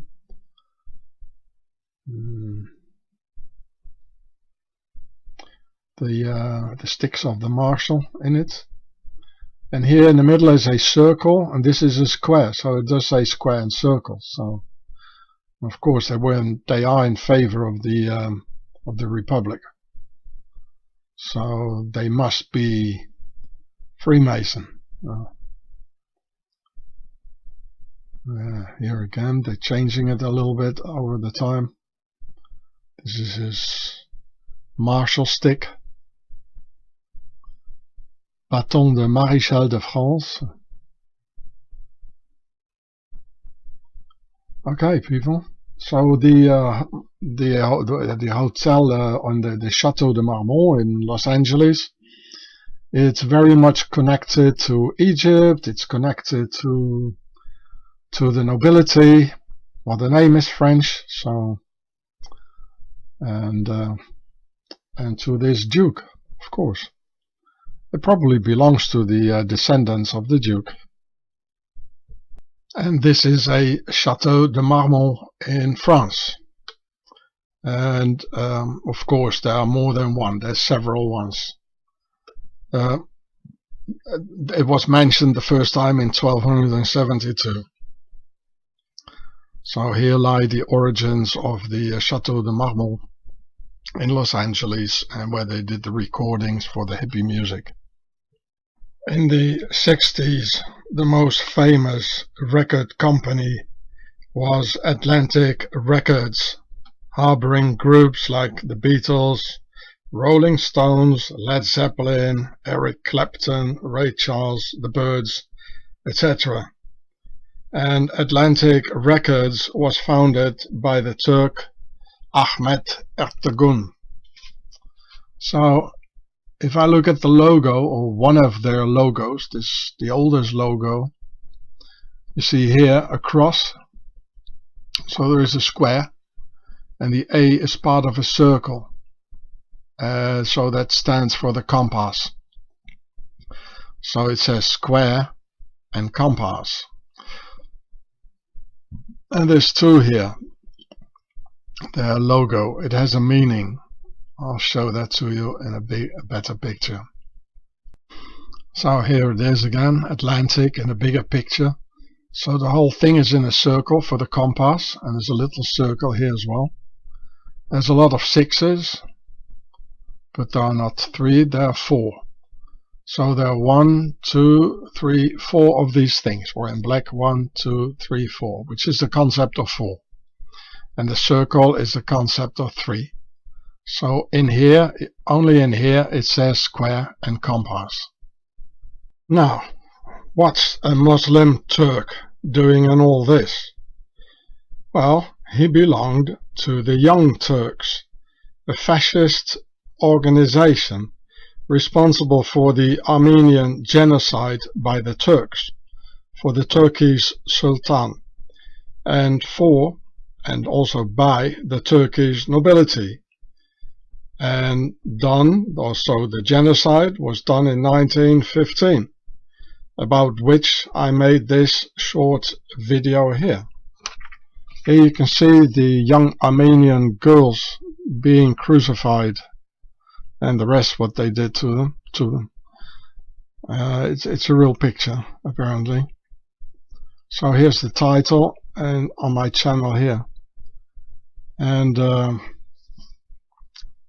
I didn't have much time to make this video because I was, on the road. I had problems with my video editor. And the thing is, it's the same in Europe. It's the nobility doing these things, and the end of the caliphate was in 1924, when there was another lesser genocide, I think in 1923 or something, against the Armenians. And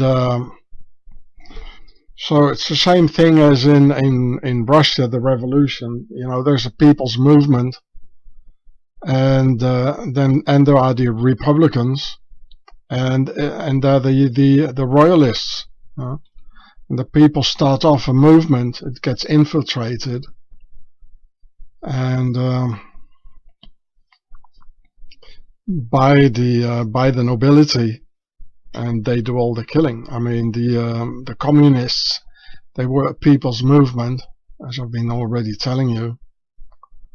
And yes, there were a lot of jaywalkers in it, but they were not fighting against the Russian people, but against the nobility, who were really parasiting on the people who were hungry. And they got all killed. All the jaywalkers got killed in 1934 by Stalin. The same, and then it became something very bad. A good organization became bad. And the same thing happened with the Germans. And also in 1934, the Night of the Long Knives, all the original German National Socialists, they got murdered and they got replaced by the nobility, and they became the Nazis, really. The Black Order of the SS, and it became a force even against the German people. And in Turkey it was the same thing, because the Young Turks, they were a republican organization for out of the Knights Templars, of course, for the horizontal rule. But the Republicans normally, they don't seek in like genociding any peoples, like, the only thing they want is their, at least in those days, which is different maybe from now, they wanted to get rid of the vertical rule of the Sultan, which actually ended in 1924.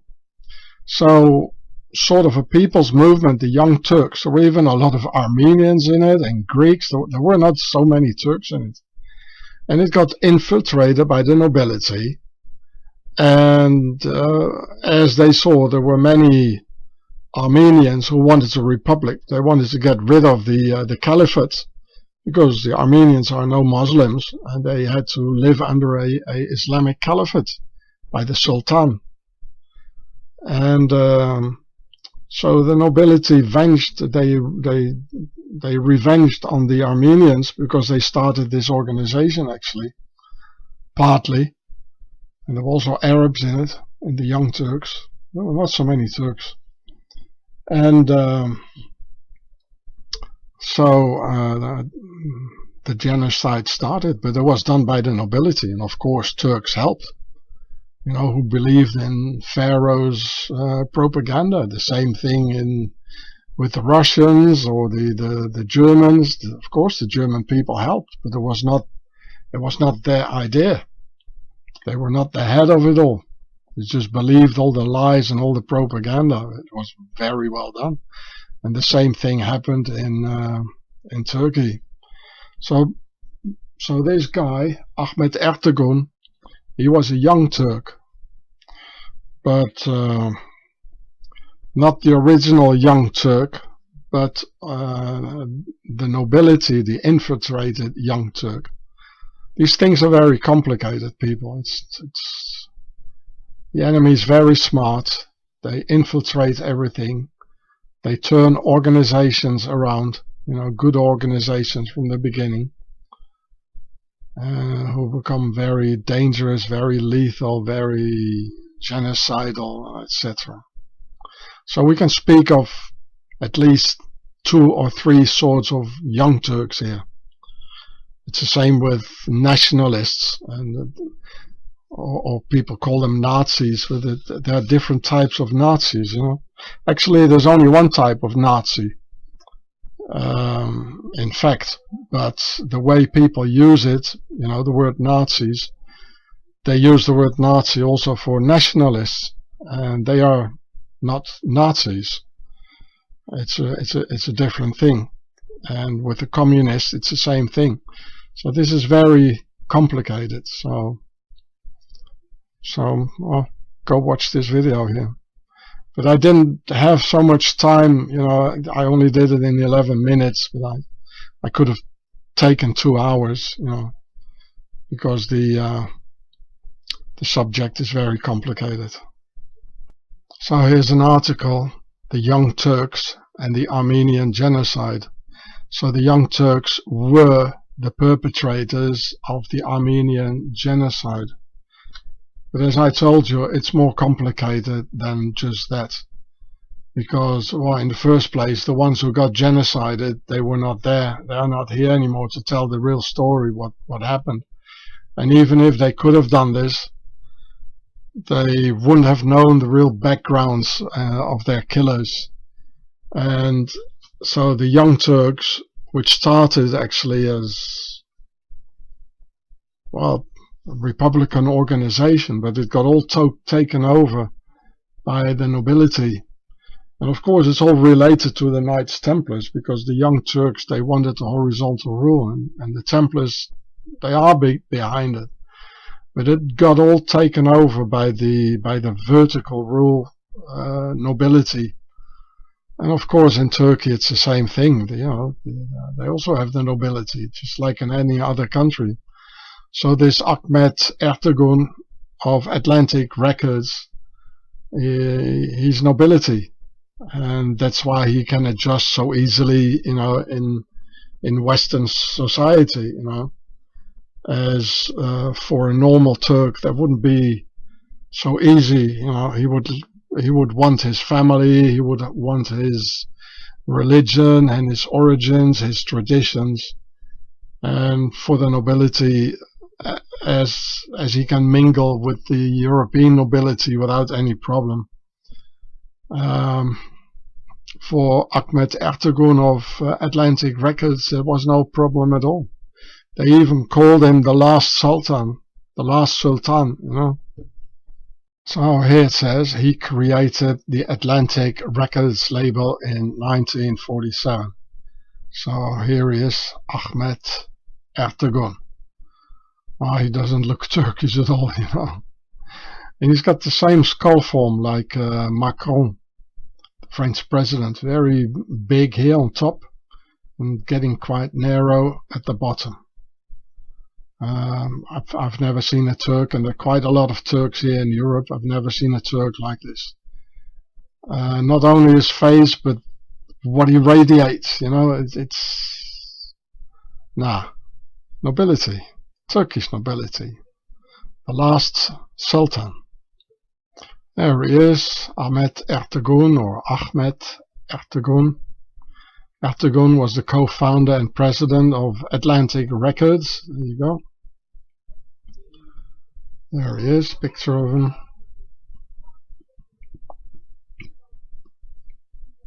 There he is again. This is probably his father. He was a diplomat in Washington, D.C. So, nobility. Atlantic Records. There he is again. This one here. So,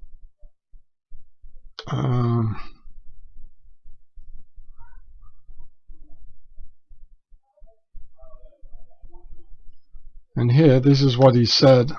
Another guy, a musician, Serge Tankian, well, that's a Armenian name, has claimed that Ertegun was a proponent of pushing the myth that the Armenian genocide never happened.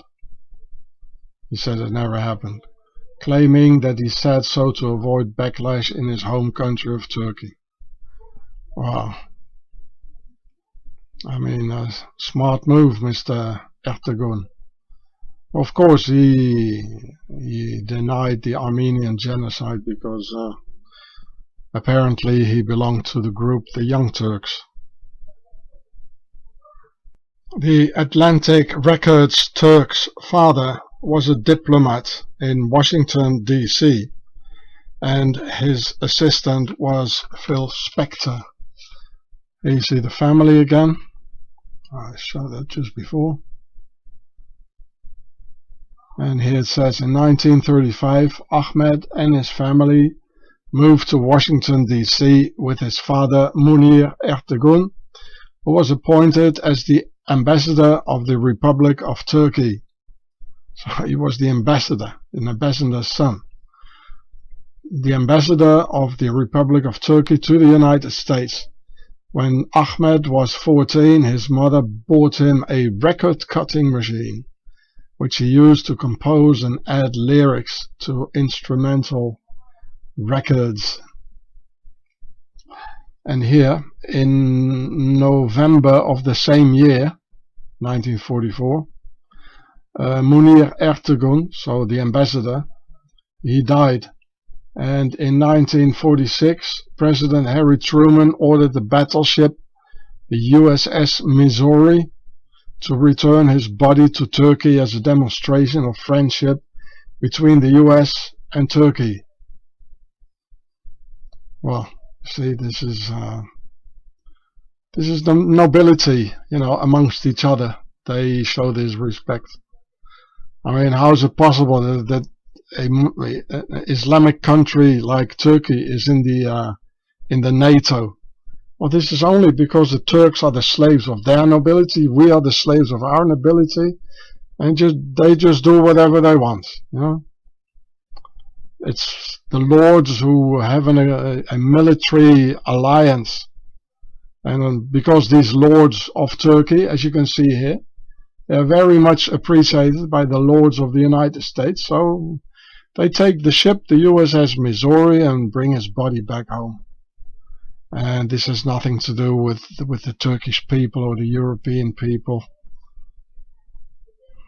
The Young Turks are a killer organization under the control of the Templar Octagon. So that's why these Turks and Atlantic Records could play a role in the Pentagon's hippie movement, social engineering.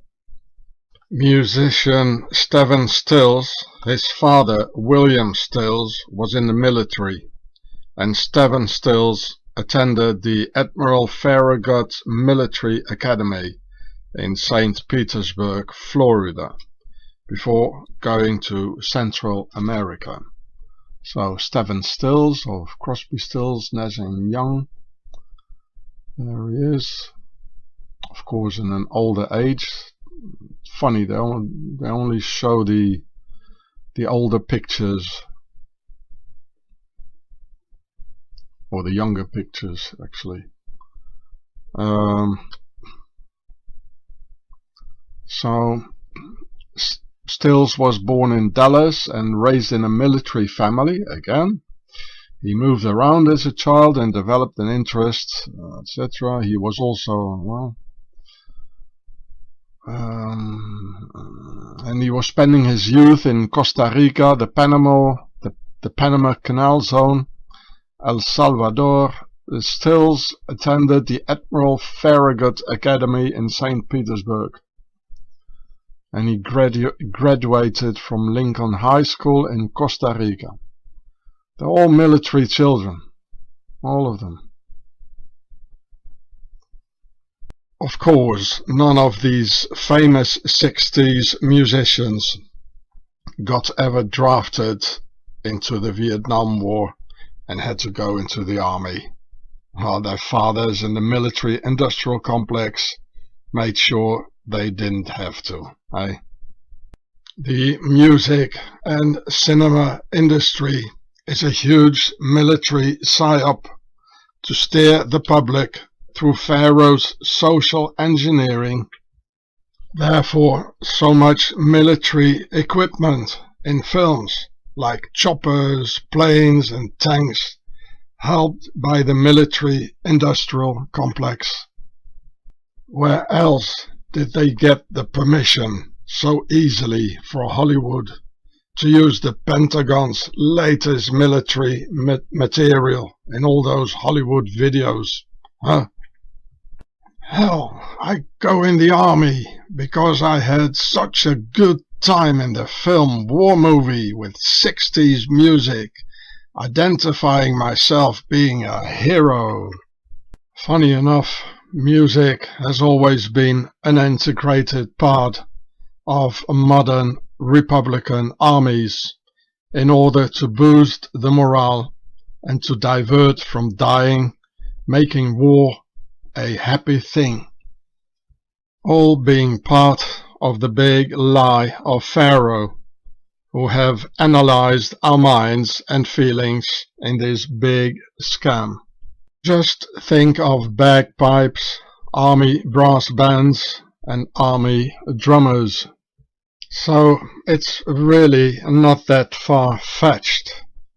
From bagpipes and army brass bands to the 60 musics, and that the Pentagon number 27 is behind the 60s music, also called Vietnam War music, for a smooth dying process and lullaby for soldiers to go to sleep. The long sleep, that is. Just follow the number 27 Pied Piper either into death or into drugs. The military-industrial complex is octagon of the Nazi Templars, so music and film industry is octagon of the Nazi Templars, where in their films their police always win, and it's respected to go into the army, the only way to become a real man. In reality, just fighting Pharaoh's geostrategical wars for them. You bleed and die while they fill up their pockets and get filthy rich. Therefore, none of those filthy rich 60s musicians ever got drafted for Vietnam. You get it? Watch my film Warrior vs. Soldier, which you can see here, and I'll send you the text if you want that. So here is Warrior vs. Soldier on my channel, Gats of Gats. And here you can read, I wrote underneath, mothers, raise your children as warriors, so the pharaohs can't snatch them and make soldiers out of them. So I'm reading here a text what the difference is between a warrior and a soldier. I made this almost 10 years ago. The army is owned by the elite, by their state, and by Pharaoh's nobility, who also own the media. The hippie music was entirely uplifted by the media, by big money, and by record companies. The 60s PSYOP, psychological operation to drown and choke the Vietnam War horrors with abundant glamour and happy tunes of hope, while creating new drug addicts. Therefore, the reason of the Vietnam War. Opium.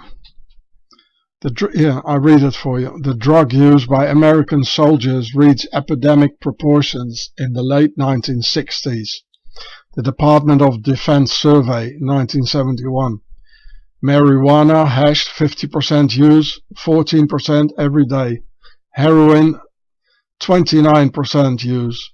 Psychedelics, LSD and speed, 39% use. Before 1968, marijuana use was largely ignored by the army. Widespread publicity led to a comprehensive program to eradicate its use.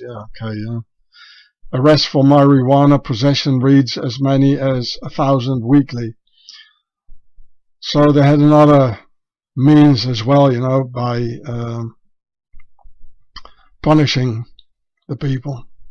It was the attempt of the US military command to suppress the use of marijuana that caused the switch to heroin as well as methamphetamines, barbiturates, psychedelics. By mid-1971, Army medical officers were estimating that about 10 to 15% of the lower-ranking enlisted men serving in Vietnam were heroin users. 10 to 15% were heroin users. So first they make people to addict to drugs, and then they say, oh yeah, no, we are clean, the state, we don't want it, and we're going to punish them because it's not good, while they are at the source of it all, And as a bonus, selling lots of music records for the elite. Anyway, music and its classical composers was always the monopoly of the elite and its aristocracy by Pharaoh. They did a pretty good job entertaining the sleeple through the 60s musical PSYOP by the Pentagon. And here you see the super rich Beatles with the symbol of the elite, the Rolls Royce in hippie colors, and of course the military uniforms, because it was a psychological operation by the military-industrial complex. Both the Pentagon and the, of course, also British military-industrial complex. Well, anyway, the United States belongs to the British nobility. It still does.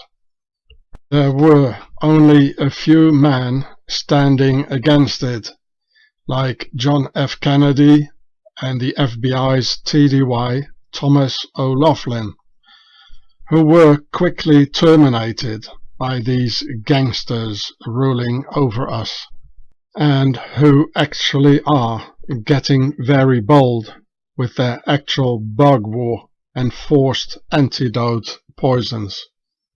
And in fact, related to the actual situation today and the Wu flu, in the 19th century, in fact, it was Britain and its nobility again in the 19th century that led the drugs trade through Hong Kong and leading to 2 opium wars with the Chinese. When the Chinese saw how entire Chinese generations got hooked on opium, thus people getting hepatitis, liver problem, with many Chinese turning yellow because of the liver problems, leading to the myth of the Chinese yellow race. So here it says the Opium Wars, so Emperor Dogung orders British shipments of opium be confiscated and destroyed. So the Chinese didn't want that drugs trade by the British Empire, and they destroyed it. And during one seizure of British cargo, 20,000 chests of opium were destroyed. Each chest was worth $1,000. In 2007 dollars, that's about $300 million. So again, China was attacked by the West, just as the Wu flu and things going on today. And but of course the West, what is the West? That's the nobility. And unfortunately, the stupid Europeans, they always followed the nobility, believed the nobility, went into wars for the nobility, so the nobility could get filthy rich, and the Europeans had to die for them. But the Chinese, they stood up against this. And so ever since there have been problems with the Chinese nobility and the European nobility. And that's probably also the reason why the West inserted the Wu flu in Wuhan, China. It is not Chinese, people. You can see it all over history that China is the victim of European aggressors. Also, the Dutch royal house and their cocaine factory in Amsterdam of the 20th century traded tons of drugs all over the world, and always the same powers behind it all. It here says the Royal Dutch Cocaine Factory. It's a royal factory. In the first half of the 20th century, tens of thousands of kilos of cocaine were produced in Amsterdam. During the First World War, it was exported to soldiers on both sides of the front with full approval of the Dutch government, and it was a royal factory. So, in related to the hippie movement and the Vietnam War, this has been going on for far much longer, and it's the royals behind it and the elite to whom the Pentagon belongs and the army, everything. I'll read it for you. Nowadays it's hard to imagine, but over a century ago Holland was one of the world's biggest producers of cocaine. Between 1900 and 1962, thousands of kilos of cocaine were produced and shipped to all parts of the world. Officially, the purpose of all that white powder was medicinal, but during World War I the factory had permission from the government to traffic a fair share to both Germany and England, who used it to provide soldiers on both sides of the front. How's that for commercial spirit? Cocaine is one of the most popular drugs in the world. Well, this is probably where the Nazis got their cocaine from, you know. And it's all related to the 60s music, you know, the hippie era, the Vietnam War. And it said here they produced it until 1962, and that is exactly the time when, you know, the Vietnam War and everything. So then they got all their drugs from somewhere else.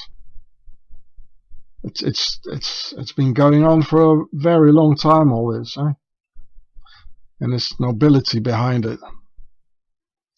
So this is very much related, and the British Opium Wars, to the hippie music era and the Vietnam War. It's all because it's all the same ones.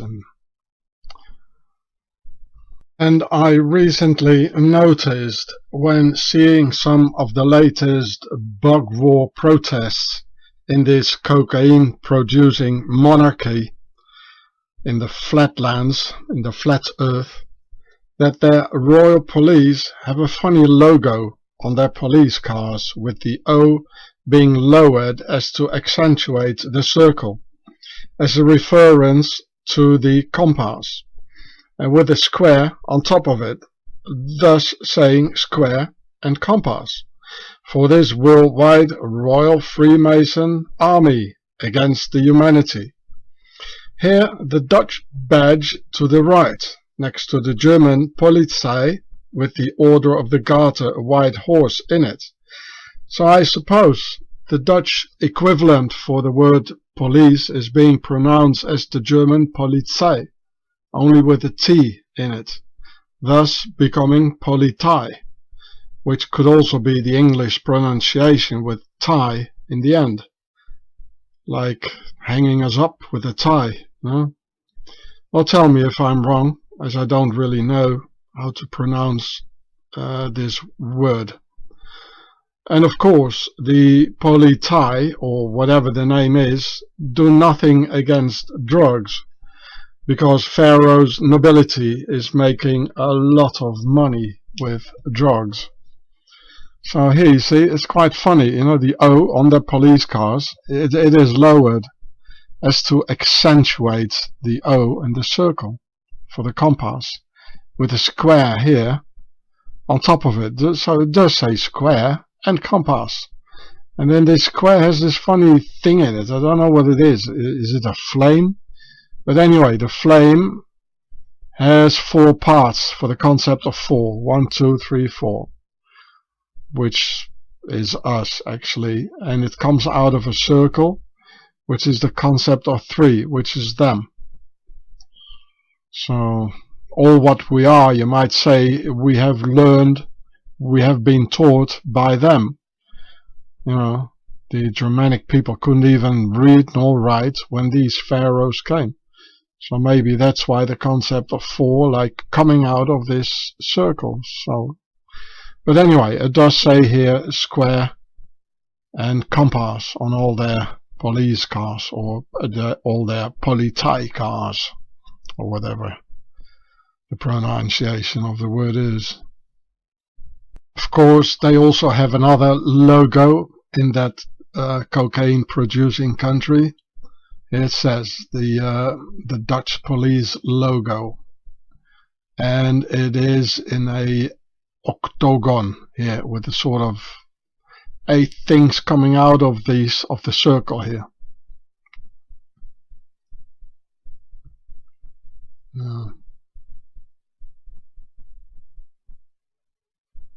Well, there it is. Okay. So this is the octagon, just like the English bobbies have on their heads, and you see it all over the world. All the police logos, they have the octagon, and here 8 things coming out of a what is it, a bottle or a circle? Well, anyway, here's also a circle. And it's in blue here for the war crown. A war against humanity for this blue, worldwide blue army. And here you can see it once more in Wikipedia.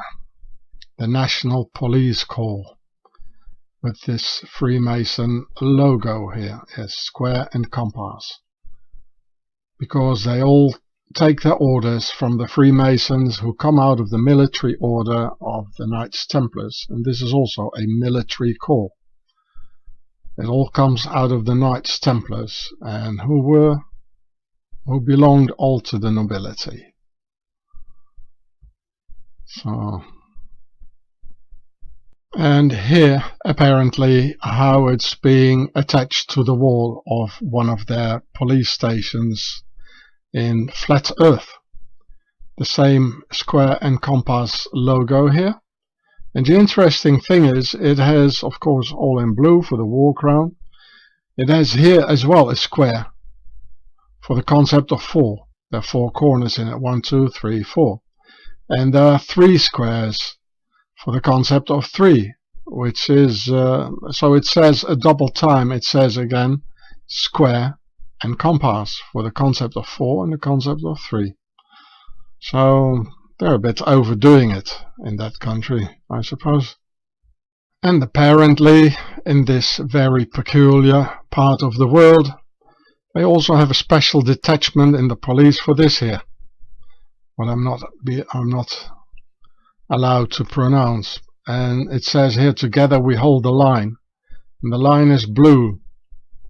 Well, the police line. And here it has this logo again. Here's their other logo. What is this? A sort of a... no idea what it is.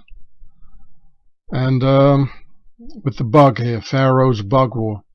Well, what's funny, why does it say in English? It's quite funny because apparently they don't have English as a national language, do they now? Maybe someone can tell me if English is the national language there, or second language maybe. I didn't think it was. Some other US example of how Pharaoh's crime syndicate is attached to the US government and its corrupt Freemason authorities in a symbiotic relationship with the mafia is the prohibition from 1920 to 1933 in order to get more money for a bottle of alcohol. So the corrupt Freemason government forbade alcohol to be sold.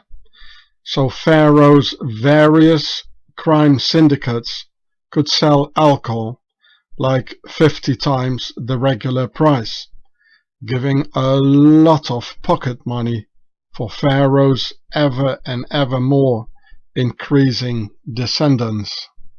And the alcohol smugglers got, of course, 100% protection from the corrupt US police, who are just an aggressive private army of, by, and for the elite. I'll read it for you. Prohibition made the mafia. Prohibition made the mafia. And the police and the authorities, they knew this very well. They knew this beforehand. Exactly the same as today with the drugs. And today with the bug war.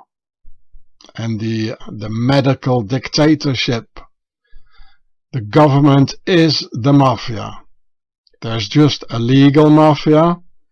And this is the illegal mafia. But they work together. And it all started because of the Knights Templars in Sicily.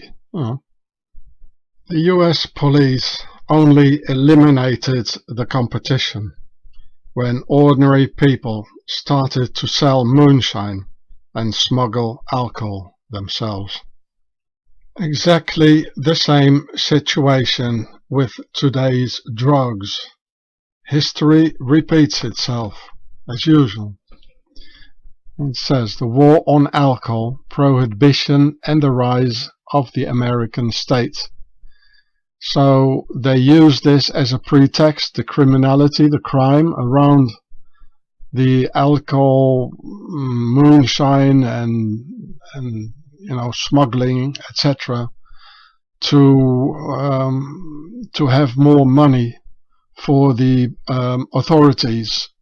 So this is how they used these government gangsters. They used the prohibition and the mafia, which are their own men, to give pretext to the rise of the American state. More money, we need more police, we need more Tommy guns. This is what they always do. In Germany, they use the same thing, like with the Baader-Meinhof and the Rote Armee-Fraktion, the RAF, German terrorists. To have more police, to have more Heckler and Koch submachine pistols, etc., etc., etc. They always do this. And now they use the same thing with the bug wars. More police, we need more, it's always the same. The same story presented in the 2018 US film White Boy Rick, based upon a true story, where the FBI has a 14-year-old child by the name of Rick Wershey being set up to officially sell drugs for the FBI, who use a diabolical trap to have the child sell the FBI's drugs, falsely promising the child that they would protect him and his dad. Therefore, the FBI, as the boy got sentenced to life in a high security prison, so he couldn't speak about politicians, like the mayor of Detroit being heavily implicated in the affair. The child did a 30-year stretch and had his life destroyed by believing and trusting the FBI. So here you see another example how the authorities are the real drug dealers and they work together with the mafia. There's loads of examples of this. Very good film. Matthew McConaughey here plays very well, and there he was. Very great actor. I like the film because it was based upon a true story, so you can learn something, and it fits in the narrative. Authorities are corrupt. They are the drug dealers. People, the only way to get rid of crime, drugs, pedophilia, wars, corruption, murder, and Satanism is to get rid of the police, to get rid of the politicians and their media and their judiciary. Abolish the police, because they all work together with the mob, where the mafia is just the illegal branch of Octagon, whereas police and judiciary are the legal mobsters of Pharaoh's worldwide nobility and all their legal and illegal money scams to feed their considerably extensive pharaonic offspring.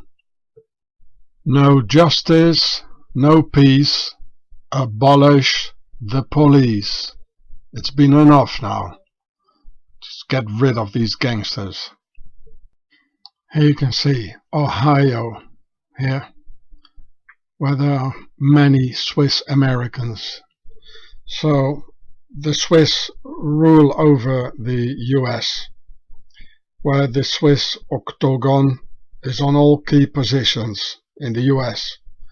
And in some US states this is more obvious than in others, like the state of Ohio, having one of the highest densities of Swiss Americans in the US, with in 2007 86,147 Swiss in Ohio, where in 2007 there were 11 million people altogether, of whom Swissy representing 1% of the Ohio population, which means that on every 100 persons there's one Swissy, and usually going for all key positions like politics, judiciary, and, of course, police.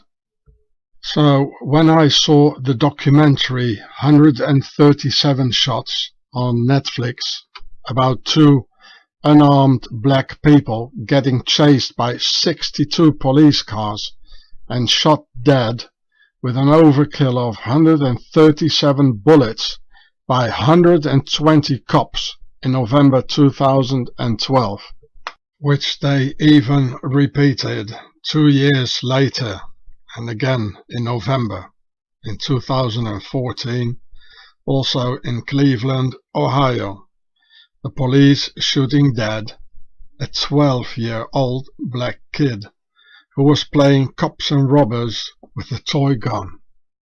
I recognized the typical Swiss fingerprint over these police crimes and their judiciary backup in crime through the enormous amount of Swiss Americans in Cleveland, Ohio. I guess November is not a good time to go and visit Cleveland, according to the statistics.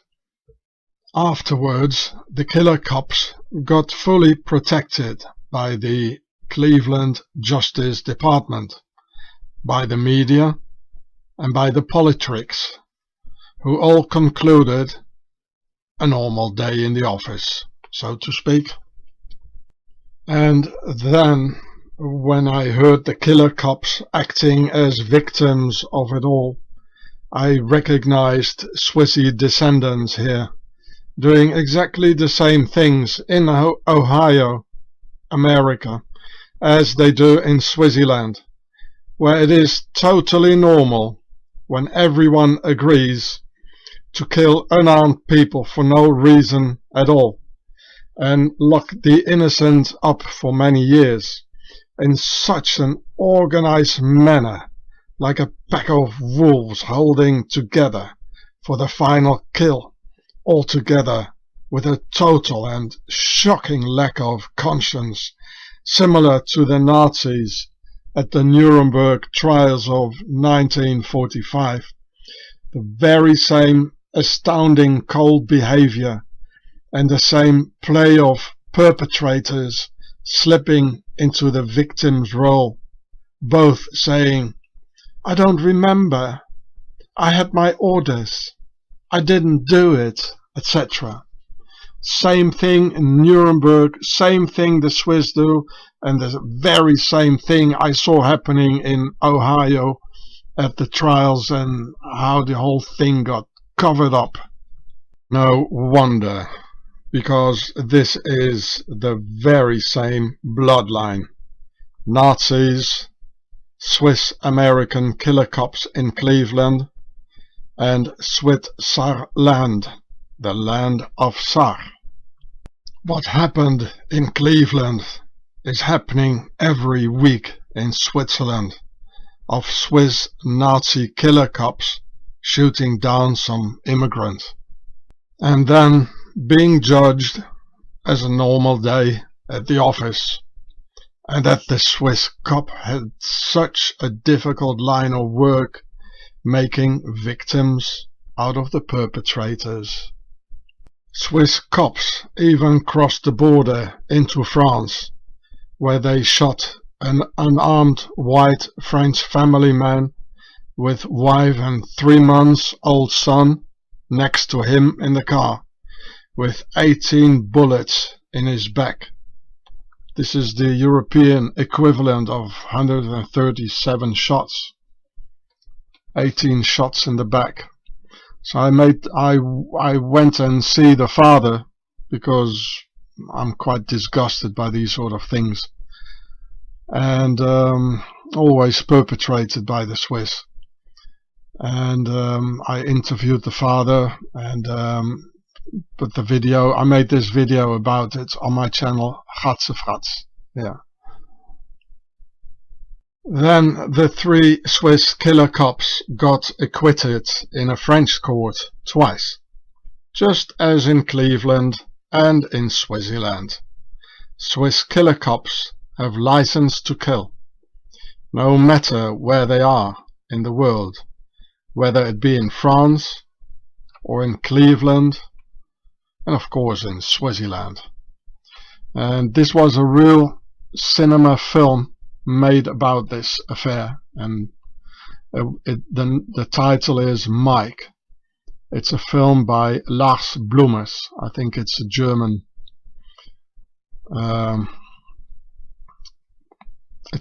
film director. I think he also made Hollywood films, and the film is in English, I think, and in French. In Switzerland, more than 10,000 asylum seekers have disappeared, which you can see in this video here on this channel. And they have death squads in Switzerland. I've seen them in action, and they probably, most likely, have made these 10,000 asylum seekers disappear. And this is 10 years ago. Now it's probably 30,000 or something like this. All the slave ships to America belong to the Swiss, which you can see in this video here. And all the names of the ship owners, the Swiss ship owners, you can find them in this video. And the KKK, Ku Klux Klan, is a Swiss organization with a Swiss flag in their logo, which you can see in this video here.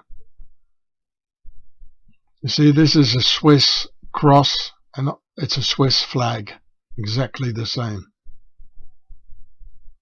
And there's also the square and compass in it. The circle stands for the compass, because with a compass you can make a circle, and this is a square. So all the initiated ones, you know, they see this immediately.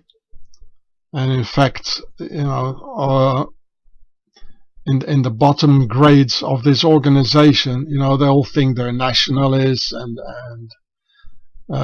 in favor for the white race and all that. But in the end, they don't even know that the Ku Klux Klan is being ruled by a occult organization called the Freemasons, who come out of the Knights Templars. So here's the title, and you can find it in this channel here. This is a good Arab who was living in Switzerland. He copied my video because otherwise you couldn't have seen it anymore, as YouTube deleted my entire channel with 300 videos. And the Swiss, they pushed really hard, you know, to have this video disappear. Look, here it says, Fraternal Order of Police. And he knows exactly what it all means. So the police is an international crime syndicate who get their orders from another crime organization called the Freemasons, who come out of the Knights Templars from Switzerland, the land of Sarre, their head office of organized crime in the Alps. Now look, it says the square and compass with the G, Police Masonic Fellowcraft Club, Ohio. The police is completely, it's full of Freemasons. And so Templars, then Freemasons, and who are everywhere, in the police, everywhere. The police is full of Freemasons, and and it comes out of a military order called the Knights Templars, and who come out of Switzerland. It says here, police Masonic fellowcraft. It's like witchcraft, a craft. Right? So, if in order to understand the killer cops in Cleveland, Ohio, and the 137 shots and gunning down a 12-year-old kid, if you don't understand the relation here, Police Masonic Fellowcraft Club, Ohio, you will never understand it. And if you don't understand where the Masons come from, that they come out of the Knights Templars, you will not understand these murders. And if you don't understand, that the Masons come out of the Knights Templars and that they come out of Switzerland, and Ohio has a 1% Swiss Americans living there who all go for the key positions, you will never understand these murders. So, you have to relate it all and know the history. And you can find it in my videos. It says, Ohio, West Swissy murdered these innocent people. It says the square and compass, State Highway Patrol. And here it says Masonic Trooper. They are Masonic Troopers. And they all think, they are Knights Templars and have a license to kill. Well, they do have a license to kill. I mean, remember that picture of Trump standing in front of the police fraternal organization or whatever it said. And these are all premeditated murders. It was not even an accident. It's premeditated. 137 bullets, that's premeditated. And look, it's all Freemason police. It belongs to the Freemasons. Here, Square and Compass, Alabama Trooper, Alaska, all Square and Compass. Each one of them has Square and Compass in it. Here, Connecticut State Police, Square and Compass, Colorado State Patrol, Square and Compass. Here, Illinois, Square and Compass, Indiana State Police, Square and Compass. They all have it. And this is the Square and Compass, State of Hawaii. So, yeah, Kansas Patrols, Square and Compass, here Square and Compass, Kentucky Police, Louisiana State Police, Square and Compass, it's everywhere. Each one of them. New Hampshire, Square and Compass. These are the ones behind the murder. And it all comes out of Swaziland, originally. So now you know who are the ones behind this murder. See, 137 bullets, through the window here, murdering innocent, unarmed people, just like that. And this is happening in Switzerland, every week. And altogether, there are 1 million Swiss Americans in the US, and they have taken over all key positions. Because Switzerland is the base of the Knights Templars. And for that, you must see all these videos, like the Swiss Beast, Home of the Devil. It will take you some time, but you will understand what really happened in Cleveland, Ohio. You can find the whole story here in Wikipedia.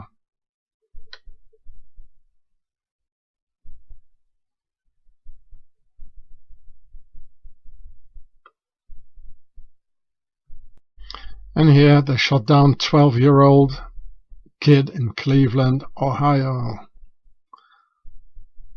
What did I see there? A lot of occult-looking statues there, eh? Looks like a pharaoh there. And here, Lehmann, that's a typical Swiss name, eh? Lehmann. Very Swiss. I heard that name in Switzerland. and this one too, Garnbeck. It's also Swiss German. And you know, the kids, they can't even play with the toy gun anymore. They can't play cowboys and Indians, you know, they get shot by the police. But okay, they can have a like a gender bender operation, you know, no problem. 12 years old, change your gender, you know, have an operation, no problem. But don't play with the toy gun, you know. Or they can have Pharaoh's poison in their veins. That's okay for the authorities, but don't play cowboys and Indians or something. Don't be a kid. You know, you have to be an adult, like when you're 12, or when they're 12 and become a pink list killer. That's okay for the authorities and it's their agenda. Abolish the police. As you all know, the intel I give you here is unique and nowhere else to be found in the world, neither in books nor in films and documentaries.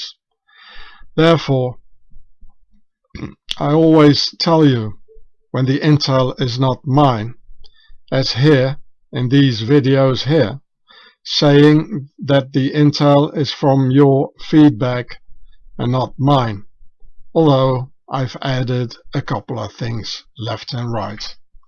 Here, this video, your feedback on Dr. No. I got some intel from other people, and I'll honestly say so. And here, your feedback on Murky Christmas video. And on the same channel here. I do so because I believe in certain values. I believe in the 3 H's. Honesty, honor, and humbleness. Therefore, I have to admit to you that the information about the fathers of the US 60s hippie musicians, all having very high ranks in the military and intelligence, is not mine, although I've added a lot and made a lot of connections to the Knights Templars and to Switzerland and the Pharaohs. A French Armenian once gave me an internet text of a book about this all, which I read last year because I didn't have any internet for about half a year. So I don't even know who wrote that book, but he did an excellent job and too important not to tell you.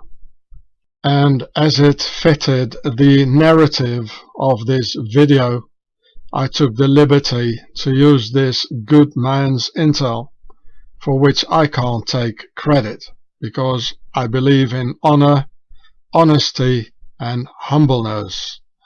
The 3 H's. Here it says, the 3H crusade. Bring back honesty, honor, and humility. Well, I say humbleness. I explain you why. Because humility, it sounds like you humiliate. So humbleness is the word I use. So the 3H crusade: honesty, honor, humbleness. I despise all these scam artists and plagiarists who steal from others without even mentioning them and take all the credit and even money for it. You probably know lots of examples on YouTube. This is the way I'll die, having the 3 H's in my luggage. Hey, Swissy, this you couldn't take away from me. You have taken away the rest, but not this, Swissy. I know the official word is not humbleness, but humility. But as humility is phonetically too close related to be humiliated, I prefer to use my own set of words saying humbleness, as humility sounds like humiliate, and humbleness doesn't. Humiliate sounds somewhat effeminate, while Humbleness sounds closer to the essence of what I'm trying to define and transmit. The system needs to be beaten anyway. Hey, Swissy.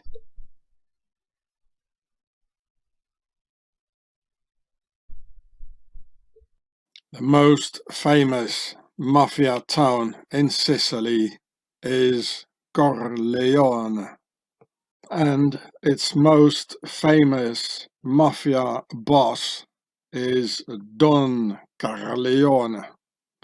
Now, what does that mean, Don Corleone? The internet says that the Don title comes out of the Latin dominus, for lord or master, which is, of course, wrong. I mean, where's the N? As dominus is written with an M, and we're not looking for the title Dom, but for the title Don with an N. Don means a lord of Pharaoh's nobility, from the Hebrew word Adonai or Adon-ai, which the Freemasons use when they talk about Jesus Christ in a manner full of contempt. Adonai. So here it says, Adonai is a Hebrew word that translates as Lord of Lord Master from its derivation, sovereignty. People throughout the Old Testament use the word Adonai when addressing humans who were master or lord over them, like Don Corleone in this case. Well, you can read the rest yourself. Also here, when in Samuel 24:8, when David has the chance to take the life of the king of Israel, Saul, who's trying to kill him, and he chooses to spare Saul, he emerges from a cave he has been hiding and calls Saul, my Lord, Adonai. Its root form in the Hebrew similar to Adonai. We also see other instances scattered throughout the Old Testament. There are 334 more instances where it appears in the Old Testament, where they use the word Adonai.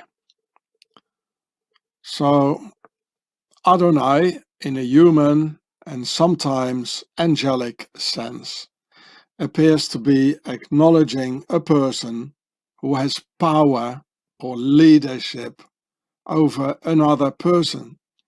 For instance, in the example of Saul listed above, David acknowledges that Saul has leadership over him, like Don Corleone, even though he had the chance to end Saul's life. He didn't take it because he realized God placed Saul as a ruler in his life for a reason. So this word here it is again, Adonai, in the middle, Don, like in Don Corleone, it comes from Adon-ai, Adonai. The word Don is also found in Don Quixote, the Zorro character of Don Alejandro, or this fella here, also called the Don, a person having power over others, from Adonai, the Don. So around the Mediterranean, in countries like Spain, Israel, or Italy, the word Don is used for a aristocratic lord, as in Don Corleone of the Mafia, a person having power over others. Corleone comes etymologically from the Italian words cuore, for heart. Here you can see it, Italian, cuore, English, heart. And leone, for lion. Altogether, a lion's heart, for Corleone. It says in Italian, leone, like in Cor Leone. It is in English, for leone, a lion. Together with Don, for Don Corleone, that makes the Lord Lionheart, which is, of course, King Richard Lionheart, who arrives in Sicily in the year 1190. So, Don Corleone is, of course, a reference to King Richard the Lionheart, the Crusader king. As I've proven you in this 6-hour film here, the relation between the mafia, the nobility, and the Knights Templars, who are all the same, just divided into a legal mafia and the illegal mafia. So here's the title of the film on the same channel, Gure. Anyway, the nobility and their Knights Templars have always been the biggest mafia throughout history until the present day. And this Confather here is related to Richard Don Corleone Lionheart and all these royals, as I've proven you in this video here on my channel Homeland Security. Yeah, Homeland Security, and here's the title: Pharaoh Trump, Genealogy, Blood Ties to Killary, Global King Aristocracy, Masters over US slaves, or us slaves.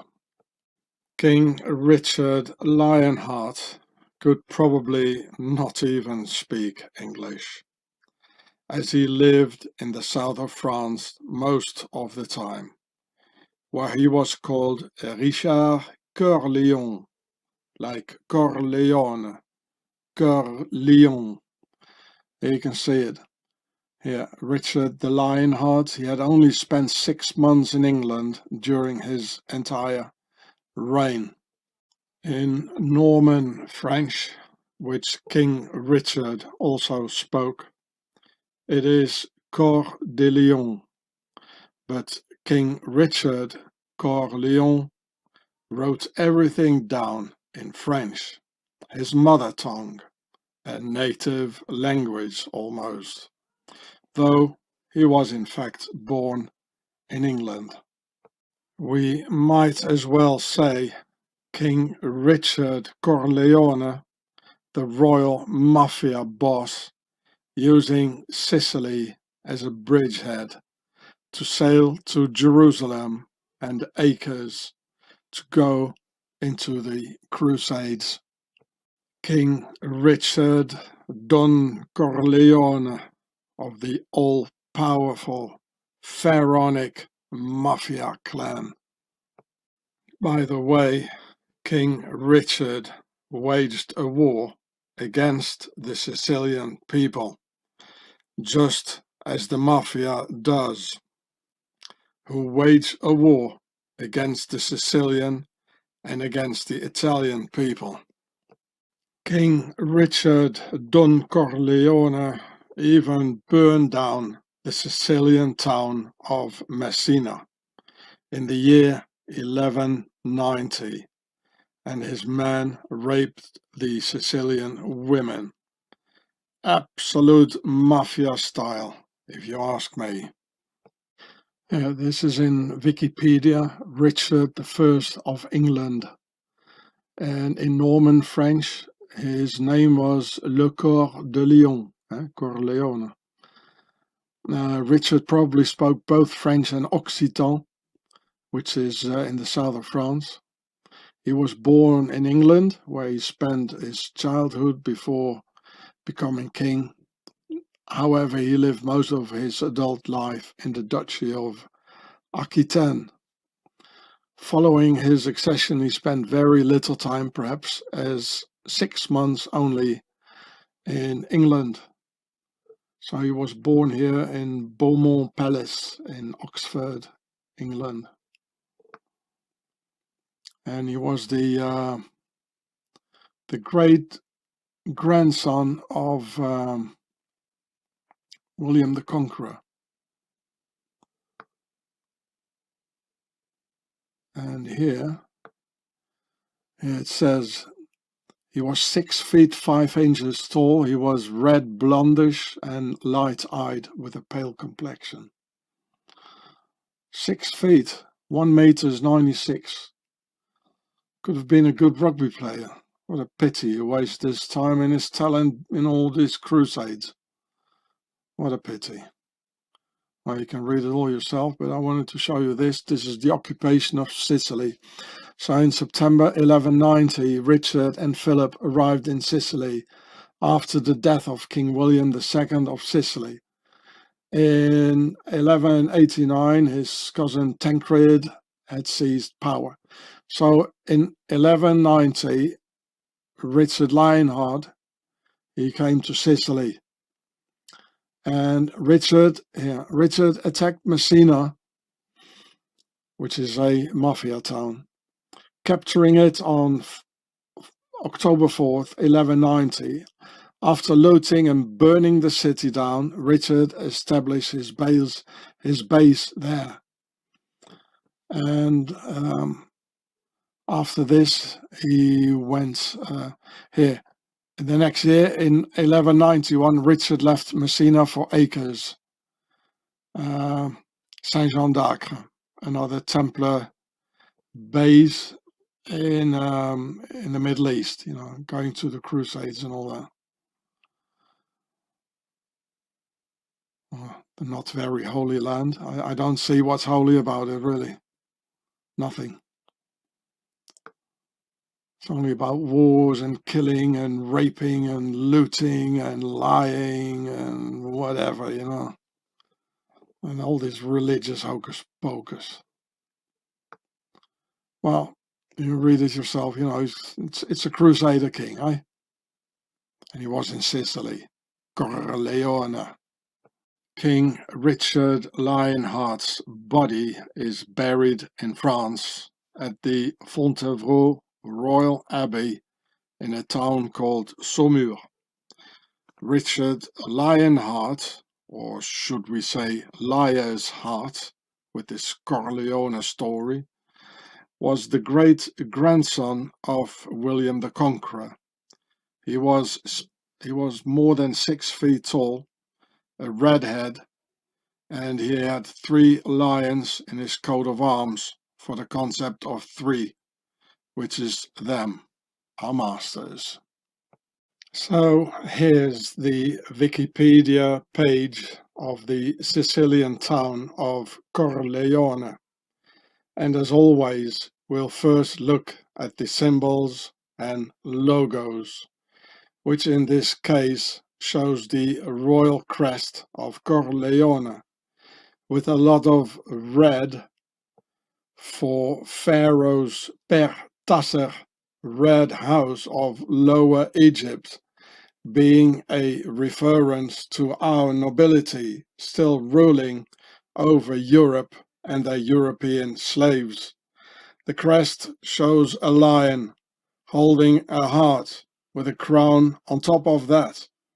The crown says King, added by Lionheart, no doubt referring to the Crusader king Richard Lionheart, whose name in Italian is Corleone, On the crest it says Animoso Civitas Corleonis, which means the spirited city of Corleone. Spirited by whom? Well, by the spirit of King Richard the Lionheart and his mafia descendants and mafia crusader companions, of course. This is why the British increment came to kill Judge Falcone, and why no government will ever act to stop the mafia, to stop the drug trade, because all governments belong to the new horizontal rule of that very same nobility gang. You see the lion with a heart, lion heart. The crown, it only means king. Here it says Animosa Civitas Corleonis. And if we scroll down here, it says here, yeah, the origine del nome, the origins of the name. I tell you, they don't know anything. Well, they probably do know, but they're not going to tell you. It says nothing. It's so obvious, it's so obvious, and they say nothing here as well. What is it? Symboli. They don't even translate this. Animoso Civitas Corleones. Nothing. They're hiding everything. Everything is omerta, and not only in Sicily, eh? So here's the translation, Animosa Civitas Corleones, from Latin into English, the spirited city of Corleone.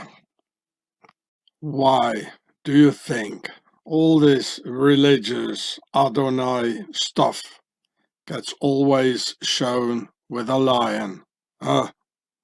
Adonai, Don Corleone, King Richard Lionheart, Corleone with a lion in its crest. Because this Lord Don Adonai Master's royal pharaonic house of King David is all the same aristocratic lion stuff, having the ecclesiastical mafia, the Sicilian mafia, the royal mafia, the Knights Templar mafia, the Swiss mafia, all converging back into their pharaonic origins and their lions of ancient Egypt. Do you want to continue to be the lamb in the hands of these bloodthirsty nobility lions and their Adonais? Or shall we become northern wolves and protect our nest? Of course, Aleister Crowley in Cefalù, Sicily, knew about Don Richard Corleone Lionheart, thus giving weight to the persistent rumors that former president's wife, Barbara Bush, is somehow related to Aleister Crowley. How else could Mr. Crowley be in Sicily and not having problems with the mafia? Only because he must have known about his most likely royal bloodline connected to Sicily and Richard Don Corleone Lionheart. The king's name was not Lionheart because he was brave, having the heart of a lion. No, it's because the lion is the symbol of the nobility. Always lions holding a royal crest And here you can see page after page after page, all nobilities, royal crests full of lions. Lions, lions, lions, lions. Like Adonai. It's the nobility. Richard Lionheart. Corleone. I think this was the original crest of Richard Lionheart. The one with the 3 lions, you know, the concept of 3. That's the crest of the Royal House of England. Yeah, there it was. Here it is. It says here, England Royal Coat of Arms. There you go.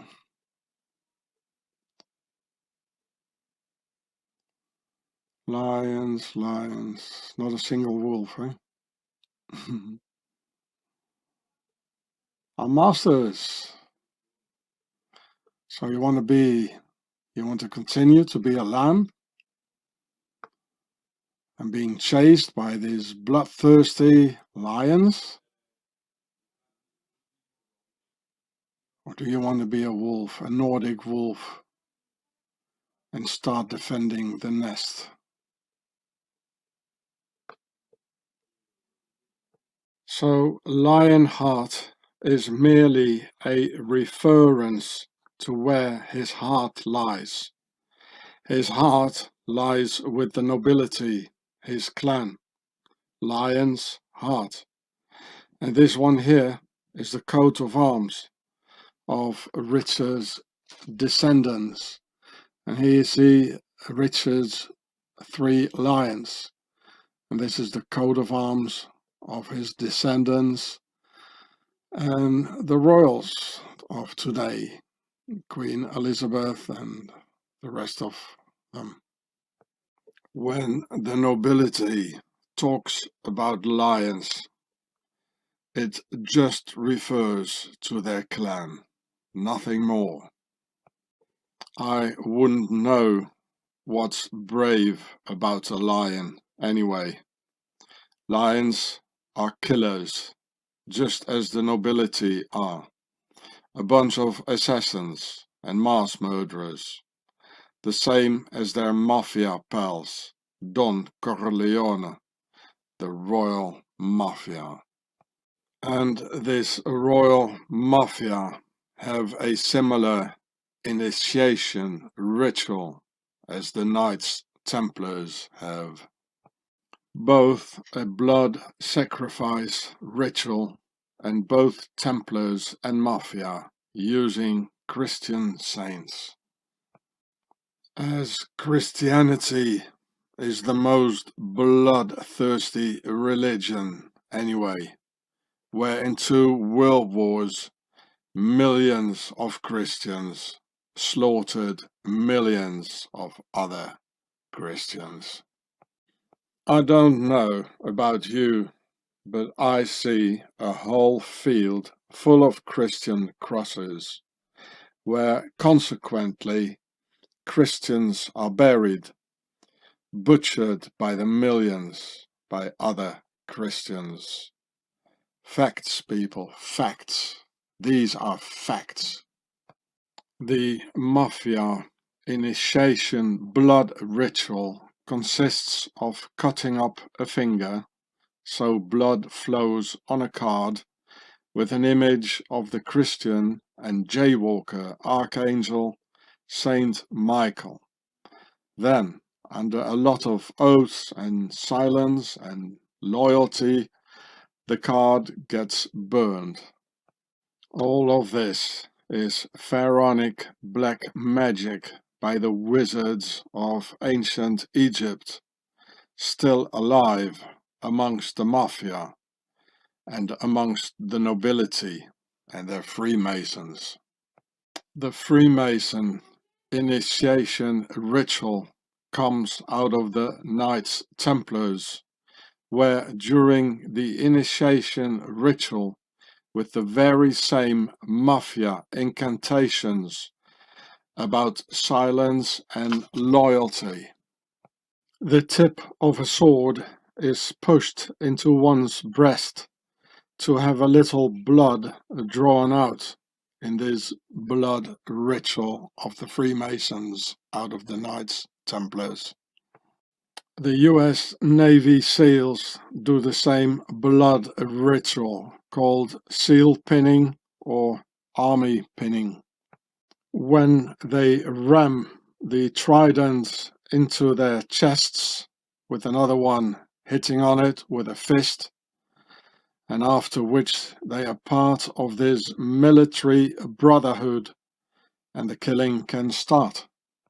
When the Octagon lets loose this gang of state killers upon the various peoples in the world who just seek their freedom from the US New World Order and their Freemason blood rituals inside the US Freemason commanded US Army. So here it says about blood pinning. Well, I'm not going to read it, you read it yourself. And it's a Freemason tradition. The blood flows at exactly the same spot as the Freemasons do, at the left part of the breast where the heart is. And I mean, what is a Freemason? A so-called, political wing. What are they doing with a sword anyway? So it's all from the Knights Templars. Yeah, blood pinning. It's a Freemason tradition. Well, because they give the orders in the U.S. Army. Might just as well call it Freemason blood pinning, right? So, and this blood ritual, it's the same as the mafia does. It all comes out of the Knights Templars.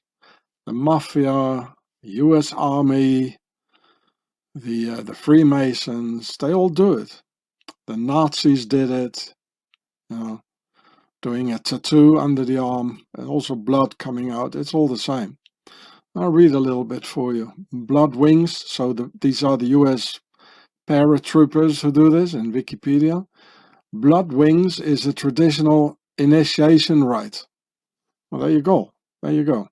It's an initiation that is endured by many graduates of the US States Army Airborne School and the United States Army Air Assault School, and sometimes practiced in other military training environments, including the Army Aviation and Aviation Logistics community. It is called blood pinning. That's a Freemason word, eh? Blood pinning in the United States Marine Corps. Although it is rare, some Air Force Academy cadets receive their upper-class prop and wings insignia via the blood wings tradition. Upon receiving the parachutist badge, an instructor or comrade of the graduate places the pins of the badge pointed into the chest of the graduate. The badge is then slammed against the graduate's chest, resulting in the pins driving into the flesh. If the graduation is affiliated with a particular unit number, Unit 14 for example, then the pin will often be pounded deeper into the muscle the same number of times, 14 times in this case. The origins of this tradition are unknown. Yeah, the origins are unknown. Well, I just told you what they are. But most likely date back to World War II. Yeah, okay. Paratrooper training. Okay, yeah. This practice is fairly secretive. It is. And sparked controversy recently when knowledge of it reached the public, which is often critical about painful forms of hazing. Blood wings are against armed forces policy, yeah, but they let it happen, eh? And are prohibited. Recipients of blood wings consider it a highly honorable rite of passage, yeah. Oh, nice, eh? Well, it's all from the Freemasons and the Knights Templars. The Mafia does it. They all do it. They're all fraternities, eh? And the moment they've done it, it's black magic, it's voodoo, it's black stuff, it's from the Wizard of Egypt, all this stuff, a blood sacrifice.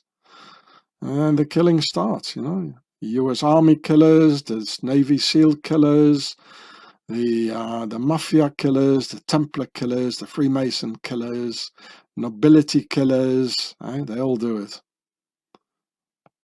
The US Navy SEALs and US airborne paras work together with the mafia, with whom they share this same initiation blood ritual.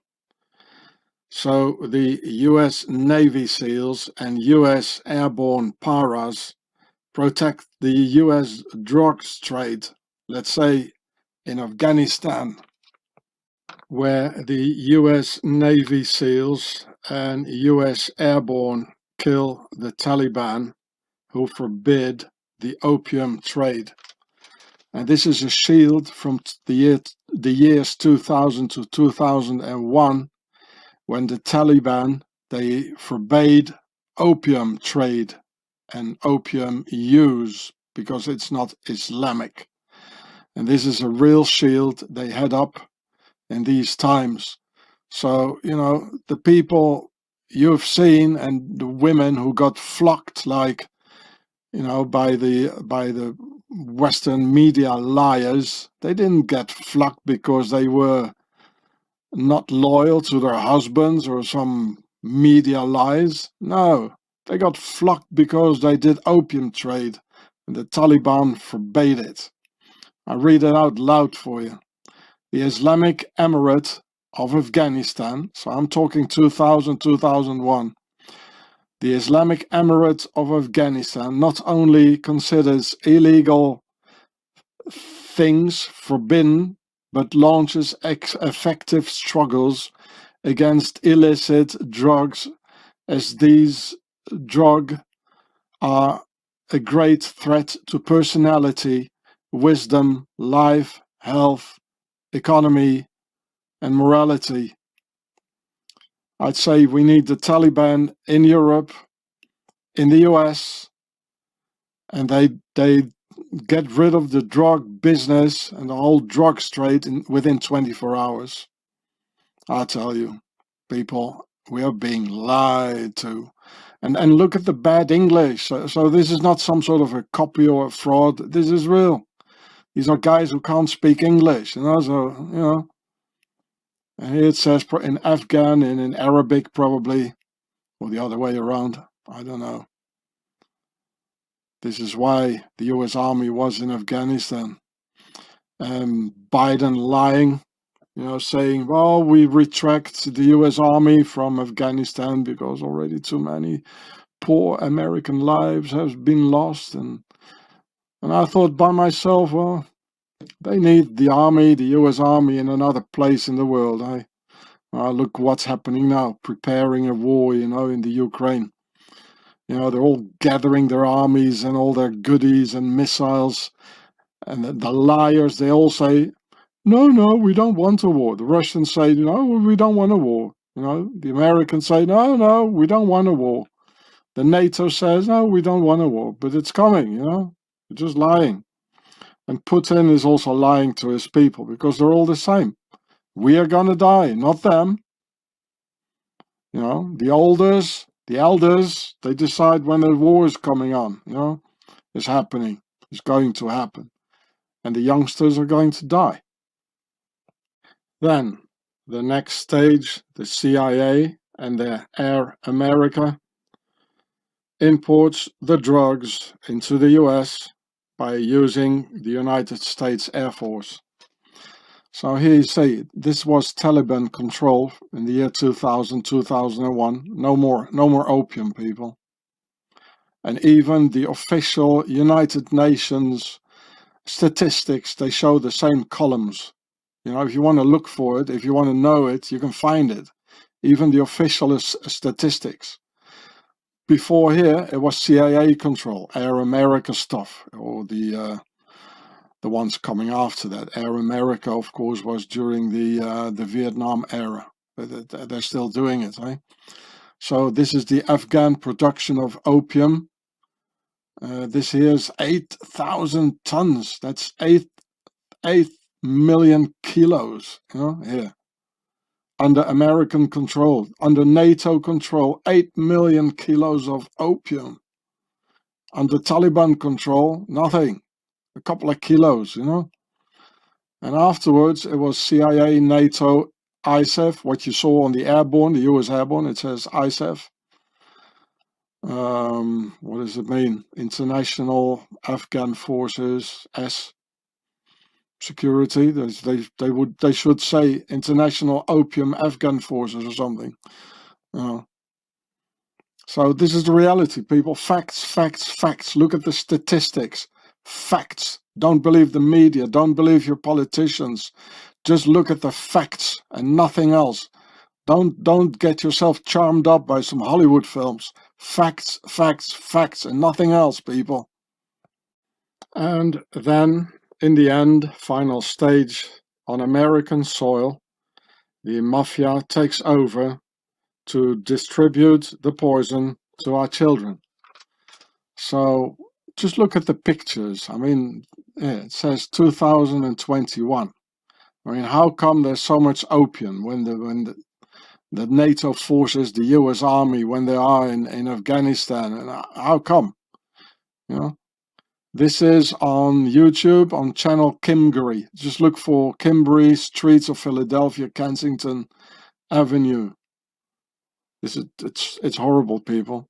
And they all work together. All these organizations, these fraternities, whether it's Navy SEALs, Knights Templars, Freemasons, the Mafia, it's all one and the same gang. And they kill our children. Look at it. They kill our children. Bring the Taliban in.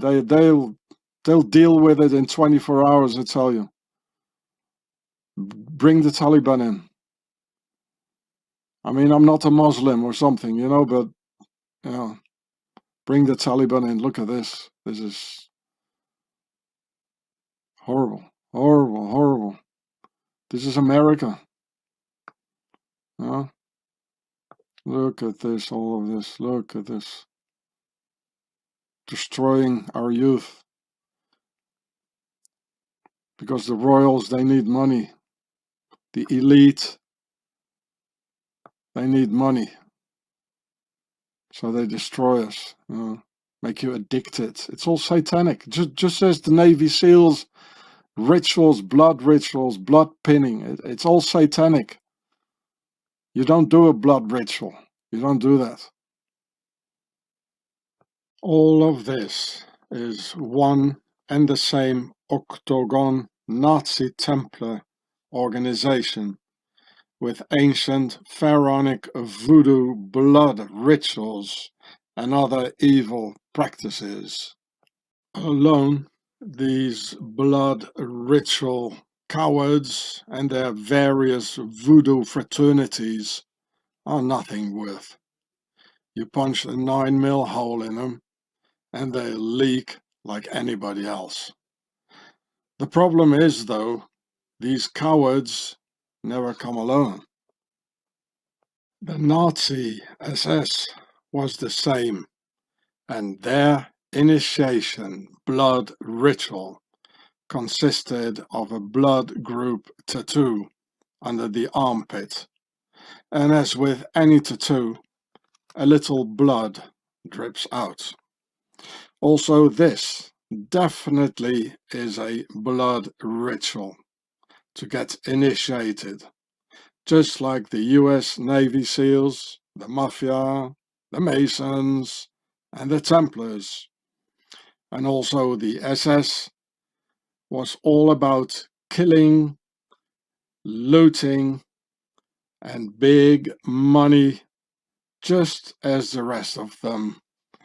Blood ritual fraternities like the SEALs, the Mafia, the Templars, and the Freemasons. It's all the same, and they do all the same. It's all about money, wealth, looting, killing.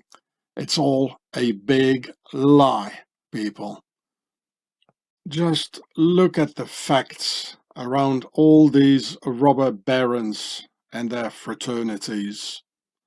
The mafia acts the same as the nobility. They don't work, they steal, they murder, they parasite on another man's labor.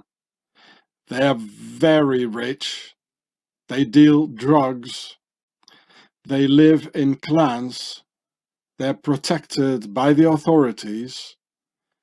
The mafia and the nobility, they are the same. They do the same. They behave similar. They act the same. Eh?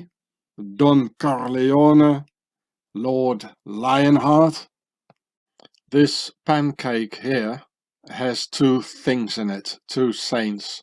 The cross is for Saint George, and in the middle is the Archangel Saint Michael. And also this, the nobility has in common with the mafia, the veneration of Archangel Saint Michael in the royal order of Saint Michael and Saint George, which you can see here. And where Saint George is the protector saint of the Knights Templars, and Saint Michael is the protector saint of the mafia. And the nobility has them both combined and united into one order, the order of Saint Michael and Saint George, as if the mafia and the Knights Templars were the children of the nobility, getting each one of the nobility's saints for personal use. And yes, in fact, the mafia and the Knights Templars are the nobility's children. So here she's got the pancake on her chest, the left chest, remember the left chest, where they have to bleed, the Navy SEALs with the pinning, the mafia, the Freemasons with the sword, the Knights Templars. So here you see a bigger picture of it. The red cross refers to Saint George, and in the middle you got Saint Michael, the Archangel. These are the Slayer saints. Therefore, one sees a mixture of both, like children sharing their personal saints for the occasion, like the Italian Templar Abbey in Montescaglioso, named after the mafia saint, the Abbey of Saint Michael. Here you can see that, Montescaglioso, which is a Knights Templar abbey, so they should have the Saint George. But instead of that, they have the saint of the mafia, Saint Michael. And you can see this here in the Wikipedia website of list of Knights Templar sites. Or Saint Michael of the mafia wearing a Templar's cross. So this is Saint Michael. Here it says Sancte Michael Arcangeli. So he should have, and he has a Templar's cross on his chest and behind. Whereas the Knights Templars, usually they have Saint George. So it's like the children of the nobility sharing their saints. Or t-shirts honoring the mafia's Saint Michael mixed with a Templar's cross. Here it says Saint Michael the Archangel with a Templar's cross. So it's like mixed Templars and the mafia in here. And here it says pray for us. Right? Pray for whom? the nobility. You know, the mafia is praying, the Knights Templars are praying. Right? It's praying is all about slaying. Praying is slaying, and they're slaying us. Here you can see it on their royal website here. It says the Order of Saint Michael and Saint George. I can't show it all because here cookies, I don't want to take their cookies. Here you can see the horse of the Knights Templars with the unicorn. So this is interesting. Originally bestowed solely upon those in high positions, well, it still is, in the Mediterranean. That's what I'm telling you. Knights Templars, Commanderies, Sicily, the Mafia, done in the Mediterranean. So the order originally was for those on high positions in the Mediterranean. And the Order of Saint Michael and Saint George now recognizes service in a foreign country or in relation to foreign and Commonwealth affairs, for example, the work of foreign service officers and diplomats. So they say here it's not anymore solely for persons in high positions, and then they talk about service officers and diplomats. So nothing has changed. And here you can see it on Wikipedia, the Order of Saint Michael and Saint George. So Saint Michael is the Mafia and Saint George are the Knights Templars, and they are the children of the nobility. And it's named in honor of two military saints. You know, that's what I'm telling you, the Slayer saints. Praying is slaying. Saint Michael, Mafia, and Saint George, Knights Templars. And you got this thing here with 7 branches, and this part here you find everywhere in secret symbols, in logos. I already shown this to you, this thing here. And so I'll show you some of the pictures here. There was here's a Templar's cross here, and here's the crown, meaning the Knights Templars, they come out of the crown. And here again, Knights Templars, and here's got Saint George in the middle, and it says Auspicium Melioris Avi, something like when you look well, things you see it better or something. I'll look it up later. Well, we all know that one. I don't know what that is. So here it is. This is an octagon all around. The cross is Saint George of the Knights Templars, and in the middle here you got the other Slayer saint, Saint Michael of the Mafia, and it's all in the octagon. It's all from out of one thing. And this, I couldn't read it before when the Queen was wearing it, but this is what it says on her breast. I'll look it up later. Slayer, saints. Why does a saint have to carry a sword, eh? Look, this is us, the people, and this is them, the nobility, Pharaoh. Praying is slaying. That's the garment of the Queen. The garment of the Queen, octagon.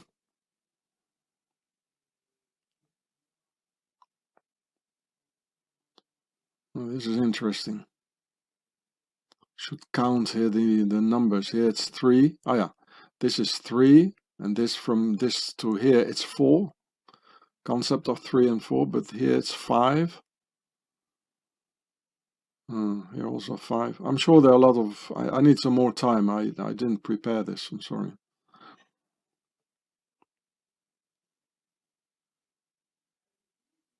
So now you know what this is. This is the Order of Saint Michael, and this one too, Saint Michael and Saint George.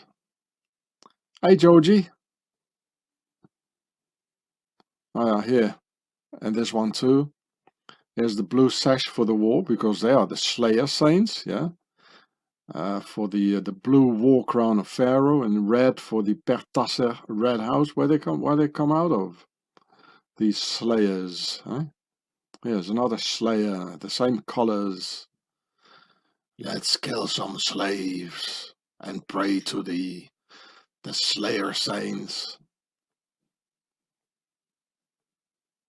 Well, I guess that's the end of it. Go back here. So, oh yeah, to the end. Well, it's very interesting to read it. I'll let you read it yourself.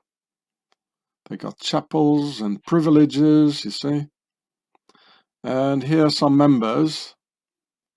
That's, of course, the Duke of Kent and a Yamshid bin Abdullah of Zanzibar. What's an Arab doing in here? Or a Muslim?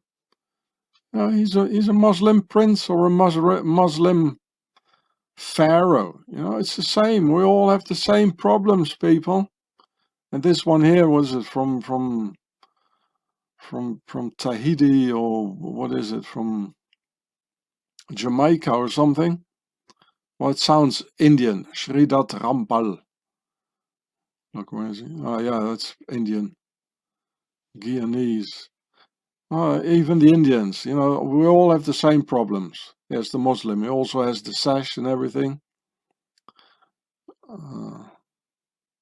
What are you smiling about, eh? Things going good, eh? Ah, no. Papua New Guinea, same thing. James Carlisle. Well, I mean, I'm not going to show them all.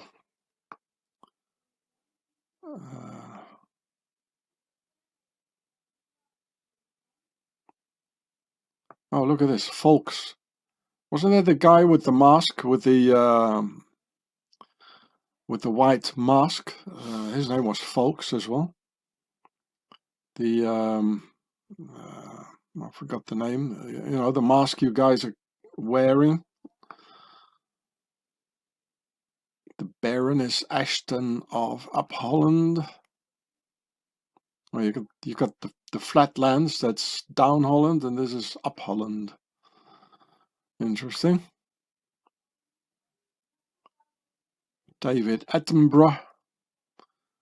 Oh, okay. Here's what the Governor Generals and Solomon Islands, British diplomats. What else? They're all governors, Governor Generals and diplomats here for the overseas and royal families of the Muslims and Indians. So, the Order of St. George and St. Michael, and their children, the Mafia and the Knights Templars. The Mafia Red Flower of Don Trompeleone gives away the Mafia's royal origins, referring to the Pertasser Red House of Pharaoh, standing for the nobility's old world order, and the cat is replacing the nobility's lion as his forefather, King Richard Corleone, Liar's heart. Saint George and Saint Michael are both so-called Slayer Saints, as Saint George gave rise to the Georgia St. George Guidestones to slay 95% of humanity, which I explain in this video here.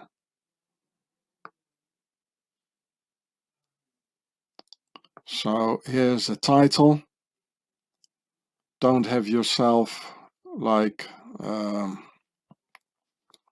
torn away by this here, Happy Nuts Year 2022. But here, the activated St. George Guidestones on the same channel, Gure, about the St. George Guidestones. The Mafia is just another military crime wing of the nobility's Knights Templars.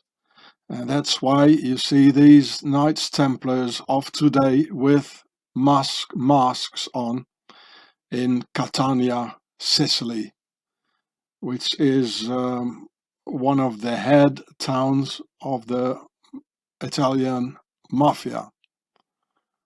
So here it says in Catania, Carmine.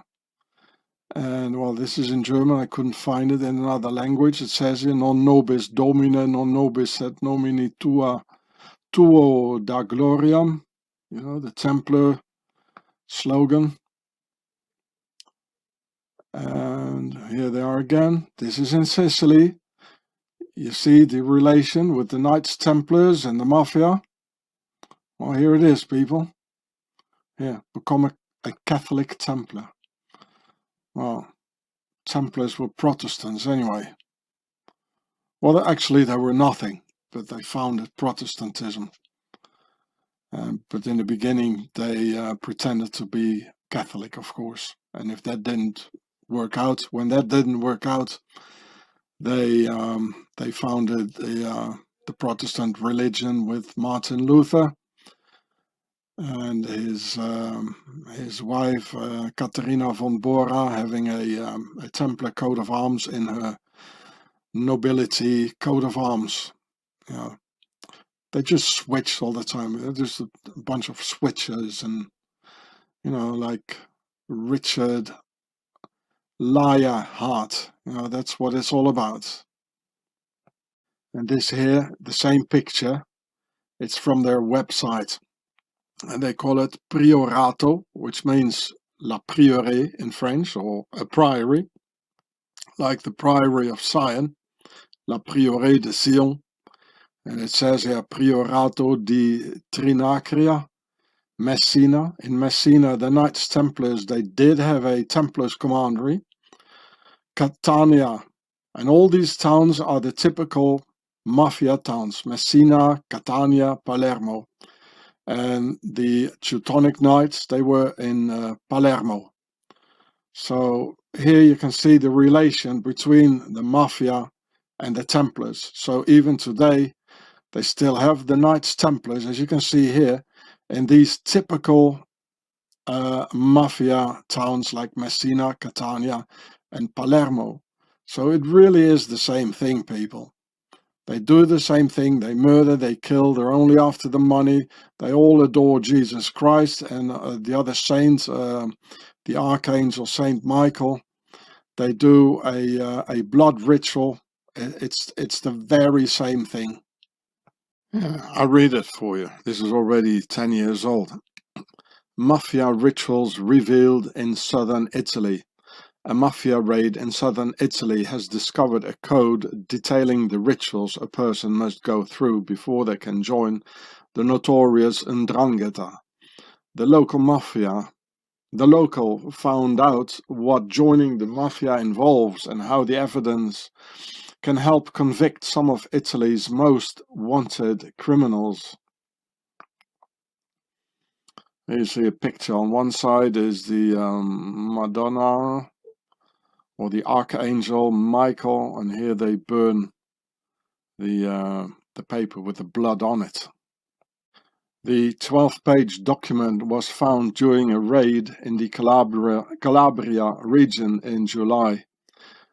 Gazzetta del Sud reported on Tuesday a similar find was made last year, while other such documents in the region go back as far as 1888.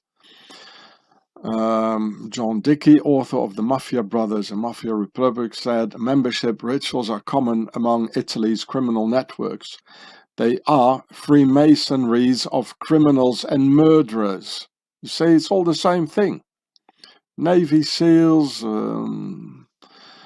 Templars, Freemasons, Mafia, and it all comes out of the nobility.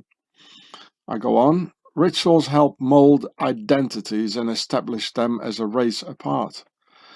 The would-be member is shown into a dark room with other members standing in a circle. They are made to declare an oath. Their finger is pricked and their blood is dropped on an image such as the Madonna or the Archangel Michael. Then the image is burned, he says, of a common ritual. But before even getting to the ritual stage, a mafioso's criminal caliber must be proved, for example, by killing someone. The 'Ndrangheta mafia has several rituals for different ranks, evidence of which can be used against members by the Italian authorities. It has a specific anti-mafia law passed in 1982, so significant that the mafia murdered the person who proposed it. It allows the state to prosecute people for being mafia members without a specific crime, pre-crime laws, hey? And of course the authorities, they come out of the same origin as the mafia, and it's all Freemasonry. So they're going to use these pre-crime laws not against the mafia but against us all. It's just a pretext, you know. This is important because often the boss will never press a trigger. Just 12 pages of notes on how to join the 'Ndrangheta could therefore prove vital in convicting the dozens of suspects arrested in the July raids. A piece of evidence makes it an open and shut case. So it's the same. It's all the same. They do the same. They act the same. It's all the same organizations. Here as well, this is the initiation rituals of the mafia, and it's in German, but it doesn't matter. I'll explain it to you. It's all here in Sicily, the Cosa Nostra. You know, they cut blood here out of a finger, and then here the card of some saint, like the Archangel Saint Michael. They burn it. Here's fire, and then they're all blood sacrifices. It's all voodoo, and it's all from Pharaoh. The 'Ndrangheta in Calabria, they do the same thing. The Camorra, they do the same thing. It's all about blood. And even the Japanese Yakuza, they mix the blood with sake and then they drink it, and they also have to drink the blood of their brothers. The triads, it's the same thing. They mix it with wine, the blood. It's all evil stuff. And it all comes out of the aristocracy. So those who can read German, you can read it, but you know, it's the same thing. It's all Freemasonry. It's this is the illegal mafia. And you got the authorities, the Freemasons, nobility, who are the legal mafia. And it all comes out of the Knights Templars. And the King of France, he didn't lie. They were evil, they were Satanists, they were doing a lot of strange, evil, satanic rituals. Just as the Navy SEALs or the Airborne, or they all do the same. And I mean, look at it, Navy SEALs. Who's giving the orders? You know, the Freemason, the president. They give the orders, and they go out killing people. You know, and the politicians and the elite, they make big money. You know, about drugs, and in Afghanistan, the oil in Iraq, and so on and so forth. So in America, and also the Sicilian mafia, they call this a made man, which is a fully initiated member of the mafia, and who has taken the oath and the blood ritual and the oath of the Omerta, you know, from Saint Omer, the Knights Templar. Look, the mafia live in family clans, just as the royal houses of the aristocracy, and only marrying each other, which the mafia does and the aristocratic houses do. And if we look at some prominent mafia families with similar names for the most notorious mafia towns like Palermo, Trapani, Messina, and Siracusa.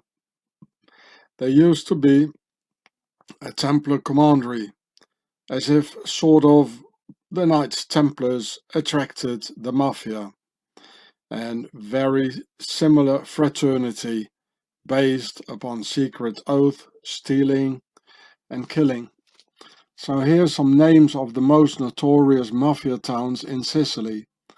The Palermo Mafia, there was a Teutonic Knights commandery.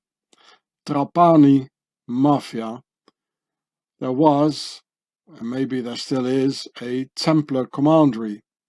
Messina Mafia, there was a Templar commandery.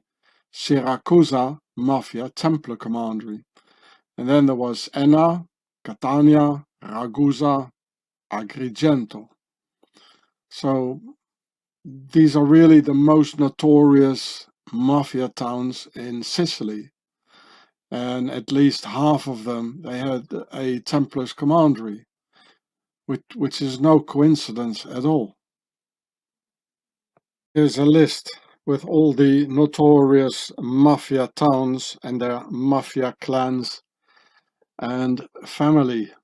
It's in Italian, but it doesn't matter. The names are in Italian anyway. So here you see the names that I've just been giving you. I just gave that to you. Palermo, Teutonic Knights. Agrigento, Trapani, Templars. Caltanissetta, Enna, Catania, Siracusa, Knights Templar Commandery. Messina also. And I show this to you because it really has mandamento. I don't know what that means, eh? But anyway, here's the families, mafia families. And I'm showing you this. So there are 322 members, I suppose, affiliated. I'm showing this because the aristocracy has the same system and they do the same stuff. They're also set up in families, which they call houses. The house of Gotha Coburg, the house of Orange, the house of Windsor. You know, it's really the same thing. And that's why the authorities never do a thing against this. And here's another list from Wikipedia, in English this time. And it really is like the nobility have split up, you know, into a legal part and an illegal part. And it looks like the illegal part is the biggest part of the nobility. But anyway, at least they're working for them. Which we could see with that judge, you know, with all the, in the other film, with all the nobility symbols she was having. So, you know, and with Richard Lyre's heart,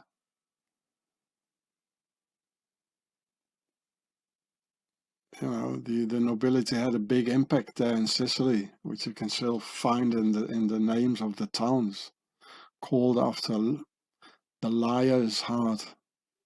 Now here's a list of noble houses from Wikipedia. And if I look at this list, you know, it's like looking at the list of the mafia clans. It's the same setup, yeah. All these houses, only they don't call it a clan or they call it a house. Yeah, the House of Churchill. He's Winston Churchill. His father was a duke of Blenheim Castle.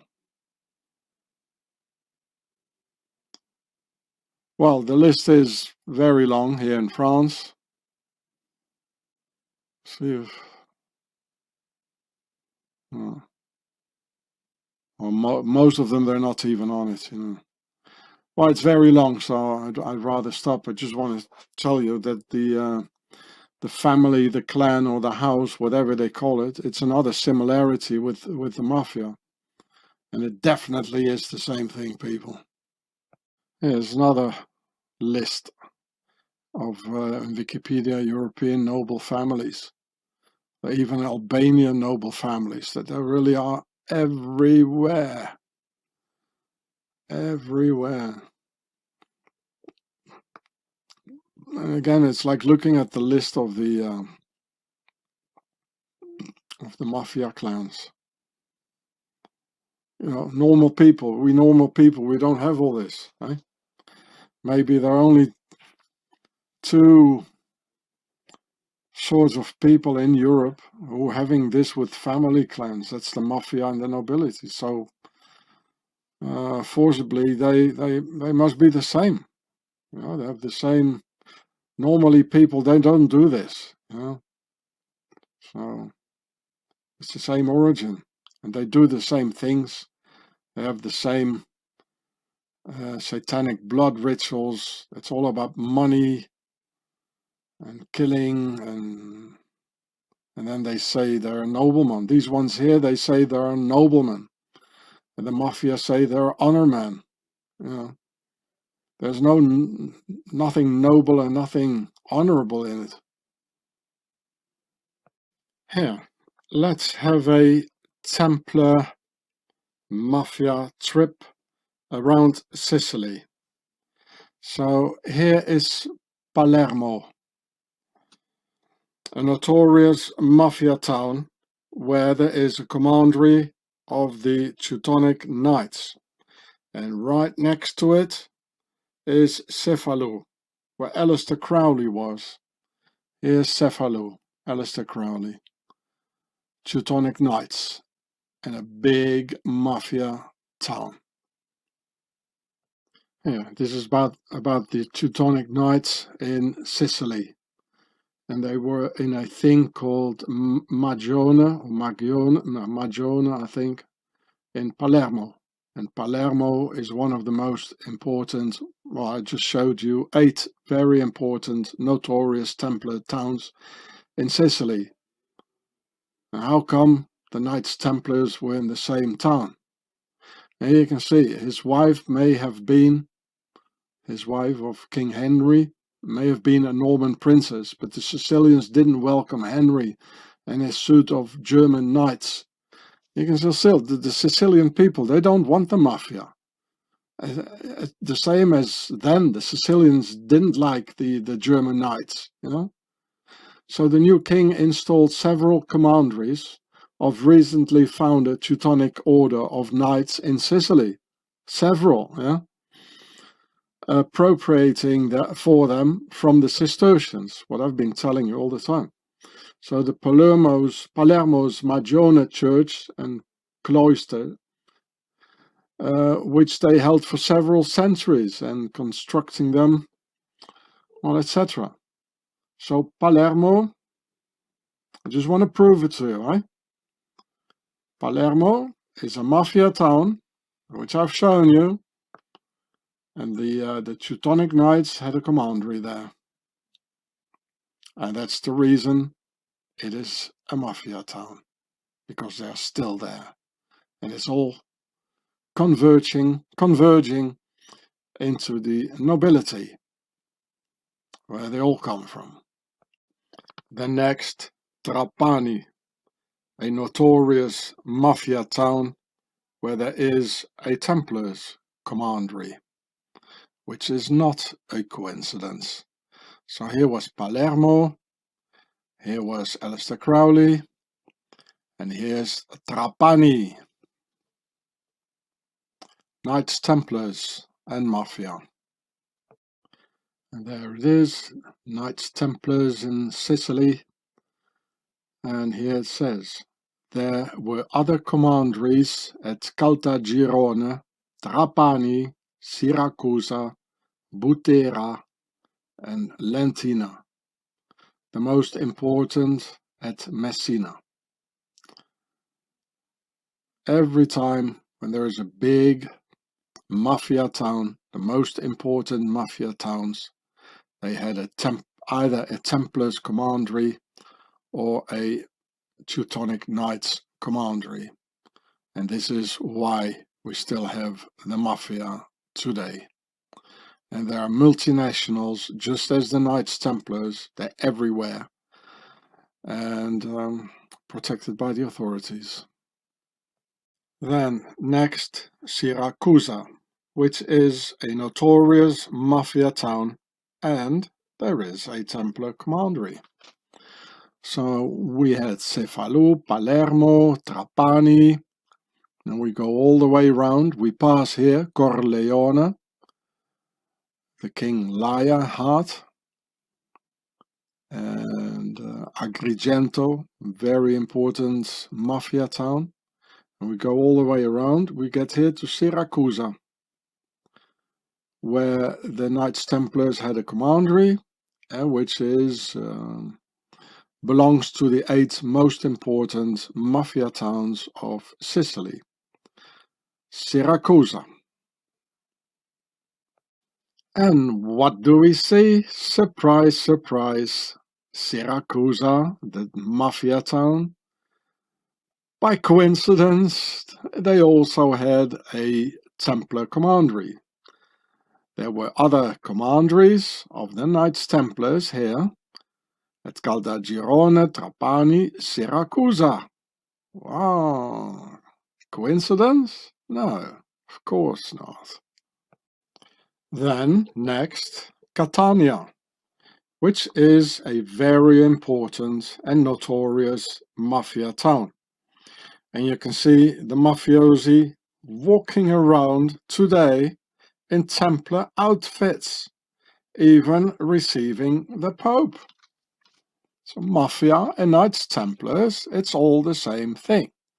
So let's go around again. Aleister Crowley, Cefalù, Palermo, Teutonic Knights, Trapani, Knights Templars, Richard Lionheart in Corleone, we go all the way around, Agrigento, Siracusa, commandery of the Knights Templars, and here we are, Catania,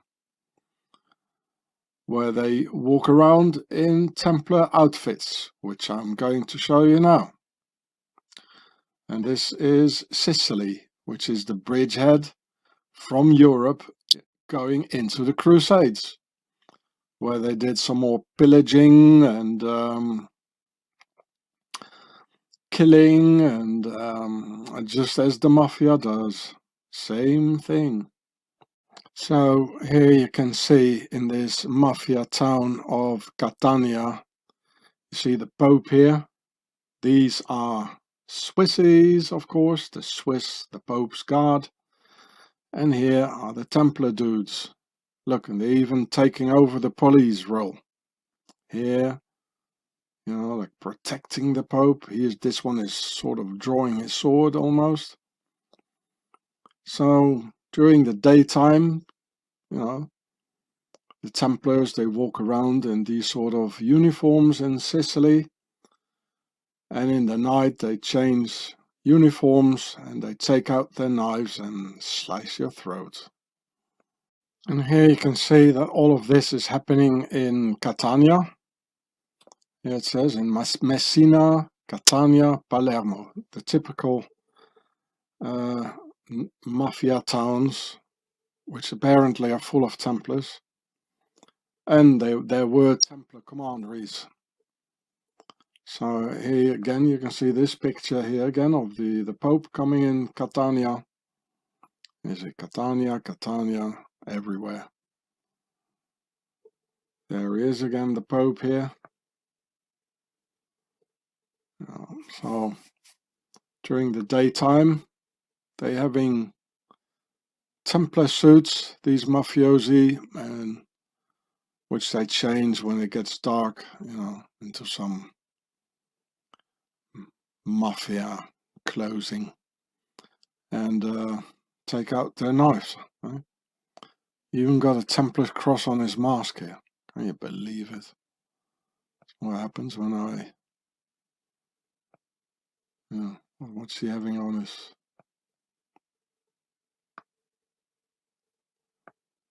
Yeah, Templars cross. Look at that. Perfectionists, eh? So, now you can see all these pictures here.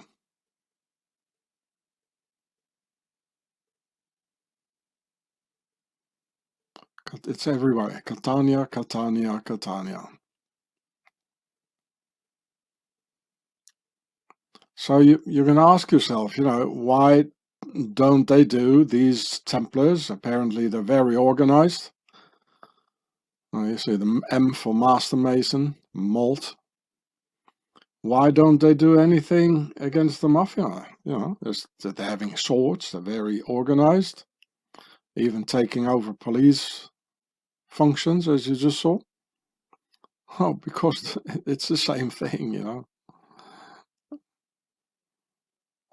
It's the same thing. Oh, look at this. You remember this here? The two Swiss guard in the Swiss Parliament. When they're all raising their arms, all the Swiss presidents, like a Nazi salute, and they're having this white on top and red down. The very same stuff, eh? Because it's all from the Knights Templars in Swaziland, the guards there, of the Swiss presidents. So, this is about Catania, which I just shown you on the map of Sicily. Then, next, Messina, a notorious mafia town. And, of course, they have a Templars commandery. So, I'll do the whole round one more time. Aleister Crowley, Cefalù, Palermo, the Teutonic Knights, Trapani Knights Templars, Siracusa Knights Templars Commandery, Catania, all these guys walking around, receiving the Pope, walking around in Knights Templars outfit. And here we have Messina, and here's Italy, somewhere here. So when King Richard, he came down from Italy, he crossed the dip here, Messina, and the first town he hit, he looted it and burned it all down, raping the women. Messina. So let's have a look if there's a Templar commandery. Okay, about the Knights Templars in Sicily, Messina. Let's have a look. There were other commanderies at Calta, Girona, Trapani, Siracusa, Butera, and Lentini. We already had that. The most important at Messina, served as a major stopover for crusaders and pilgrims en route to the Holy Land by sea. The commanderies at Marsala and Trapani also served the order in this regard. So, next to the ones I already mentioned, there are many other Templar commanderies like Marsala. There's the word mer for pyramid in it. And the Magione, Messina, it's all over. And many, we don't even know of, So I've never seen a place with such a density of Knights Templars commanderies and such a density of mafia.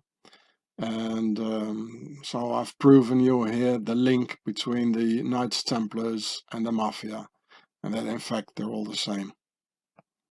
And here, of course, the notorious Richard Lionheart, Don Corleone of the Sicilian mafia Cosa Nostra. Here, Corleone. So, and here Caltanissetta, Enna, they're all mafia towns, notorious mafia towns. So now you know the map of Sicily, eh? Hope you never forget it. I showed one more time. So these here are the typical mafia towns of Sicily on this list here. Palermo, Agrigento, Trapani, Caltanissetta, Corleone, Enna, Catania, Siracusa, Ragusa, and Messina. So here you see Palermo, they have a Teutonic Knights commandery. I showed, remember the map. Trapania, and all these towns are the mafia. It's really a high concentration of mafia. Trapani, mafia and a Templar commandery. Messina, mafia, Templar commandery. Siracusa, mafia, Templar commandery. And Catania, mafia, and you saw them all walking around in the Templars outfits receiving the Pope, eh? Enna, mafia, Ragusa, mafia, Agrigento, mafia. So it's all related to the Knights Templars and the nobility. And if you look at the octagonal tattoos of the Italian mafia, which you can see here, there's no more doubt that this comes all from the Templars' octagon, just as the octagonal tattoos of the Russian mafia, which you can see here. It's all the same, folks. It all comes from one central organization which has several international branches all over the world. And this is from a YouTube documentary showing the octagon by a 'Ndrangheta member of the Calabria Mafia in southern Italy. And if you don't believe me, here's the title in German, here's the channel, and at 9/11, what do you know? At 9/11 you can see the octagon. Well, this is, well, I'm getting goose skin really. I mean, octagon is behind 9/11. I didn't even see this, folks, but thank you. Nice. Apparently, only the 'Ndrangheta wing of the mafia make 53 billion euros a year, and they're at the top of the global cocaine trade. And they are the only crime organization acting in all 5 continents, and the authorities do nothing about it, which is becoming quite clear why. So I'm sorry, this is the Guardian, the Bangkok Post, but I can't show the articles to you because I don't want their cookies. So 'Ndrangheta Mafia made more last year than McDonald's. Wow. The 'Ndrangheta Mafia from southern Italy made more money last year than Deutsche Bank and McDonald's put together, with a turnover of 53 billion. Yeah. That's 53 billion euros. That's $73 billion. You believe it? Authorities do nothing. Yeah. It's everywhere. There was probably a year before when the dollar was still worth a bit more, so it was still 64 billion. In 2021, there's still the same 53 billion euros. And here we are. Oh no, this is, okay, it's the other way around. So, okay, of course, yeah. The dollar now is less.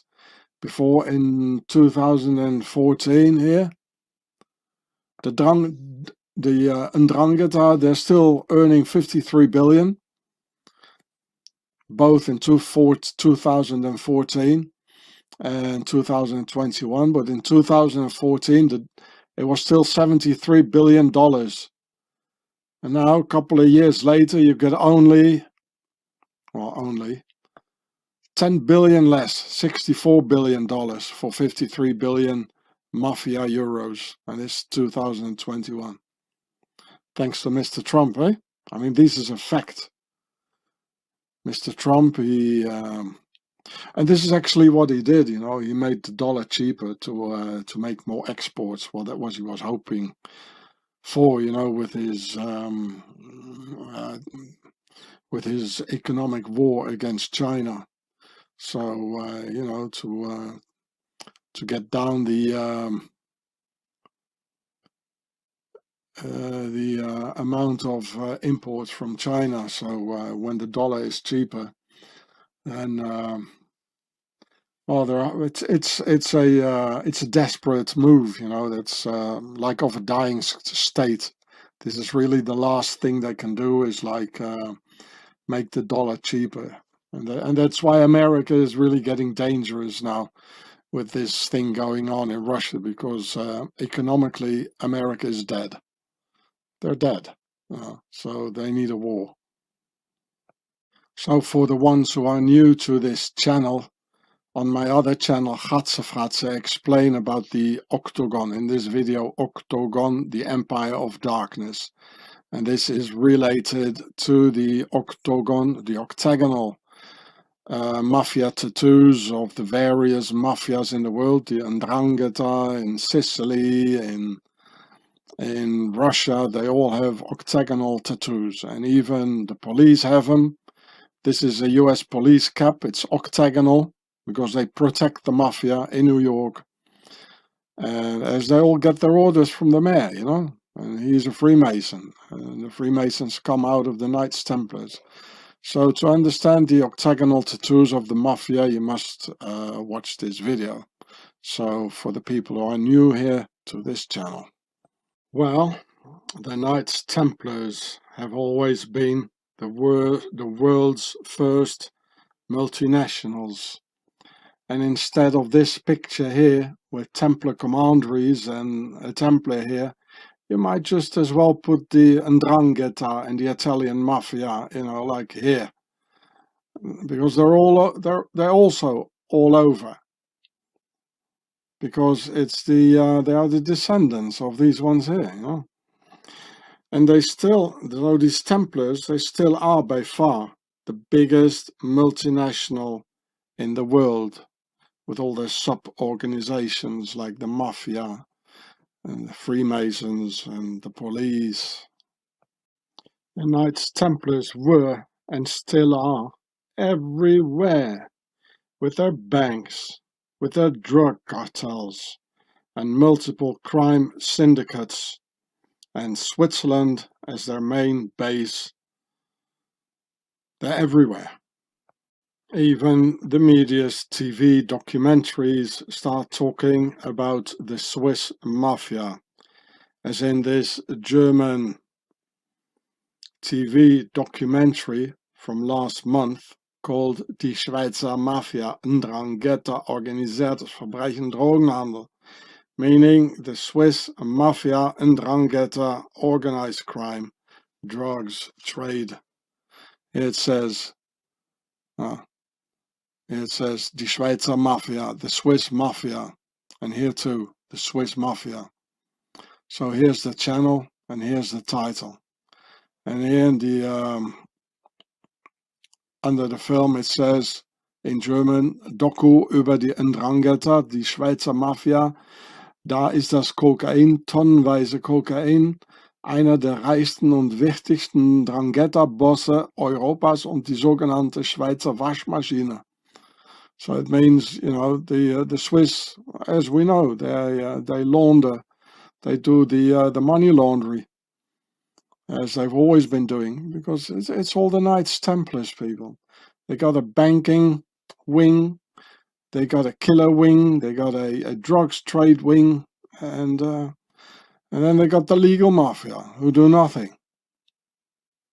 To prove furthermore that these multinational Knights Templars criminals and Richard Lyer's Hart went to Egypt to get Pharaoh's treasures, to found the Swiss Templar banks with. There is Pharaoh's Island in Egypt, which has a 12th century Crusader castle, also called Île de Grès, the Grey Island in French.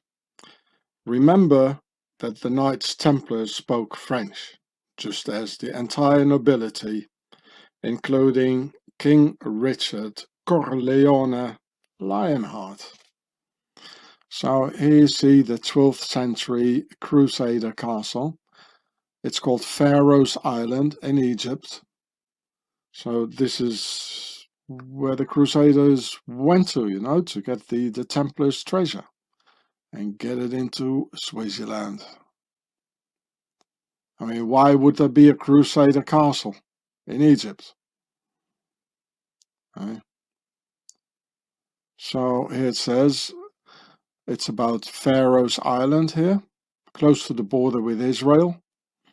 And worth exploring is the restored ruins of a 12th century Crusader castle, strategically placed to ensure the safety of pilgrims to the Holy Land. The castle was captured by Salah ad-Din in 1170 and used as an Arab stronghold against the Crusaders until 1183, when it was eventually abandoned. So, and then they call it the Castle of Salah ad-Din on Pharaoh's Island.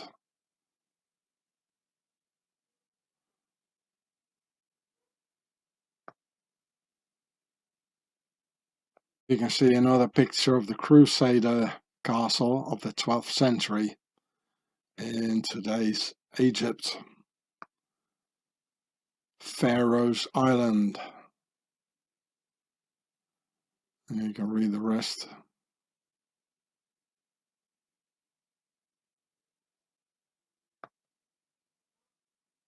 So Pharaoh's Island is situated here.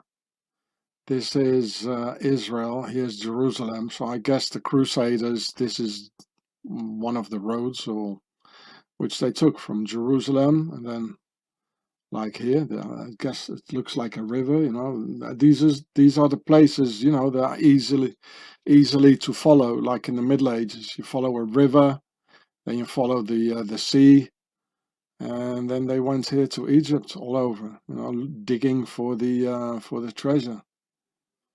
Pharaoh's Island, a Crusader castle in Egypt. Knights Templars.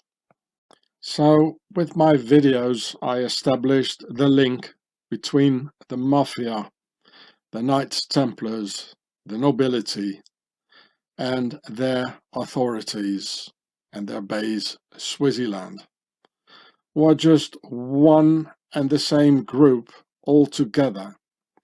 It is a damn setup, people, and the best liars win the game and get everything. Hey, Swissy. Look, this is a British passport. Have you ever seen a lion with a crown on its head? What is this, Walt Disney or something?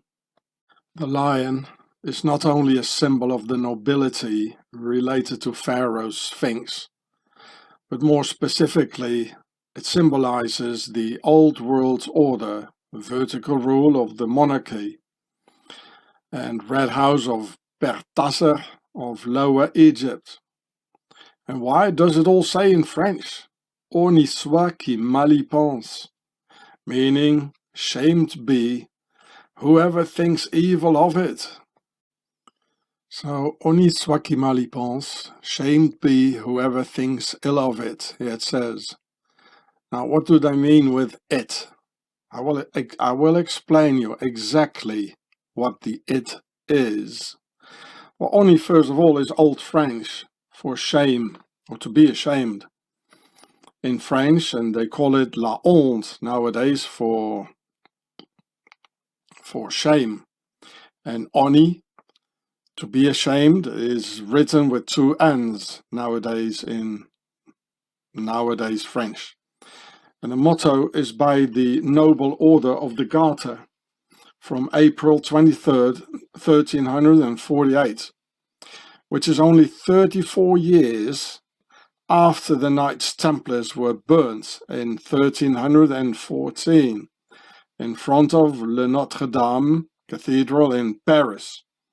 And French has always been the language of the nobility worldwide, because it was in France that Rome's pharaonic elite could escape to, after the Germanic tribes conquered and defeated Rome in the year 450. Even at the royal courts of Russia and Germany, French was spoken. So, in the crown, on top of this pharaonic crest, is a Templar's cross, and right under, another one with two fleurs-de-lis next to it, meaning that Little Britain is a constitutional monarchy with a horizontal rule Republican New World Order Templars constitution, and the fleurs-de-lis for the Old World Order vertical rule, where they all came from. So here on top of it, you see the Templars cross. It comes out of a pyramid, which I show in my videos. And in my video, The Swiss Beast, Home of the Devil, the quadrilogy, the 13 hours, I explain that the Swiss Beast, Home of the Devil, I explained that the Knights Templars, they made the new constitution, the Republican horizontal rule. And this is why it shows here fleur-de-lis for the Old World Order of the kings, the monarchies, together with the new system, and that's why the Templars cross is right next to here, to the fleur-de-lis. So here you got the New World Order, Old World Order, New World Order, and so forth, and so on. Because they divided the power, to have a better control over their slaves. And here in the middle, it's all red, for the red house of Pharaoh, the Per Tasser, where they all come from originally. And the Old World Order is red. That's why here it's a little bit of white, because this is the New World Order on top of that.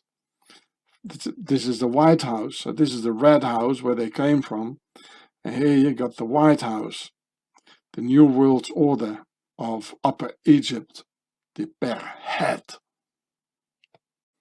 So the whole crest symbolizes the union of the Old World Order vertical rule of the aristocracy and the New World Order horizontal rule of the Knights Templars, and therefore saying, "Shame be whoever thinks evil of this union." It means the union of the Old World Order and the New World Order into a united kingdom of both of them. And only for this occasion, the Order of the Garter, like a sort of United Nations police within the nobility to calm the warring fractions internally, and therefore the Order of the Garter, it was founded right after the official dismantling of the Order of the Knights Templars on March 22nd, 1312, at the Council of Vienne in France. I went filming for you there. So here you see it. The Order of the Knights Templars is officially suppressed on March 22nd, 1312. And here, 2 years later, they got burned, or just a couple of them, only like 25 or something. And here you can see it, the Council of Vienne. Click on it, there we go. And other principal acts of the Council of Vienne was to withdraw papal support of the Knights Templars on the instigation of Philip IV of France, Philip the Fair, after the French monarch attacked Rome and killed Pope Boniface. And then you had, of course, the Pope come to Avignon, because he was afraid that the Knights Templars would kidnap him. And instead of that, well, I told you they founded Protestantism as another religion to attack the French king and to weaken him. And you know, this all happened right after, or right before, right after this, the Order of the Garter was founded. The belt in blue, meaning a war against us, the slaves, in the UK crest and the royal crest, is in the form of a circle for the compass, the concept of three, referring to them, our masters. Also to be found at the logo of the Order of the Garter, with a red cross in it, referring to the red cross of the Knights Templar. So if you see someone walking around with this on his robe, like in your child's favorite Harry Potter movie, then you know this aristocrat in particular is both a royalist, monarchist, and a Republican Templar. That he sees the union of the old world order with the new world order as the only solution to halt Pharaoh's internal wars, to better rule over the slaves in this still very feudal system. Honi soit qui mal y pense. Be ashamed who thinks evil of it. Who thinks evil of the union of the old world order and the new world order. Look, this is all in French, but don't worry. It says here, date de création, 1348. That was the founding date of this order here, which I've already shown to you. So the French called the most noble order of the Garter l'Ordre de la Jarretière. As jarretière is this typical garter around the upper thigh, which prostitutes use to seduce their customers, just like this evil band of pharaohs use to seduce us into believing all their accumulated lies. Or how these pinkless killers dressed up in female clothes with a lace ribbon around their thighs use to seduce another bloke. Well, I hesitated to show you a picture of the latter, but well, why the hell should I? And that's probably why in German the whore of Babylon is called die Bullerin, meaning the seducer, which, funny enough, a high member of Octagon taught me in Switzerland. Here's the word, Bullerin, and here, die Bullerin. And in English, die Bullerin gets funny enough translated with the courtier, le courtier, another French word of our beloved nobility, and which means a person who attends a royal court as a companion or advisor to the king or queen. Well, the seducer, die Bullerin in German. Therefore, the same unicorn as in the UK crest is one of today's main logos for the pinkless killers. Because the unicorn of the United Kingdoms has a crown full of Templar crosses, not on its head, where a crown should be, but around the neck, and with a phallic symbol at the place where the crown should be. Because one of the symbols for the Knights Templars are two poor aristocrats on one horse, two poor aristocrats needing to share one horse. So when the Templars got part of the cake through the Order of the Garter, and also ruling over the English slaves, well, they finally had enough wealth for every Templar to buy himself a horse. So you see a whole busload full of garters. It says garter, garter, the lingerie, And this one is even, well, that doesn't look like a woman, eh? So one of the order of the garter, he sneaked into it here, into my video. So, as vulgar the nobility can be, when there are no cameras in the vicinity, they said, now the unicorn, for every dick one horse. When the union of the old world's order and the new world's order took place through the combined order of the garter, and the unicorn was born with a huge phallic symbol on its head. Sorry people, I'm terribly sorry of all the difficult pictures you had to endure. And that was the end of the poor nobleman needing to share one horse, due to the laws of the primogeniture within the nobility. So to the left in this union, and therefore the UK, United Kingdoms, is the monarchy, therefore saying in French, Dieu est, meaning God and. Here, Dieu est, God and. This is the monarchy. Because the monarchy is called le droit divin, the divine right of kings.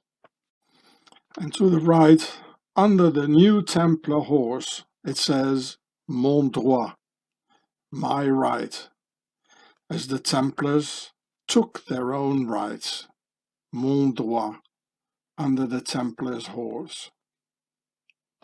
The whole thing represents the union of the old world's order with the new world's order, under the control of the most noble order of the Garter, with their lace pink-laced killer Jarretière on their thighs.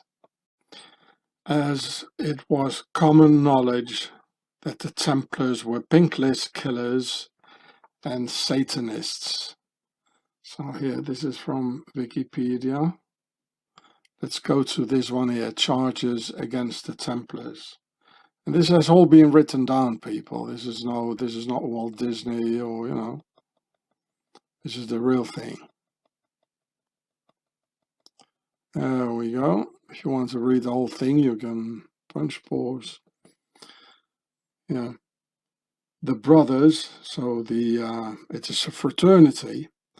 The brothers were required to deny Christ, to spit on the cross, and to place 3 obscene kisses on the lower spine, the navel, and the mouth. They were obliged to indulge in carnal relations with other members of the order. Sounds very much like Freemasonry today, doesn't it now, eh? Well, they come out of the Knights Templars. Carnal relations with other members of the orders, if requested. And finally, they wore a small belt, or a garter, the order of the garter, which had been consecrated by touching a strange idol, which looked like a human head with a long beard. Well, and so forth, and so forth. Look at the chain here. The horse is chained. The Templars are chained, and therefore they are chained, as the new Uni-Templar horse has a chain around its neck, which has been broken now, as the Nordic anti-wolf Fenrir, being unchained in the Rauner Rock, like the Templar horse unchained, finding its way into our children's rooms, being adored by our children, and by the pink-list killers as their obvious symbol of the satanic pink-list killer Templars here in a school for children, and probable pale horrors of the apocalypse, which we can witness unfolding before our very eyes today. With their political wing, the Freemasons, giving all the orders to be locked inside and take the needle like a snake bite, which will destroy you from the inside out, as this terrible enemy has always been doing, fighting us from the inside, behaving as the poison that they are, being the only true bug in the whole shebang, truly snakes that they are. Why do we let us get terrorized by a bunch of pinkless killers who wear a garter lace on their upper thigh? Even the King of the Netherlands, whom you can see here, belongs to the Order of the Garter, and that's why his country is the #1 pinkless killer nation in the world. And I truly hope he's not going to lift his Harry Potter robe and show us his jarretière garter in lace around his upper thigh, which was exactly one of the charges by the French king against the Knights Templars, which they all practice nowadays. So honestly, what normal man puts a lace garter around his upper thigh, eh? And did the French king lie, saying the Knights Templars were Satanists and pinkless killers? No, he didn't lie, and he tried to protect and save the people who are now under total attack by this evil. These are no real royals, as they made an alliance with the Pale Horse. In order to survive, they sold their souls, which the King of France didn't want to and preferred to die, instead of selling out his soul to this evil and to the devil, and which literally happened. The French royals and their descendants got all butchered and entirely annihilated, except a few who managed to escape to South Africa, to a place called Franschhoek. This is why Disney in 2020 came out with a film entitled Secret Society of Second-Born Royals, being a reference to the Knights Templars, who were second-born nobility, and all their secret Freemason societies coming out of them. The second-born Templars. In the United Kingdoms, preferably in plural, because that's what it is. They even have a government equalities offices to shove us their pale horse agenda down our throats. Yeah, well, don't worry, you know, they painted the horse in black here. But if you look again at the crest of the United Kingdoms, that is the Templar Kingdom and the Royal Kingdom, le droit divin and the our rights and the it is in fact a pale horse. They all know it, people. Like here at 20 minutes, this princess calls the worldwide nobility one big family, because she knows that the word pharaoh etymologically comes out of the demotic words per a, meaning the big house, as in a royal house or one big family, as she says. The film is interesting, only the title is misleading. The Vatican belongs to the Swiss Nazi Templars and their pharaonic nobility, and definitely not the other way around. 8 years ago, in 2013, I made these 2 videos on my channel Gatsefrats, and exactly explaining the future situation, which has become a reality today, and I already knew back then that their aim is to make us infertile, about which the visual proofs I filmed on this satanic ritual site here. In this video here, filming their agenda of infertile women, only able to give birth to skeletons. And through their rituals and human sacrifices in front of these statues, portraying their agenda, they mobilize demons that will make you believe their media and their bug war propaganda. And here I visited the castle of Champlit a few weeks back, where I took some bad quality pictures because I couldn't use my camera, where you can see how Pharaoh's nobility depicts us, their slaves, in a perverted manner, making fun of us, like showing the animals' genitals. All this so-called art of our masters and their charming offspring has a meaning and a reason, like this cage for humans with 4 circles on top holding the prison together, for the Freemason concept of 3 and 4, for square and compass, keeping the lid on. Or this bench in the castle's courtyard, with a sign for keeping the distance, where on purpose they wrote the word person in French with 3 N's, for the concept of 3, referring to them, our masters, who are the only real persons on this prison planet in their eyes. The concept of 4 refers to us, their slaves, where they can put their person with 3 N's and royal asses on the 4 planks of the bench. This is why the German people abolished the nobility in 1918, after the horrors of World War I, which was a war by the European nobility, pushing the Europeans to kill each other. Here it says, this is from Wikipedia, in August 1919, at the beginning of the Weimar Republic, from 1919 to 1933, Germany's first democratic constitution officially abolished royalty and nobility, and the respective legal privileges and immunities appertaining to an individual, a family, or any heirs. So, if you want to read the whole thing, well, you can find it in Wikipedia. Yeah. So here in Wikipedia, the abdication of Wilhelm II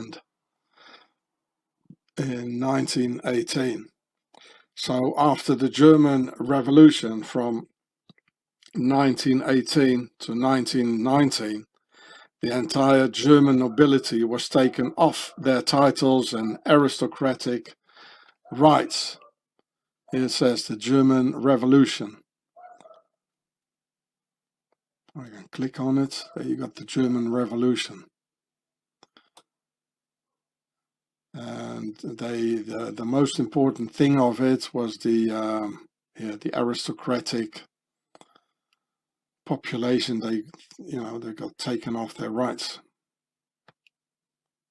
So it needed another world war to put them all back in the saddle, this pharaonic nobility, and crush the hated Germans and the rest of them recalcitrant Europeans in another terrible world war.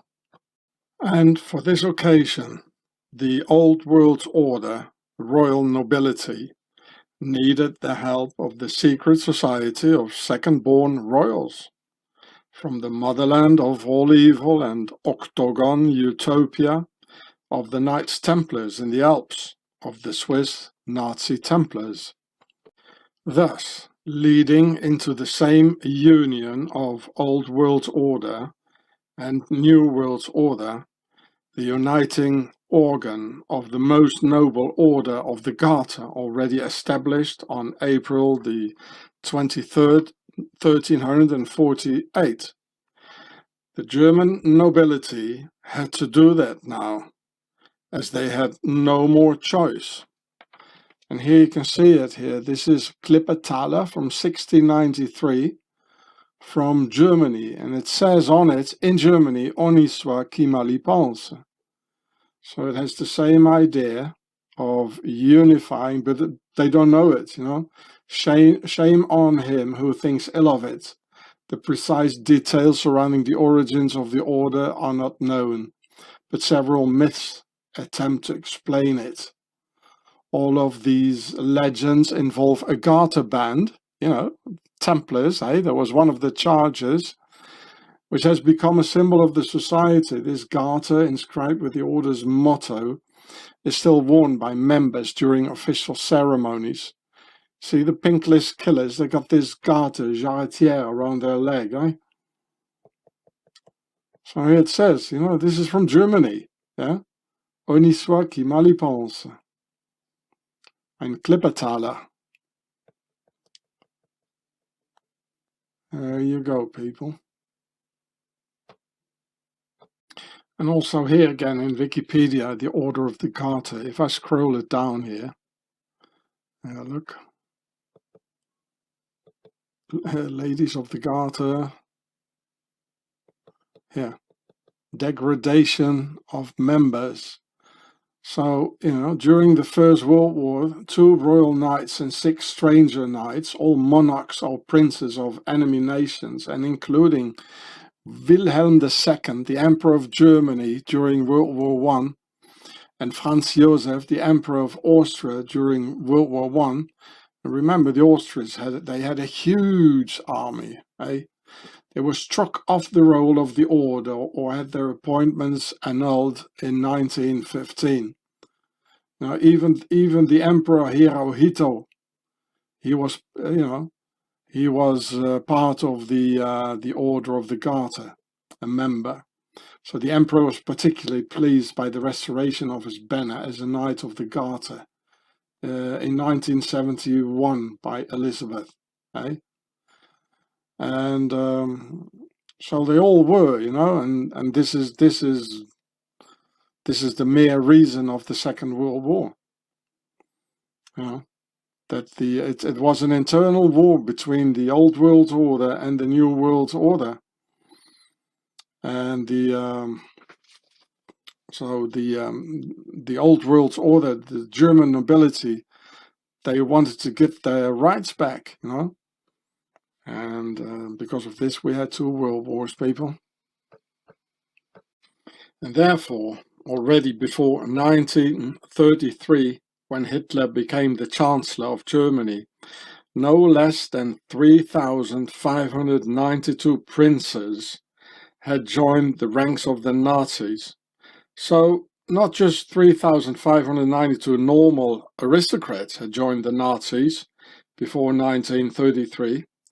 No, 3,592 princes, the highest of the highest and full-blooded pharaohs and direct descendants of the German emperors had joined the Nazi Templars because they wanted their power back, which they all lost in 1918 with the abdication of the Emperor William II.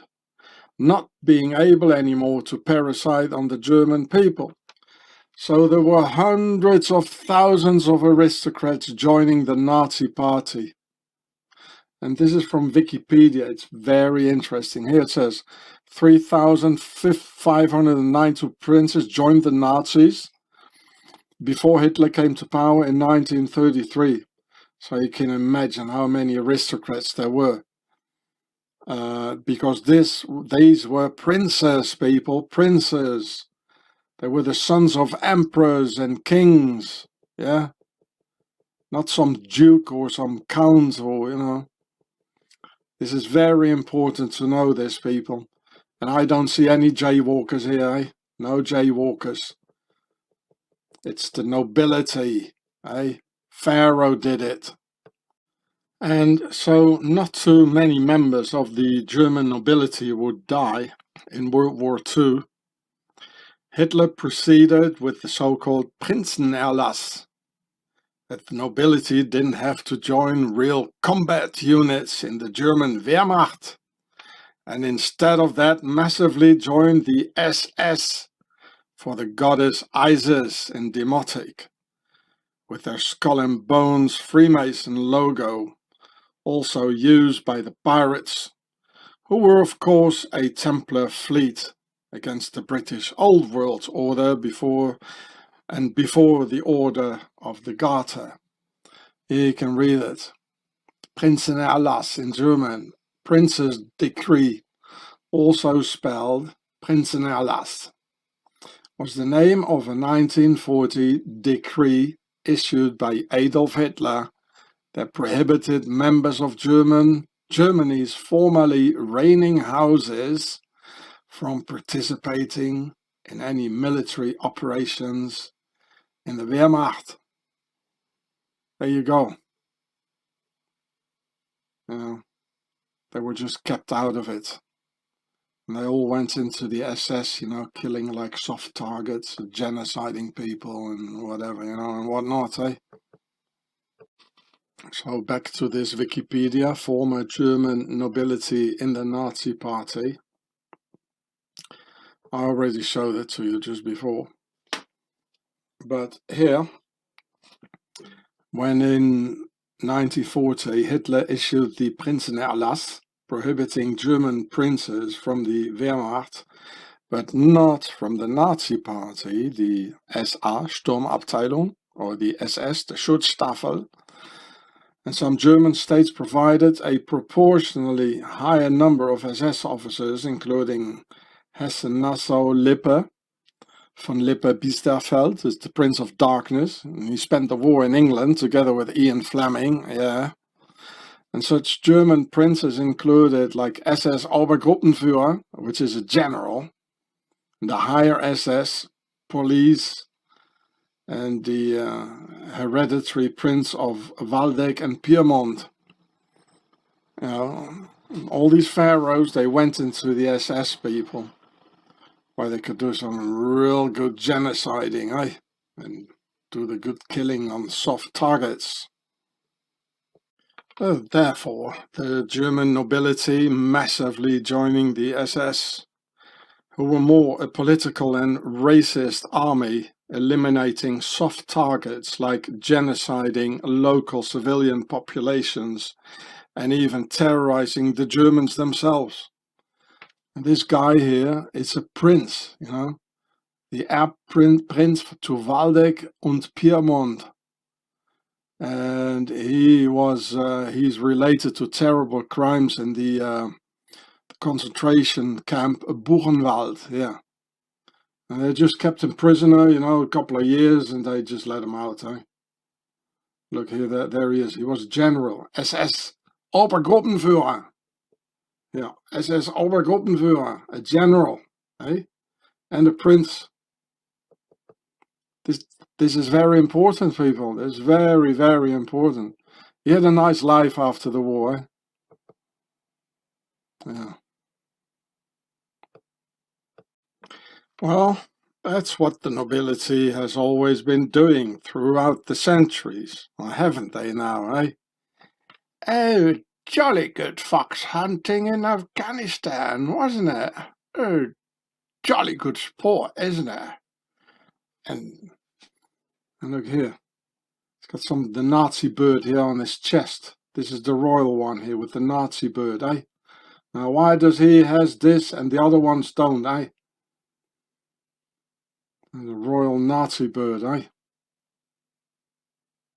So, with Hitler's Prinzenerlass, the German nobility didn't have to risk their necks affronting dangerous armies, so they could join Hitler's terror army for the soft targets, called the SS. And believe it or not, all this, what I just told you, can be found at the Union Crest between Old World Order Royals and New World Order Templars and their pale horse at the cover of a UK passport, therefore called United Kingdoms, in plural or singular. All the way back to where we started, because with these snakes ruling over us, the endings usually are like their beginnings. And I looked, and behold a pale horse, and his name that sat on him was Death, and hell followed with him, and power was given unto them over the fourth part of the earth, to kill with sword, and with hunger, and with death, and with the beasts of the earth. Behold, a pale horse, Oniswakimalipals. The evil ones don't want you to think bad of it. Behold the pale horse.